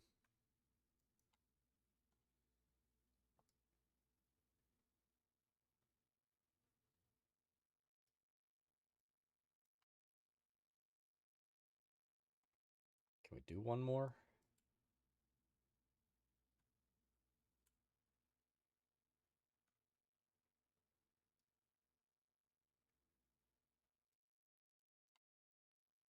Perfect. And then we'll run ground across. You won't see it when we're done.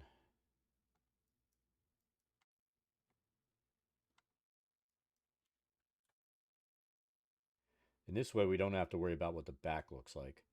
We can just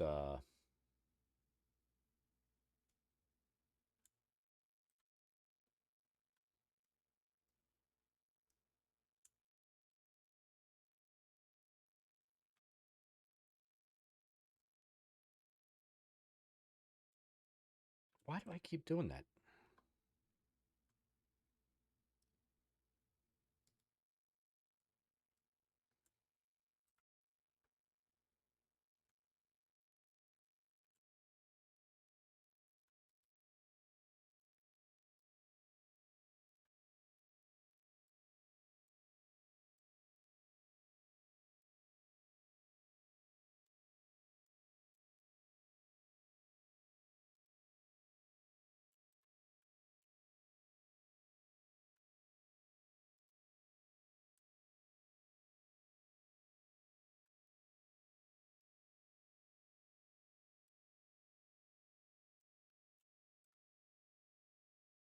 Oh, for sure I had it right that time.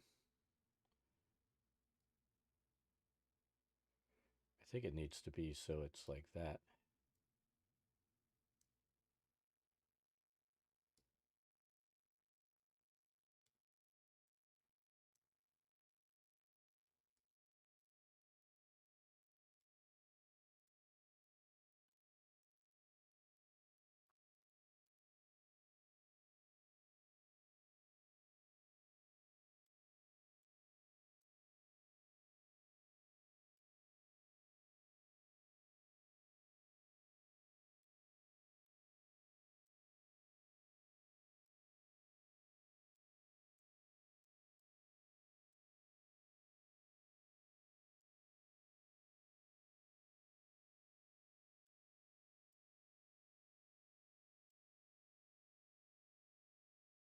The reason I choose to box this off is it seals in this back side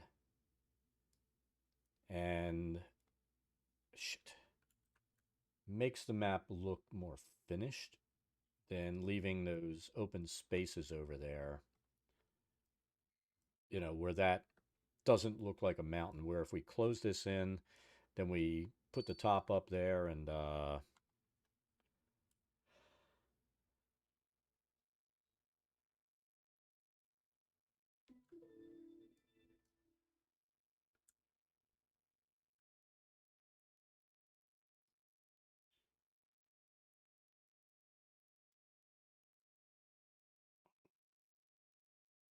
so we'll seal that in there. But that way it just looks like the front of the mountain there. Up top, we'll put some trees and stuff just to make it look complete. Even though, if we're being honest, nobody will ever go up there. It'll just make it look better.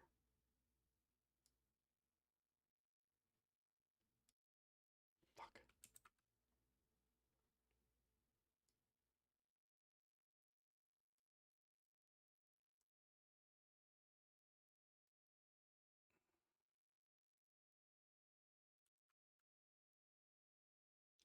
I mean, the only thing I wish that this had was like better D&D Beyond integration. Fuck.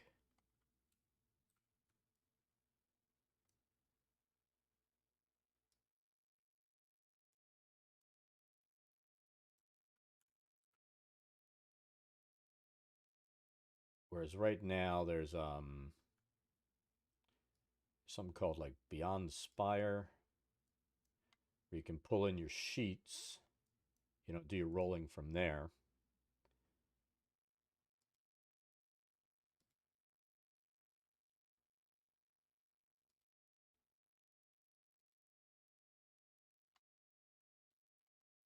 But this is, I mean, it's still system agnostic, so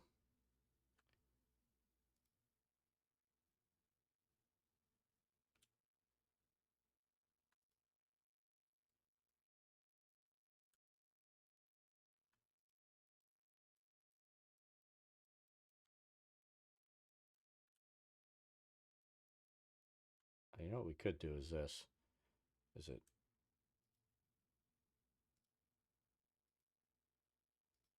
There we go. I always forget you can hold X and it'll automatically link on. All right. So there's the outside of the map. We'll build this over a little bit.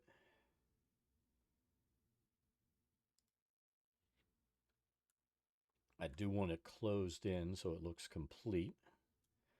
And I think we can do that easily this way.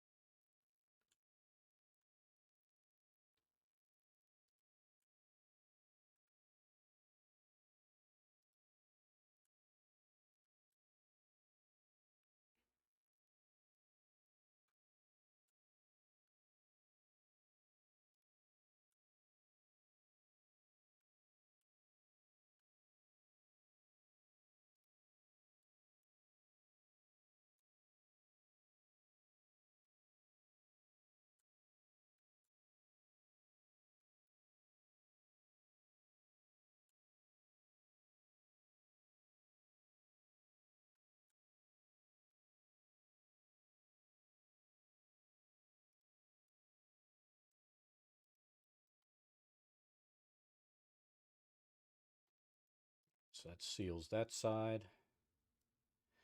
But we really sloped that over there.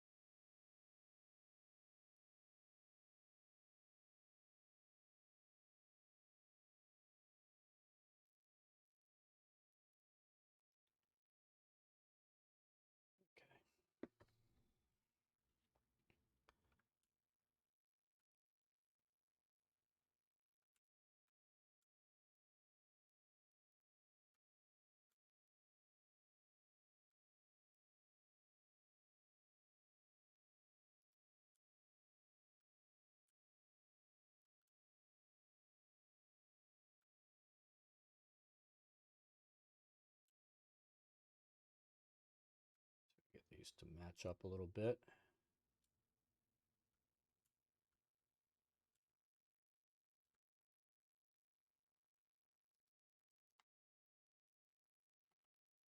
I think I need one more to seal it.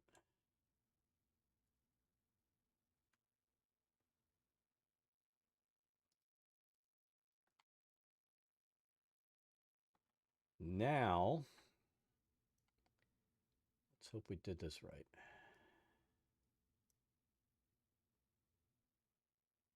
Worst case scenario, we'll add some locks, some rocks on there. So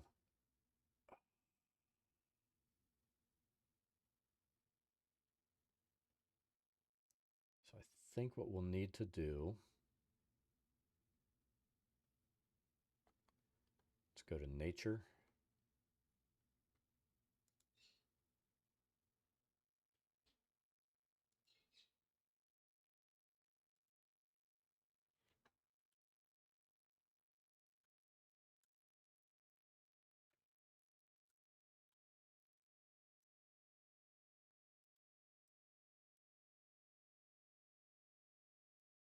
I don't think I want it there. I want it to be at that level and there.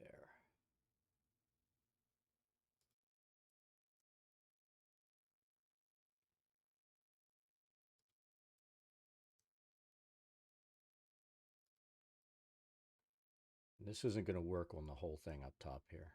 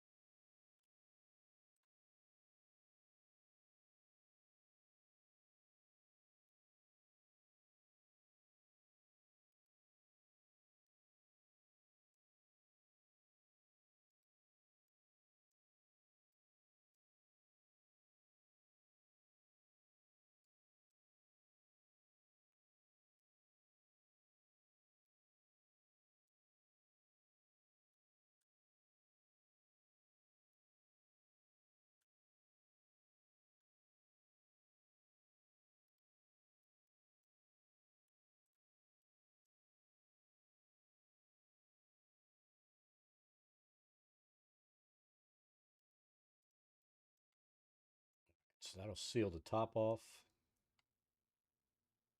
Just need to add a few rocks here, cropping out. Same thing there. And here.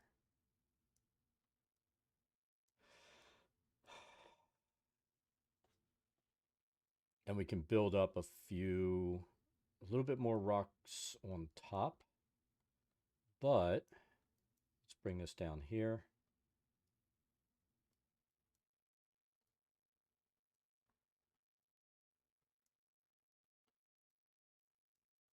So there it is, coming in.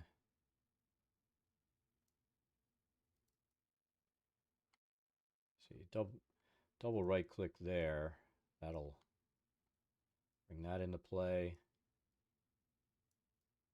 Bring that into play.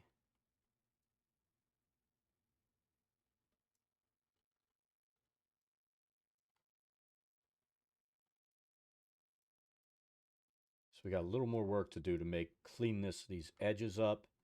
And then we're going to build up these rock outcroppings up top here.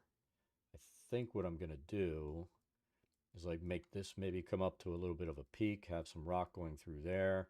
Then we'll plant some trees. And I think it'll look good when we're done.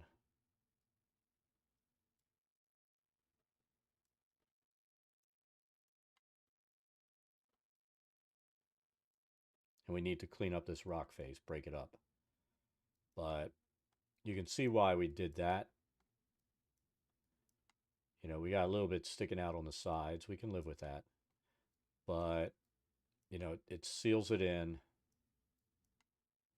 and gives us a nice clean map.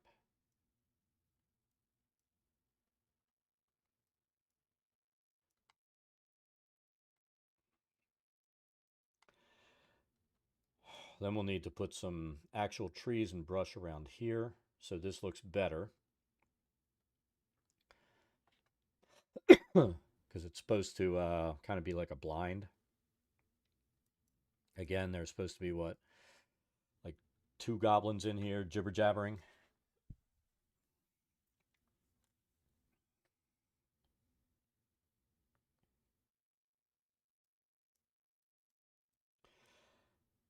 What would be really awesome is if, you know, we could just flood the river without having to flood everything around it. But that's the way it works. But there it is with the water in there. And let's do this. So that lifts up everything from the top. Shit. Shit.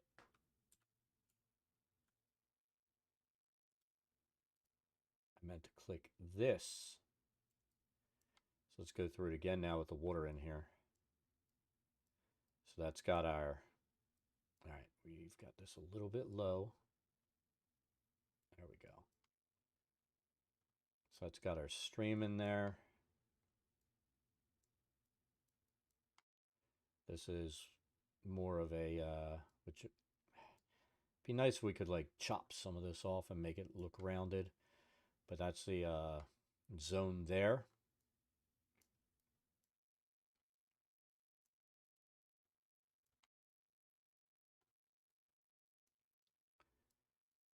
Let's see.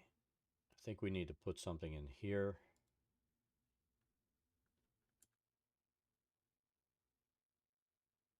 Where do we want it?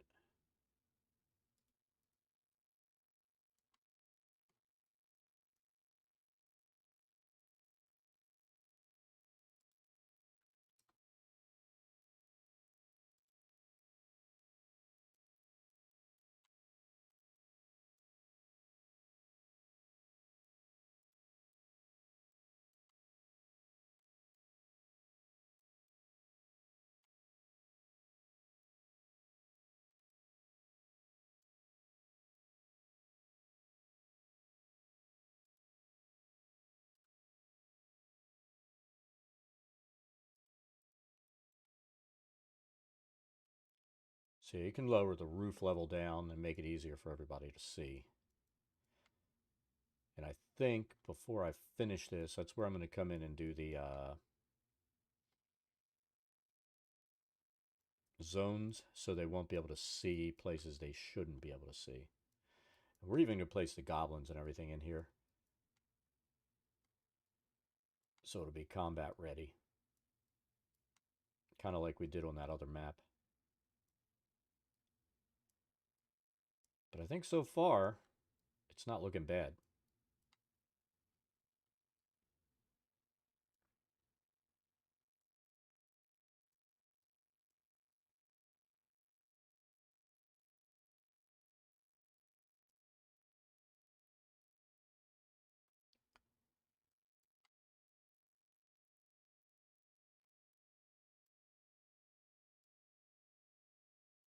There we go.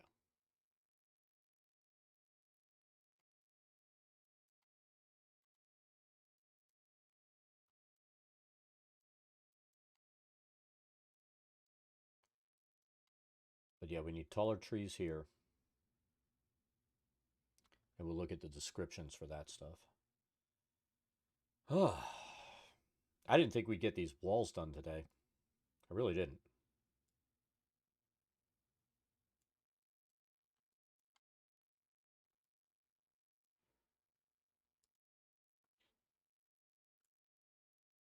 But you know what? Looks okie dokie.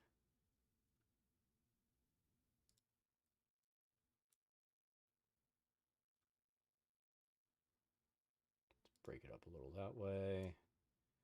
Maybe go this way.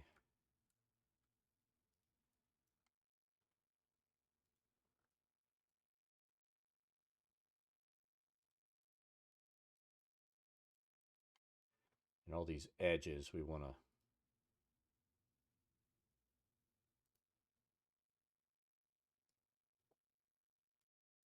fill these things in.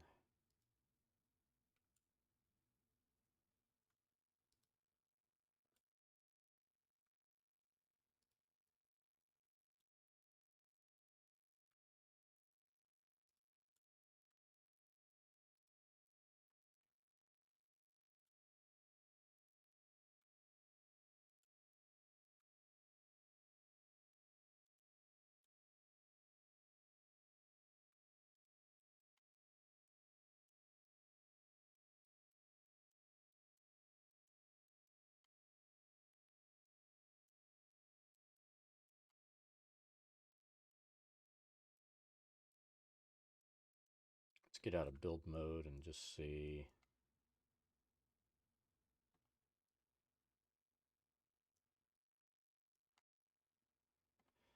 All right, so let's break up this rock face.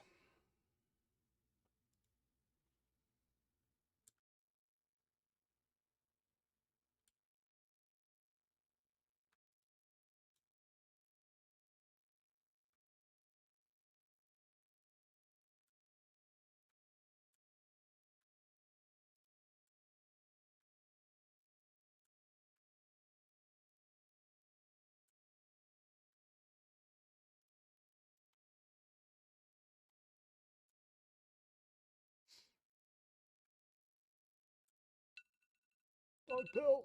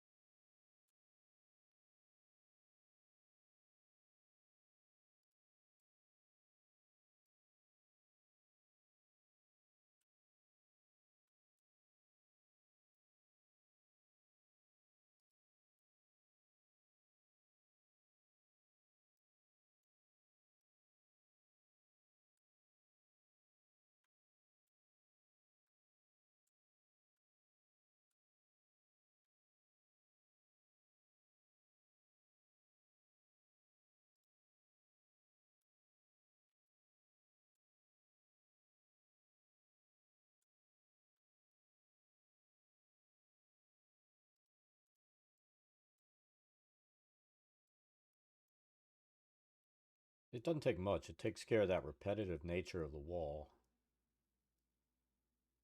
Need to do a little bit over here.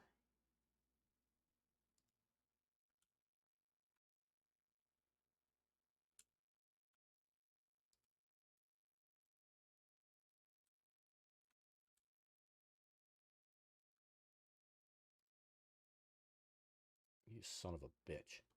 Did I just pull that out? Or did I pick something up? I think I picked something up.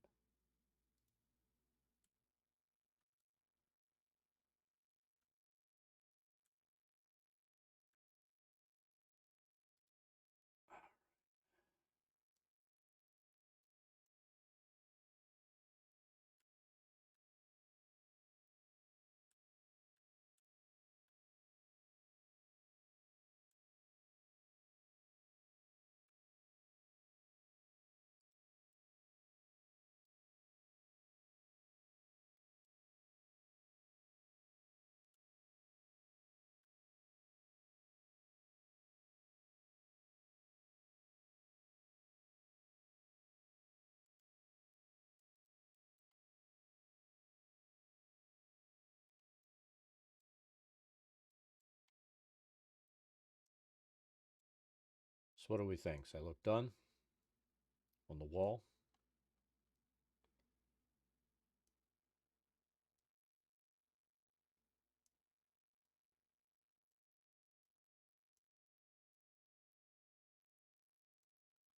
As far as rock.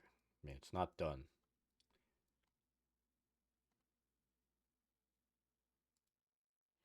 But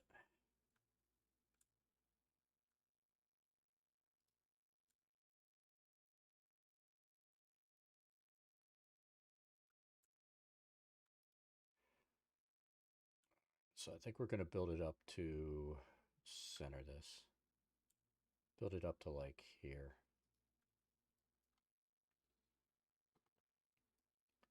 So we just need to build a little outcropping, little peak, whatever you want to call it.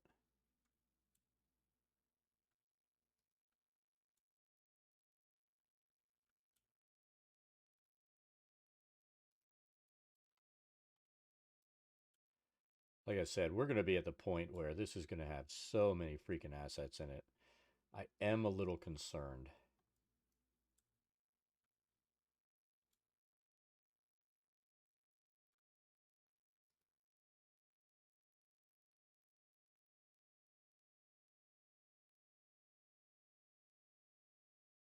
Yeah. Oh, we've got a lot to do down on the bottom. Bushes, plants, all kinds of stuff.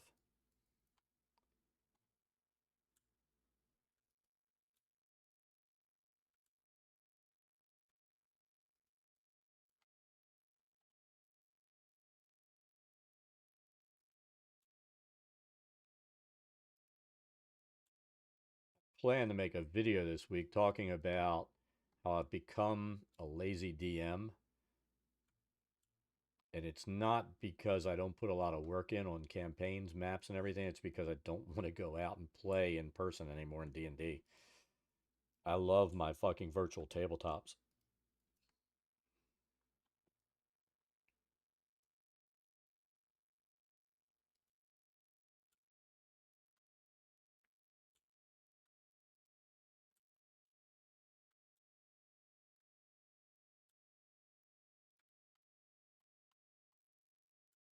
I kid and I say, you know, if I have to, I get angry if I have to put pants on.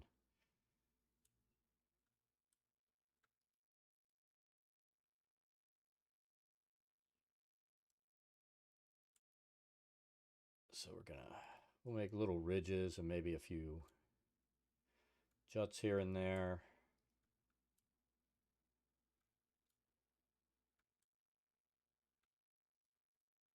But I do want to have this so that there's some dirt and trees and stuff like that. And we'll be able to break this top pattern up using some of those smaller rocks and piles.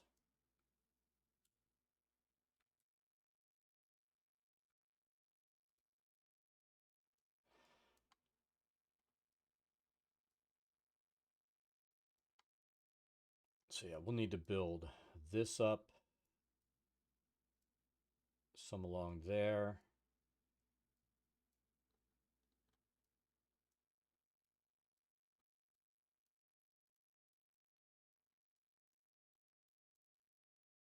All right, let's grab this. Start putting some stuff in here. I think I want to take let's take a look here.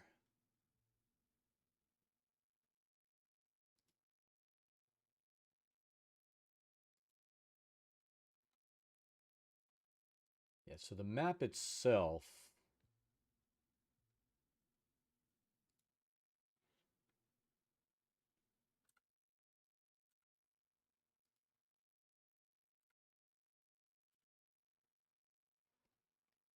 through here has a bunch of brush and trees. I think we'll break up this grass a little bit by putting some other tiles in. And then trees here. Honestly, this crag is supposed to come all the way out to here, but I don't know. We may build it out and kind of go like that. We'll see what we want to do. I mean, it should technically come out to here and across.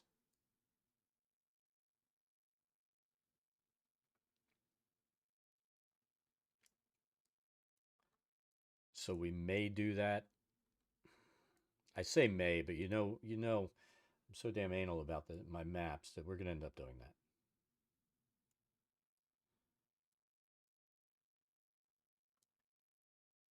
And then this will be fine. We'll just build out some brush and trees going across.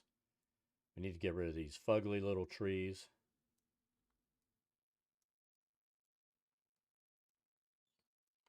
Because right here,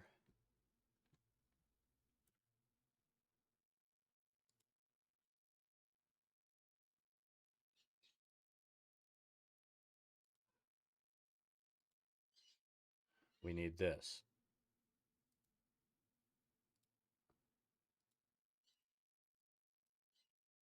We need a pair of goblins standing there jibber jabbering.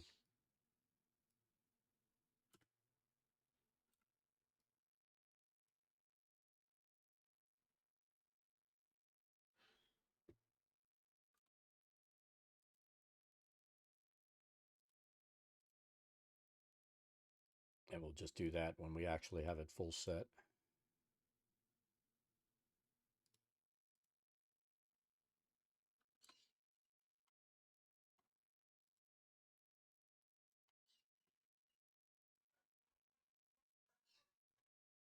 What's going on?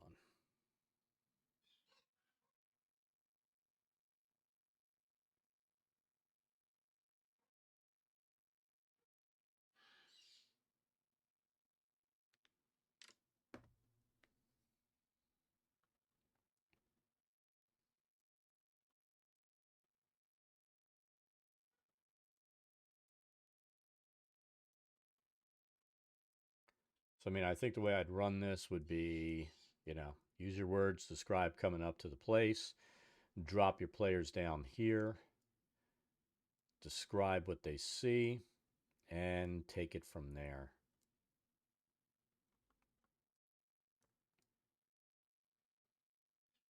But I have a feeling we're going to build this out. I may not do it. Kind of tired of laying rocks down, I admit it. And I'm kind of happy with the way it is.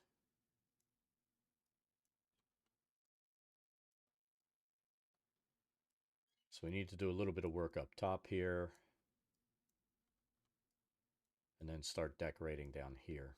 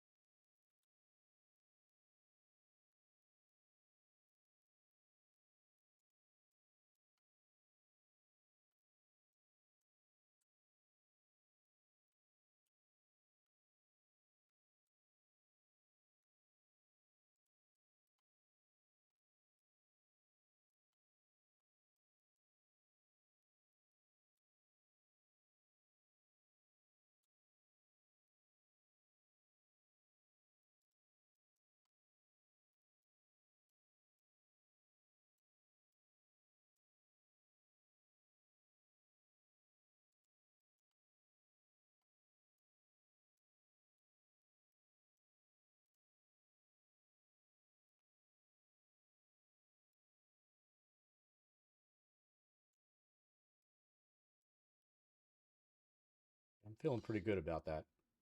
We'll figure out where our lighting's going to go.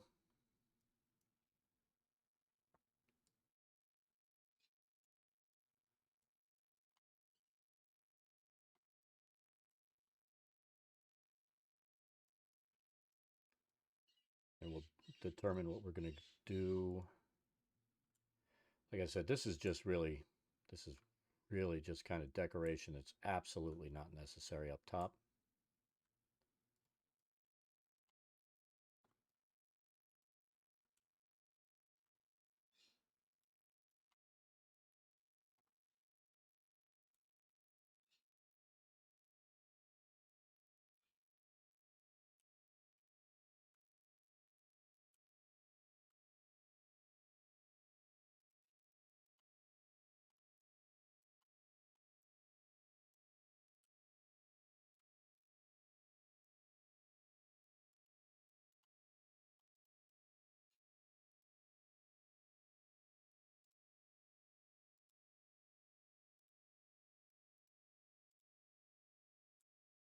I feel like we can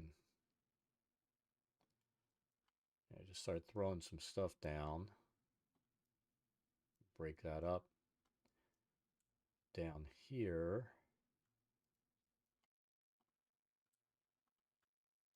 See how we want to do this. Let's see. Nature, grassland. Any other tiles we could put in here to break this up a little bit? This wouldn't make any sense. What is this?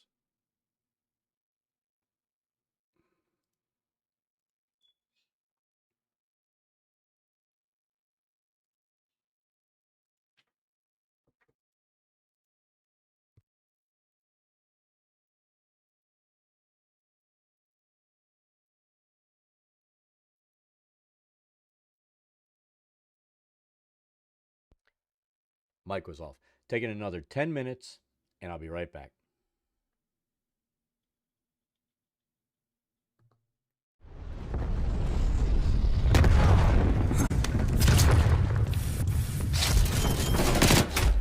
It was worth it. It was so fucking worth it. Here, let's try it. I like that. Oh, shit.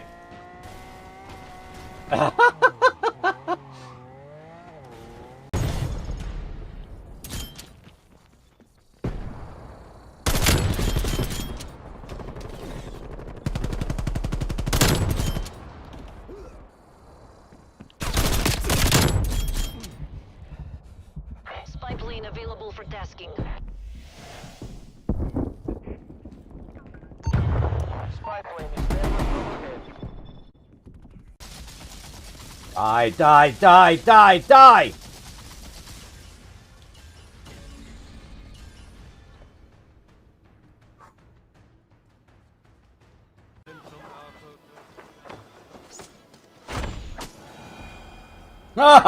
We got it to work that time. I knew we could do that, catch an arrow and shoot it back. But that was the first.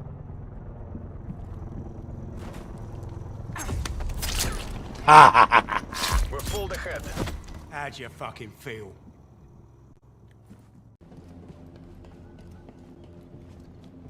Yoda made it look easy because Yoda's a dick. Enemy spy plane. His head was just popping up. Room in here with the computer and everything running. It's always warm. The wife's like, I want to go in the warm room. I'm like, no, you can't come into the warm room. You know, it's one of my rules. Anyone rude gets killed in a game. And he was rude. What's going on here? And it's funny because that's been the Mercer effect has been the nightmare for eggs. Let's see. Look, I don't even have to move it much. There's Thor. He's actually sitting up. That's all the excitement you get. Oh! How did we not get messed up there? How did that even happen? Generally, I'm going to say no. Dad is not good at this game.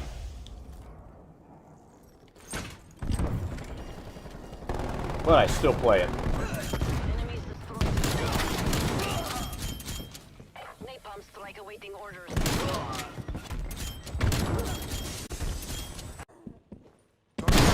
Hostile spy plane established overhead.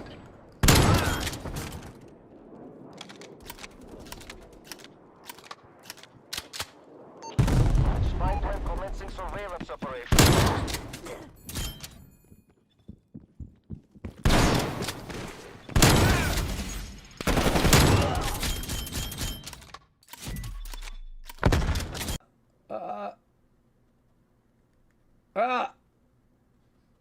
Like I said, you gotta tickle the spot.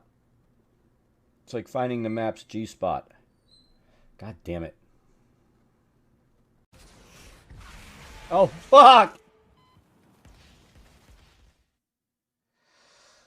Yeah, we need to separate.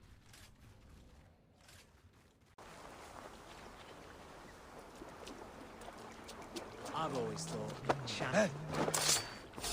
Hold on. You're mine. Oh! Ah. Die! God's justice away!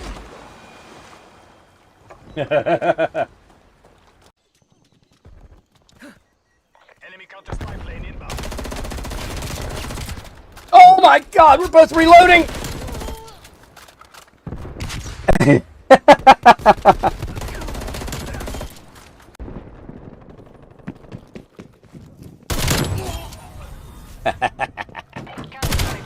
Deployment.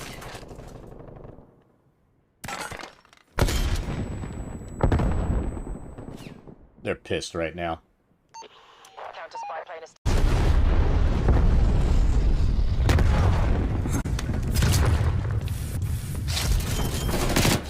Ah, it was worth Hardpoint is it. secure.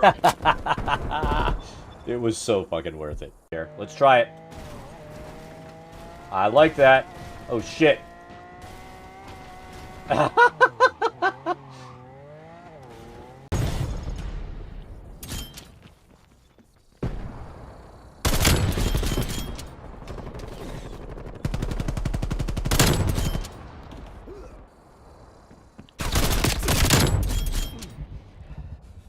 Spy plane available for tasking. Spy plane is never overhead. Die!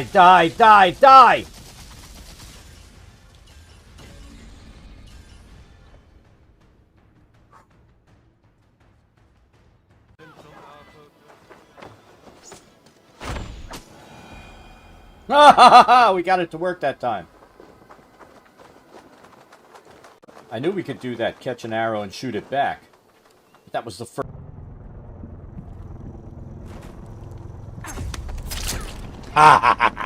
We're pulled ahead. How'd you fucking feel?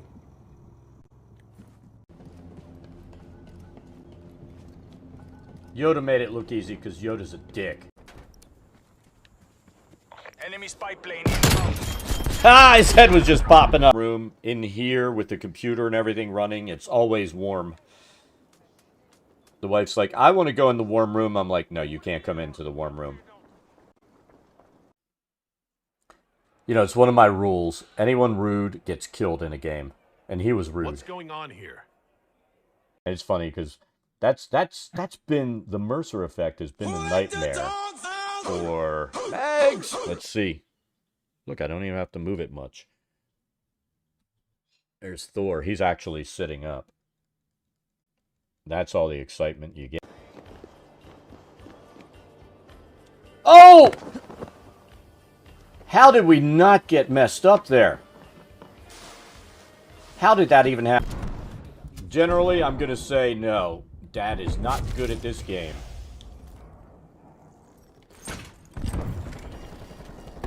But I still play it. Enemies destroyed.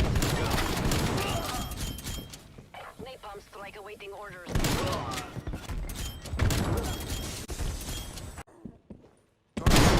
Hostile spy plane established overhead.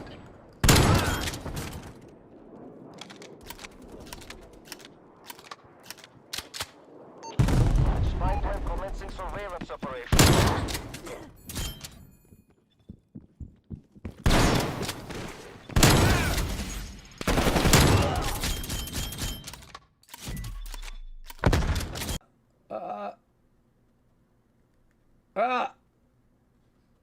Like I said, you gotta tickle the spot. It's like finding the map's G-spot. God damn it. Oh, fuck!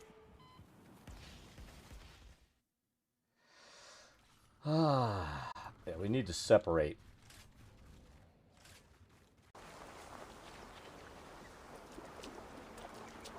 I've always thought champion. Hold on. You're mine. Oh! Ah. That's it. Die! God's justice away!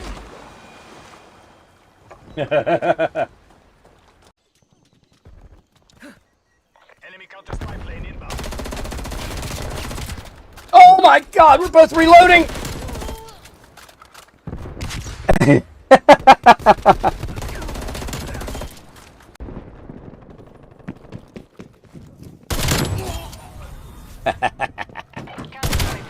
Deployment.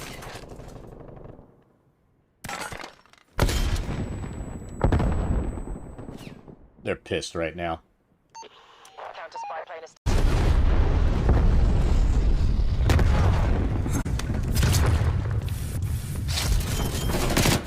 Ah, it was worth Hardpoint is it. secure. It was so fucking worth it. Here, let's try it. I like that. Oh shit.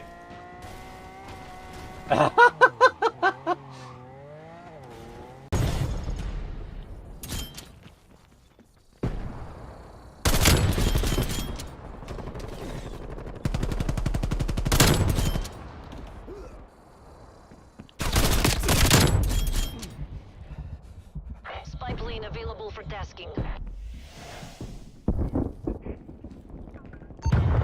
Spy plane is never overhead.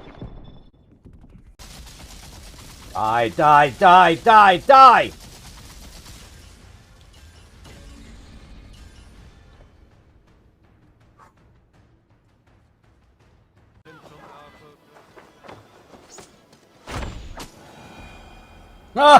We got it to work that time. I knew we could do that, catch an arrow and shoot it back. But that was the first.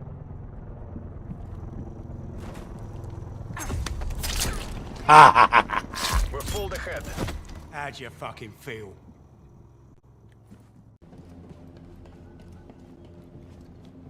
Yoda made it look easy because Yoda's a dick.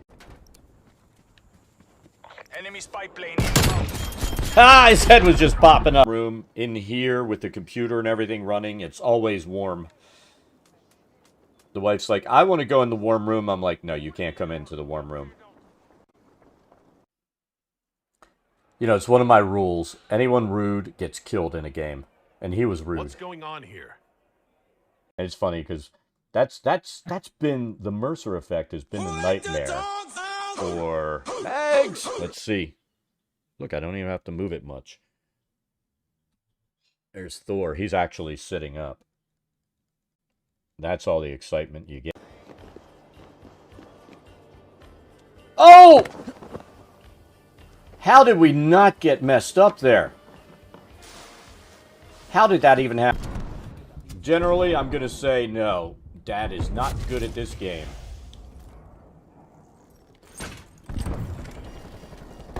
But I still play it. Enemies destroyed. Napalm strike awaiting orders.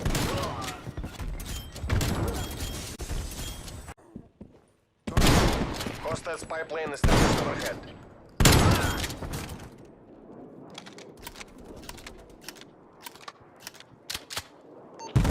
Spy plane commencing surveillance operation.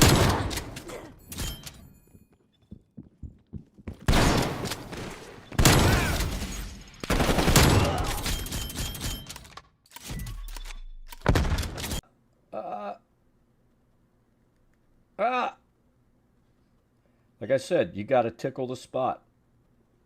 It's like finding the map's G-spot. God damn it. Oh, fuck! Ah, yeah, we need to separate.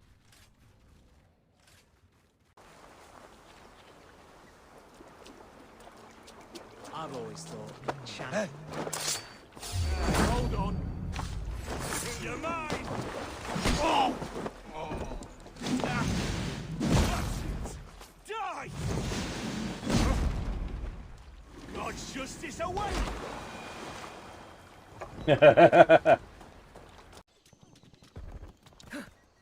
Enemy counter spy plane inbound. Oh my god, we're both reloading!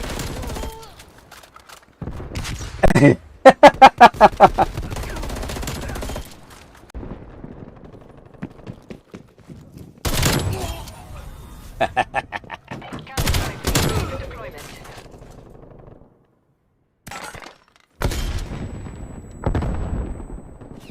They're pissed right now. Counter spy plane is.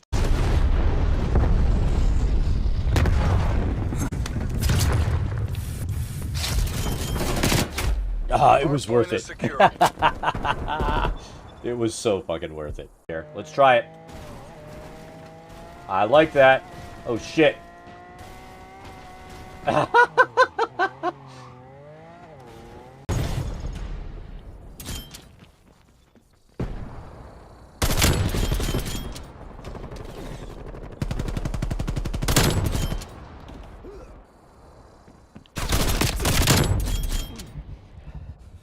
Spy plane available for tasking. Spy plane is never overhead. Die, die, die, die, die!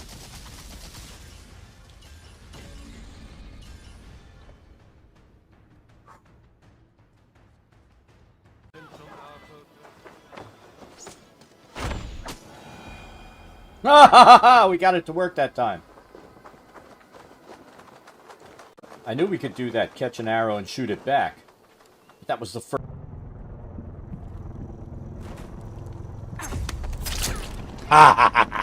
We're full ahead. How'd you fucking feel?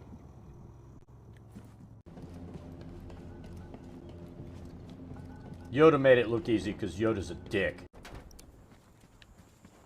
Enemy spy plane inbound. Ah, his head was just popping up. Room in here with the computer and everything running, it's always warm. The wife's like, I want to go in the warm room. I'm like, no, you can't come into the warm room. You know, it's one of my rules. Anyone rude gets killed. All right, we're back.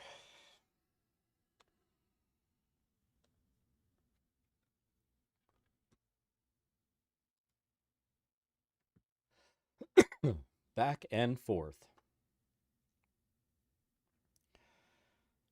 Tell you what, those kids up there at the school drive like they're fucking idiots. It's enough to drive you nuts. So I got to pick her up at 3:45.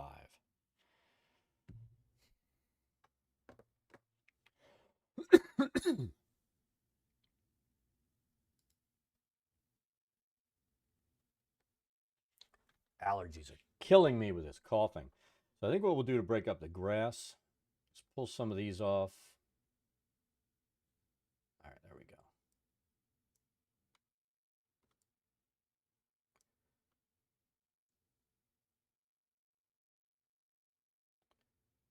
Does that even look different? Let's take a look. Let's turn the grid off. So it looks a little bit different, right? We can throw some of those in there. So let's randomly pop a few of these out of here.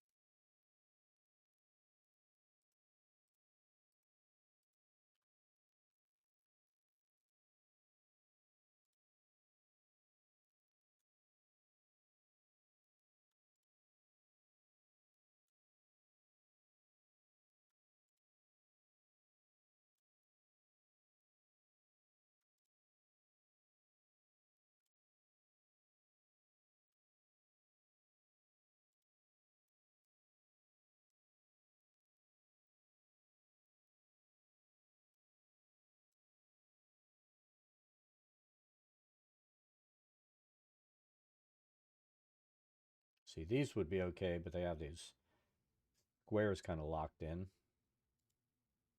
I don't like those.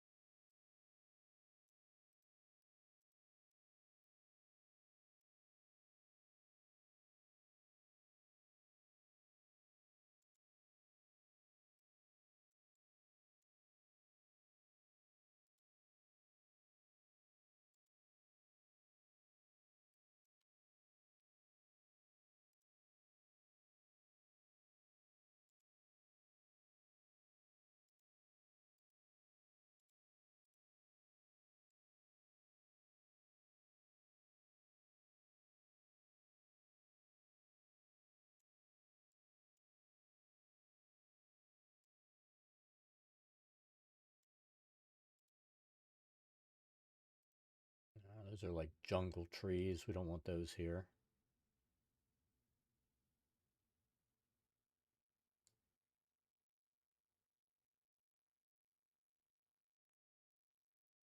Where the hell's the base of the tree? There it is.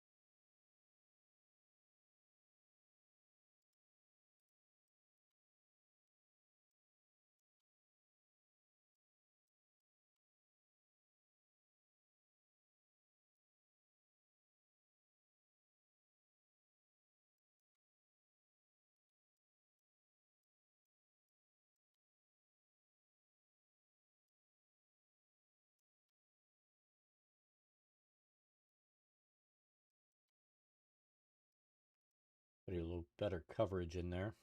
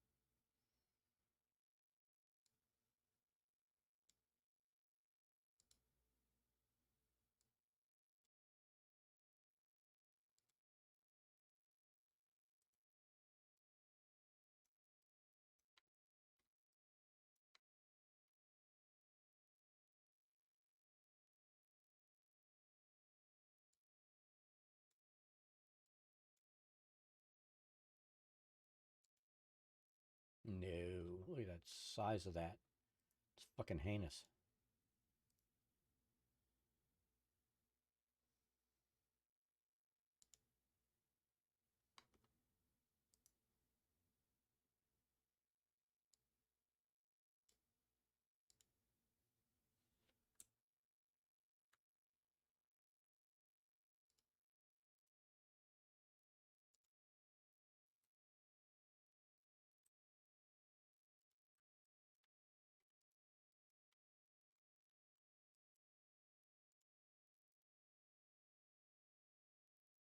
They're not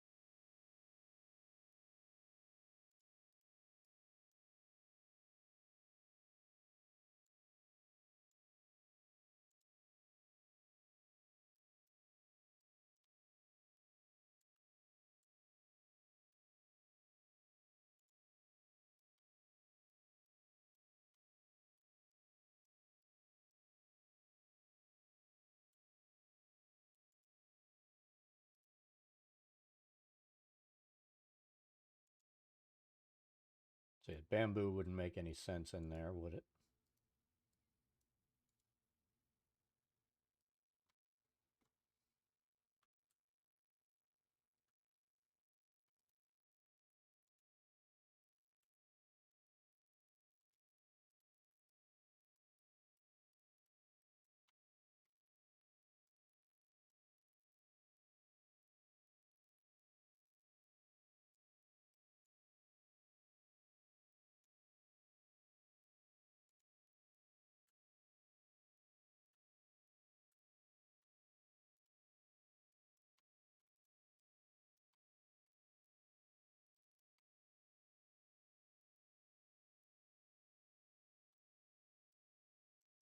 So it's got their little hiding spot.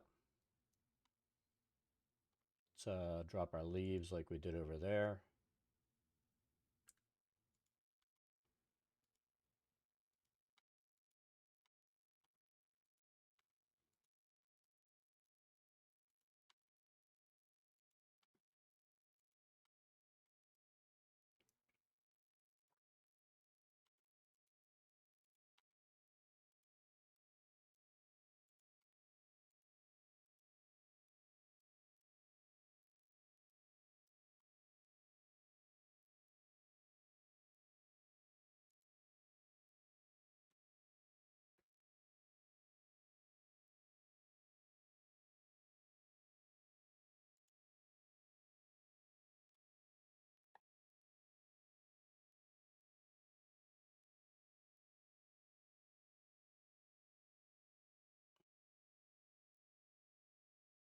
Come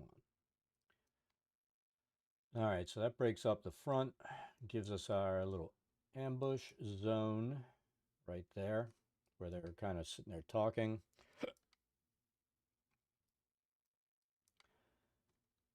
The trees make it so I don't need to worry about putting stuff across the front.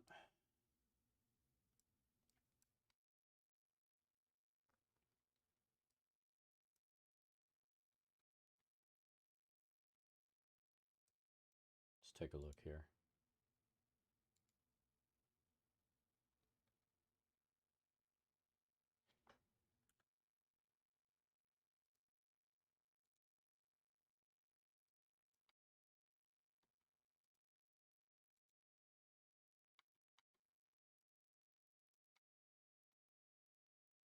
I don't know if I want to put vines on there.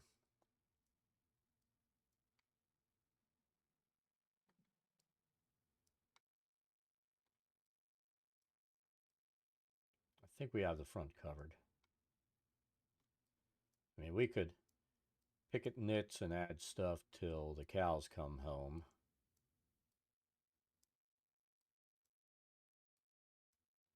But for what we need, which is a place for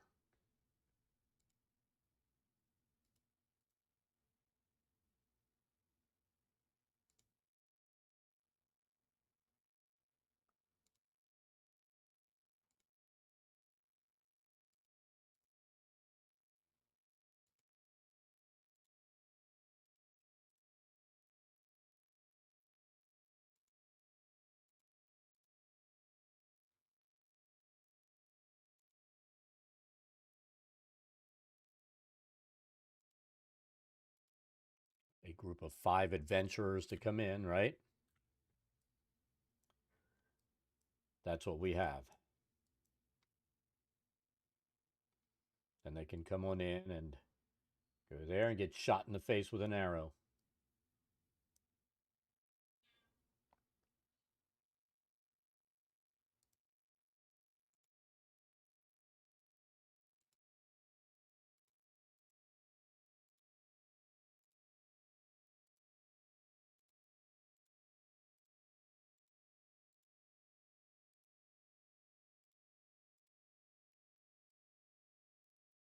I could have built it out a little bit farther, but you know, the vast majority of this map is all going to happen in here.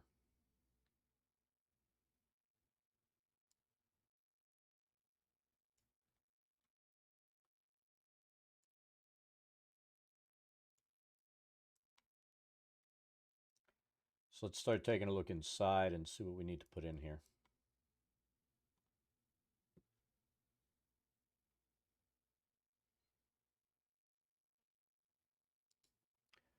We are definitely ahead of the curve.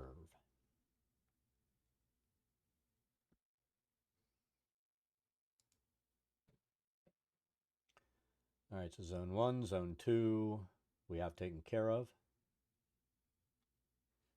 Tell you what.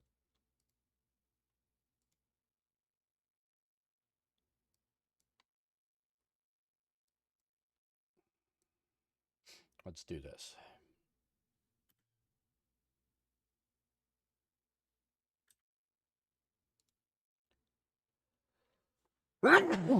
Excuse me.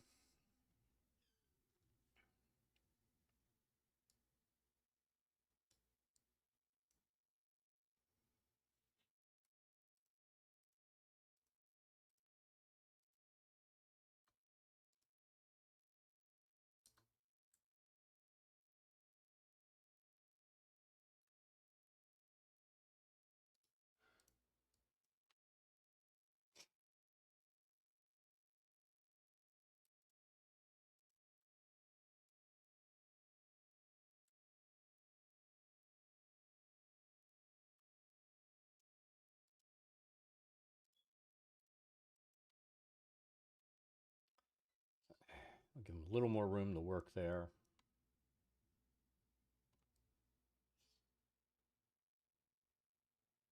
That gives them enough of an approach.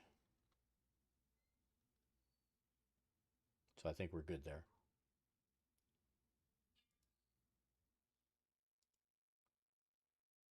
Now,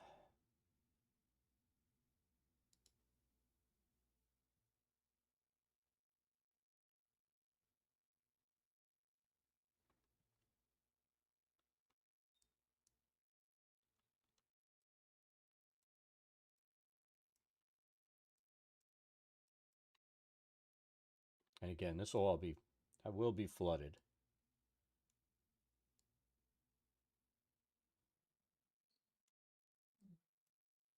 Otherwise, those wouldn't make any sense.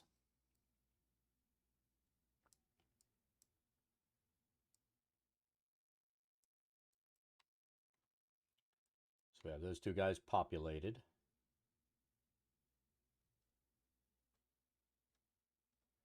Let's see what we're going to need here.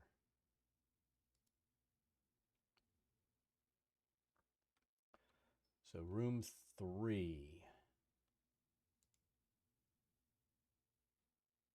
What the hell is that?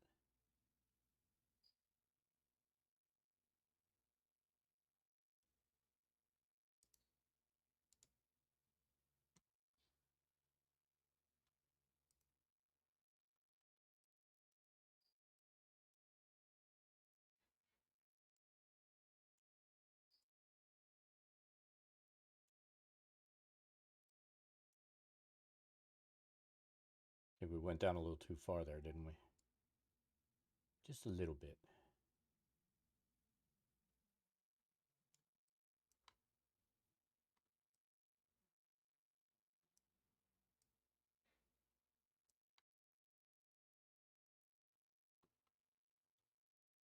Let's see the description. Room 3. Kennel of foul-tempered wolves. What? That are training for battle.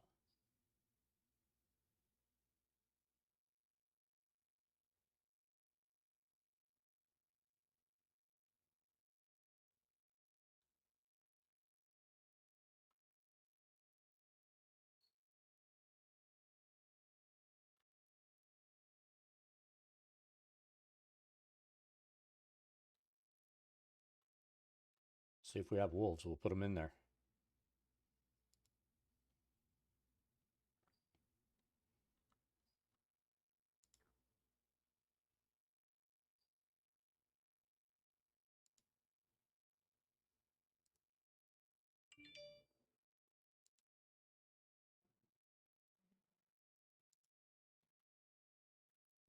I think that's a rat.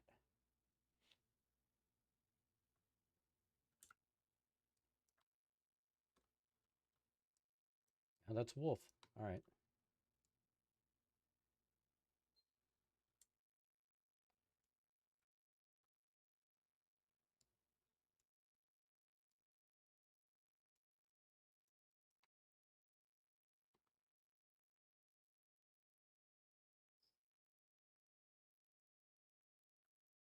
So we need 3 wolves.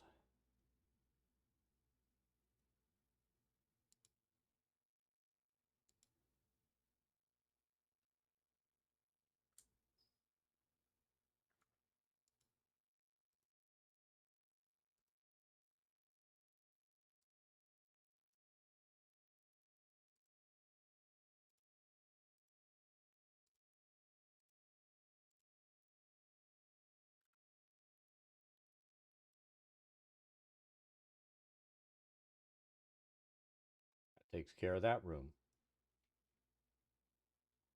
Boom.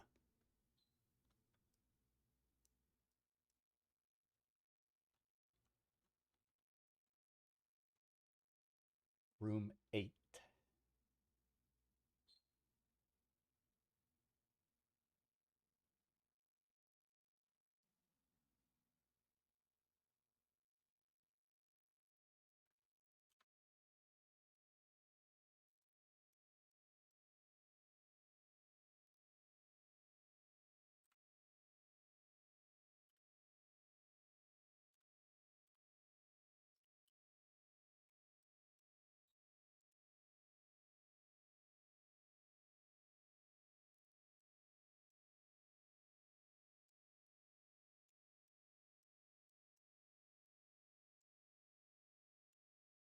Hey, Tal, how's it going?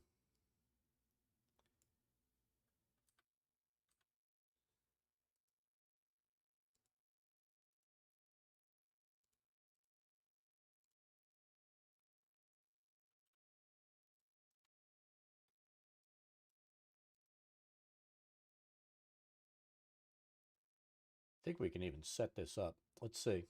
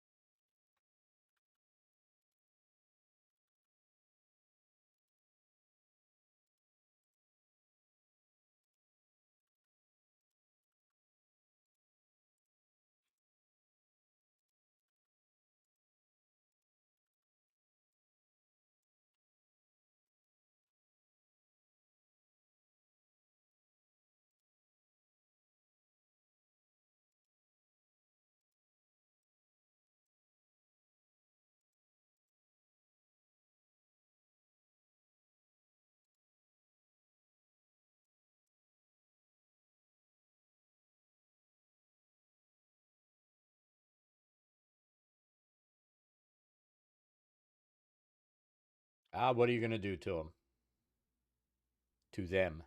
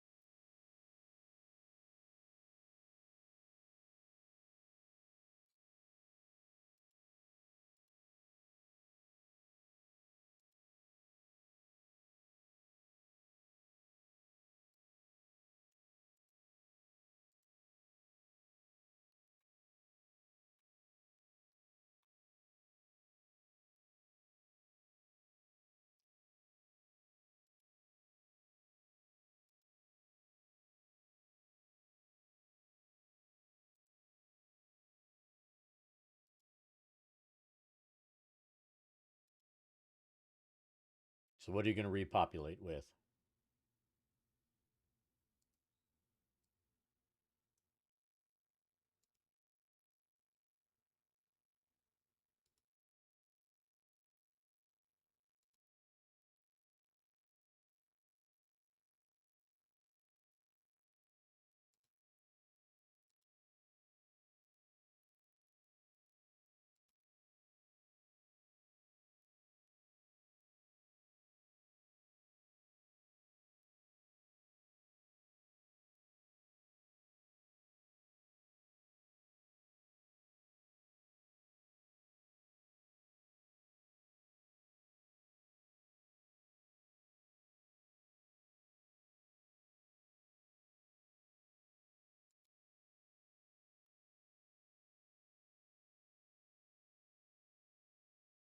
So you're planning to kill them, it sounds like.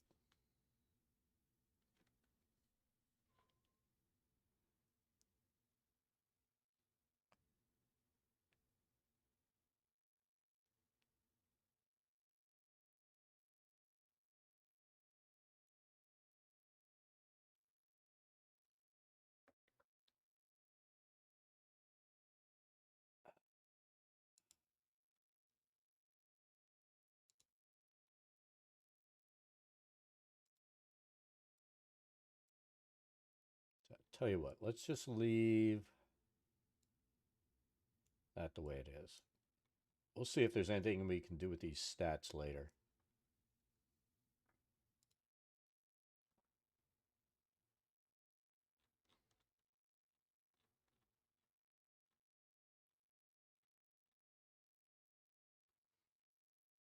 Clarg the Bugbear. I don't think we have bugbears, do we? Curious.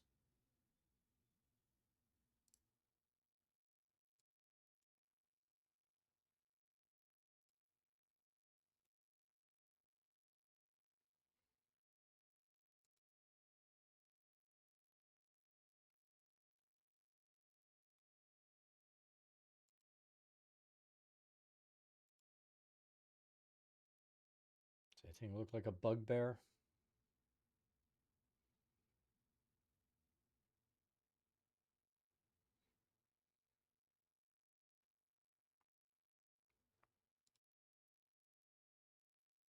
Humanoid.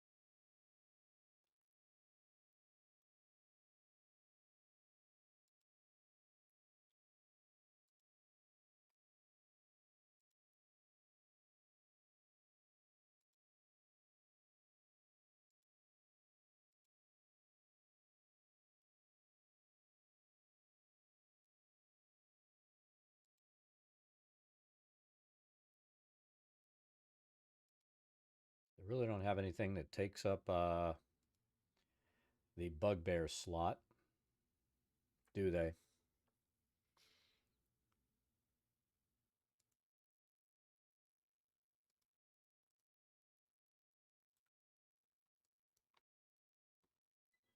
Not really a bugbear.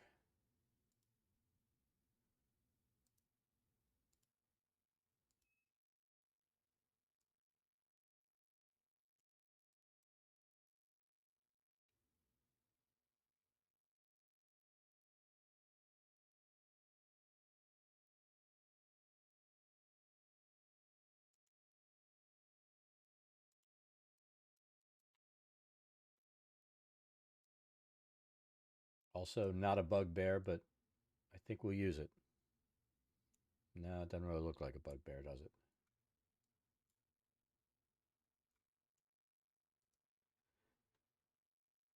Let's see. Clarg the Bugbear shares his cage with his mangy pet wolf Ripper and 2 goblins.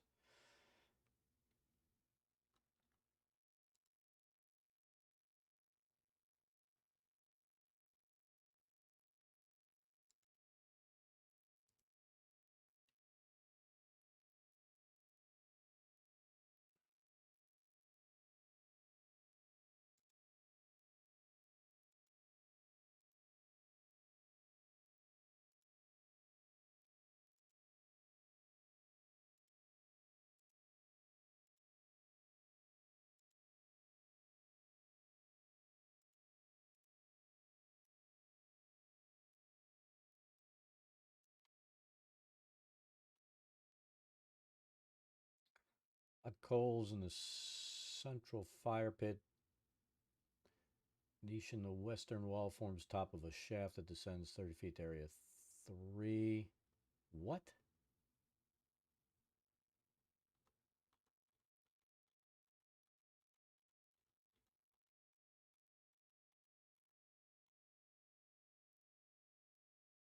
Oh, we didn't build it like that. That's fine.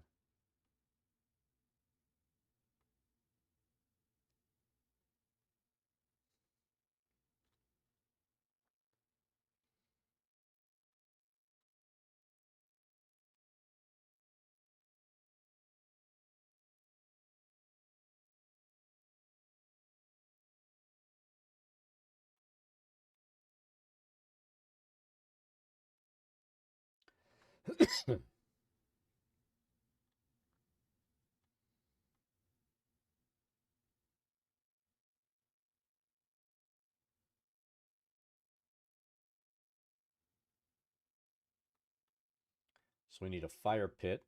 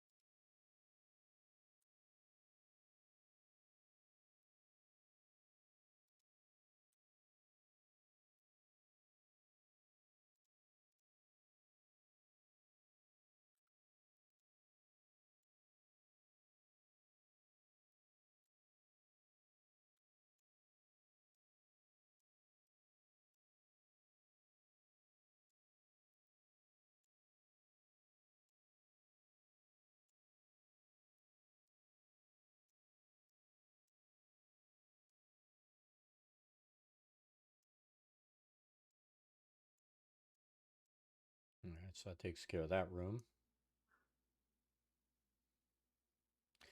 No, you didn't.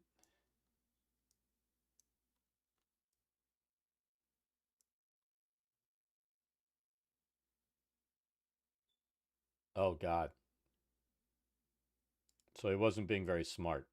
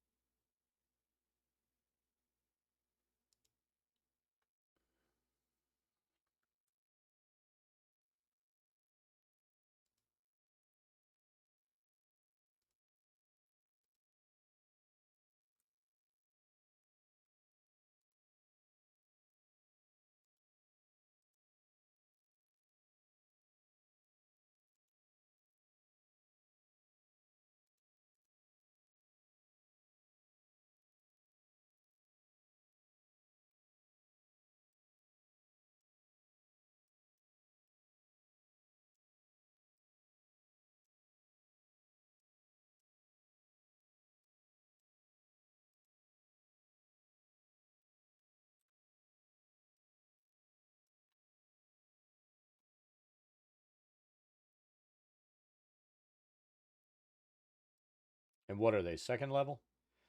Did anybody die?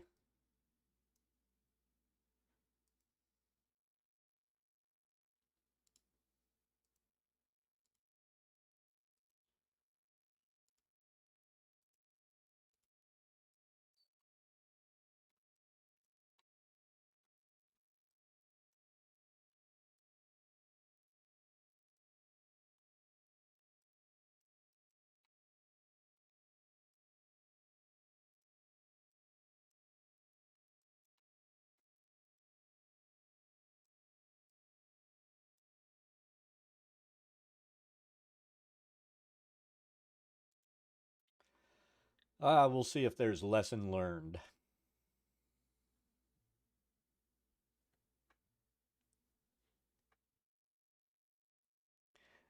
They rarely learn a lesson, though.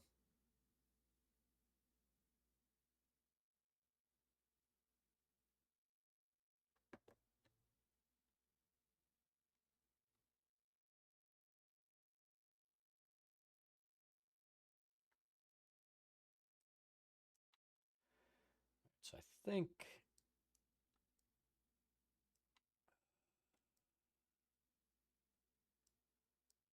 we're going to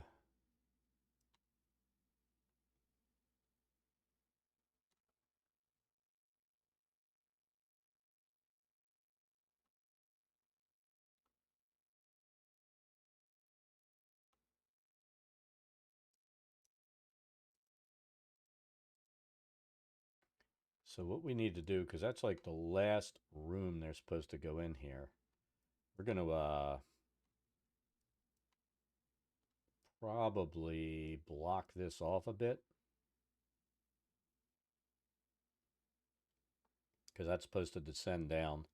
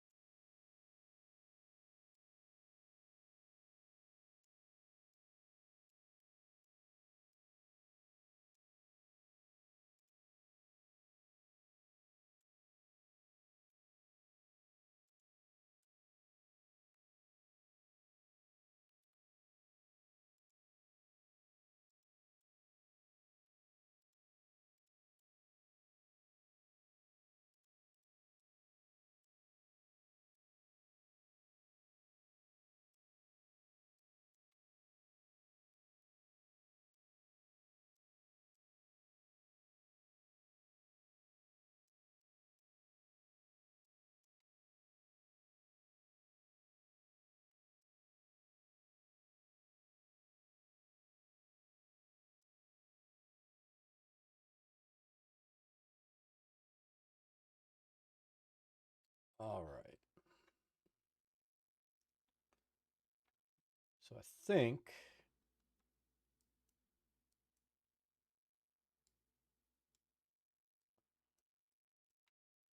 that's got the front completed.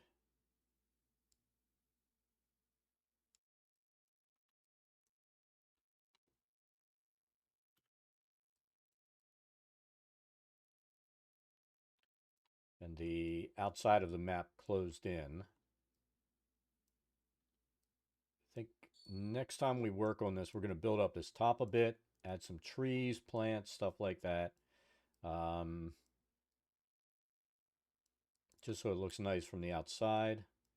We might build this up so we have some more peaks around there.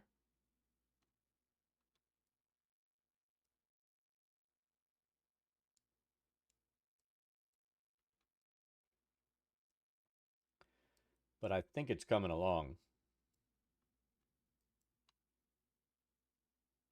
I feel like it's coming along.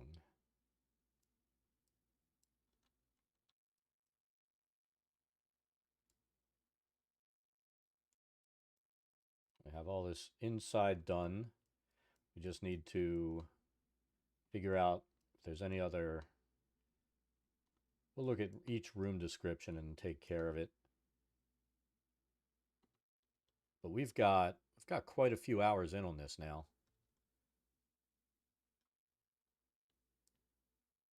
You know, what we've done on stream plus what we've done off stream when we decided to come in and fix these floors so they didn't look like shit.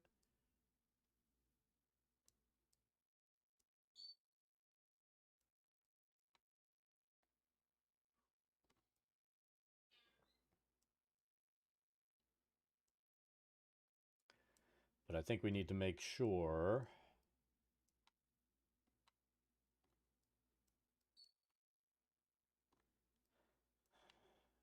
we are able to get everything in here we need to. Which we should be. We stuck pretty close to the map.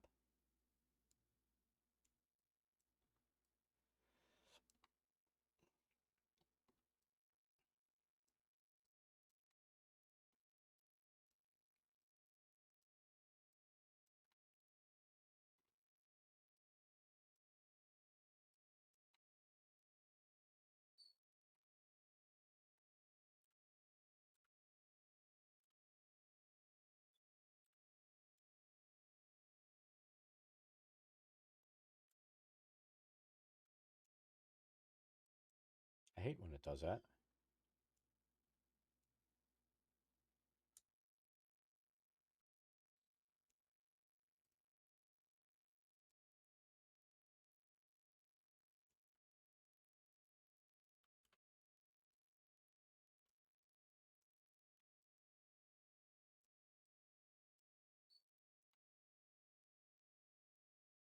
So that's probably the only room that's going to have light in it.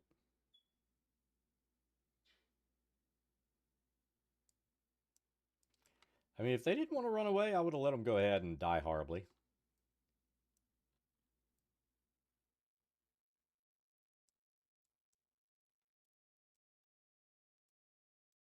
Yeah, I'm a big believer in lessons learned.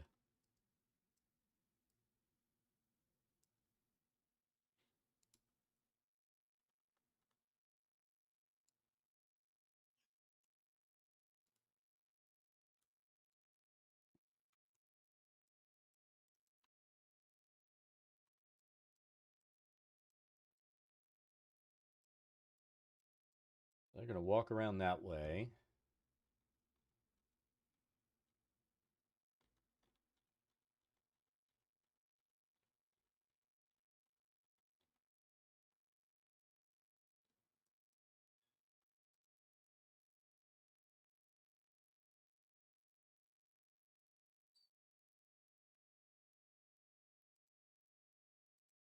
I think I made a mistake on this map. Maybe not. Let me take a look.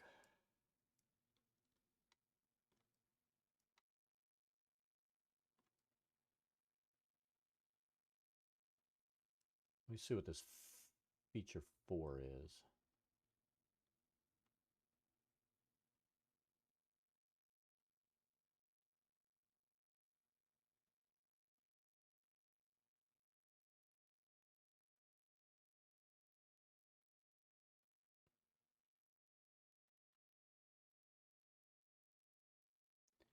So it looks like there's supposed to be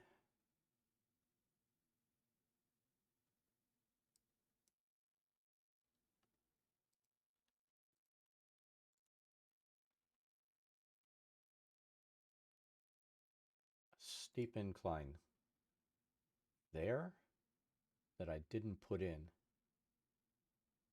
How did we do that?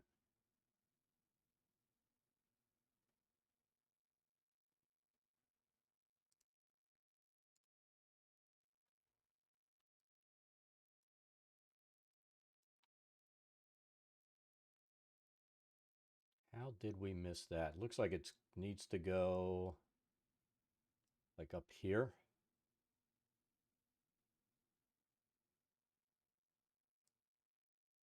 And we somehow missed it. So we might have to do a little bit of tearing. Create a passage that goes up through here.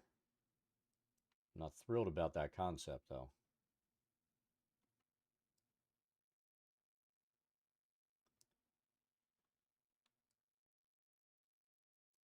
But I think we're going to need to do that. Oh well, shit happens.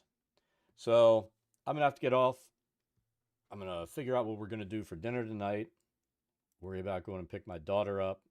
And next time we get on, we'll repair. We'll take care of what we need to do here. We'll cut this hole, make a passage, go up this way.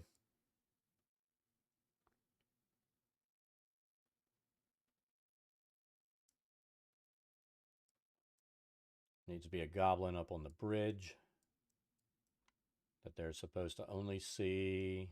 They have a perception enough to see it. I'm a little annoyed that we fucked up there, but it happens.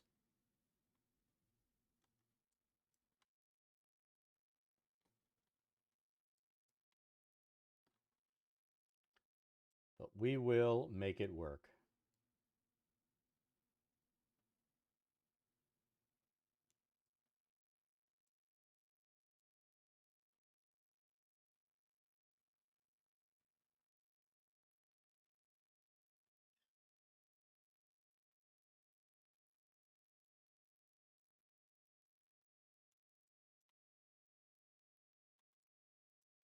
I think what we'll do is we'll dig it out from here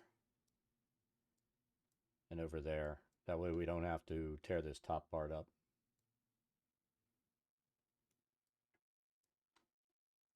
It'll be a fugly little narrow tunnel too. But that's going to be it for today. If my group doesn't play tonight, I may get on and do something. It's gonna just depend on how that goes down. But anyway, everybody have an awesome rest of your day. If you have not done so, and I'll keep stressing this,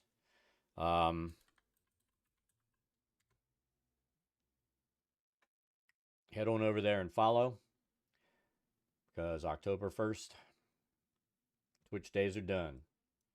So everybody have an awesome rest of your day, and we will catch you next time.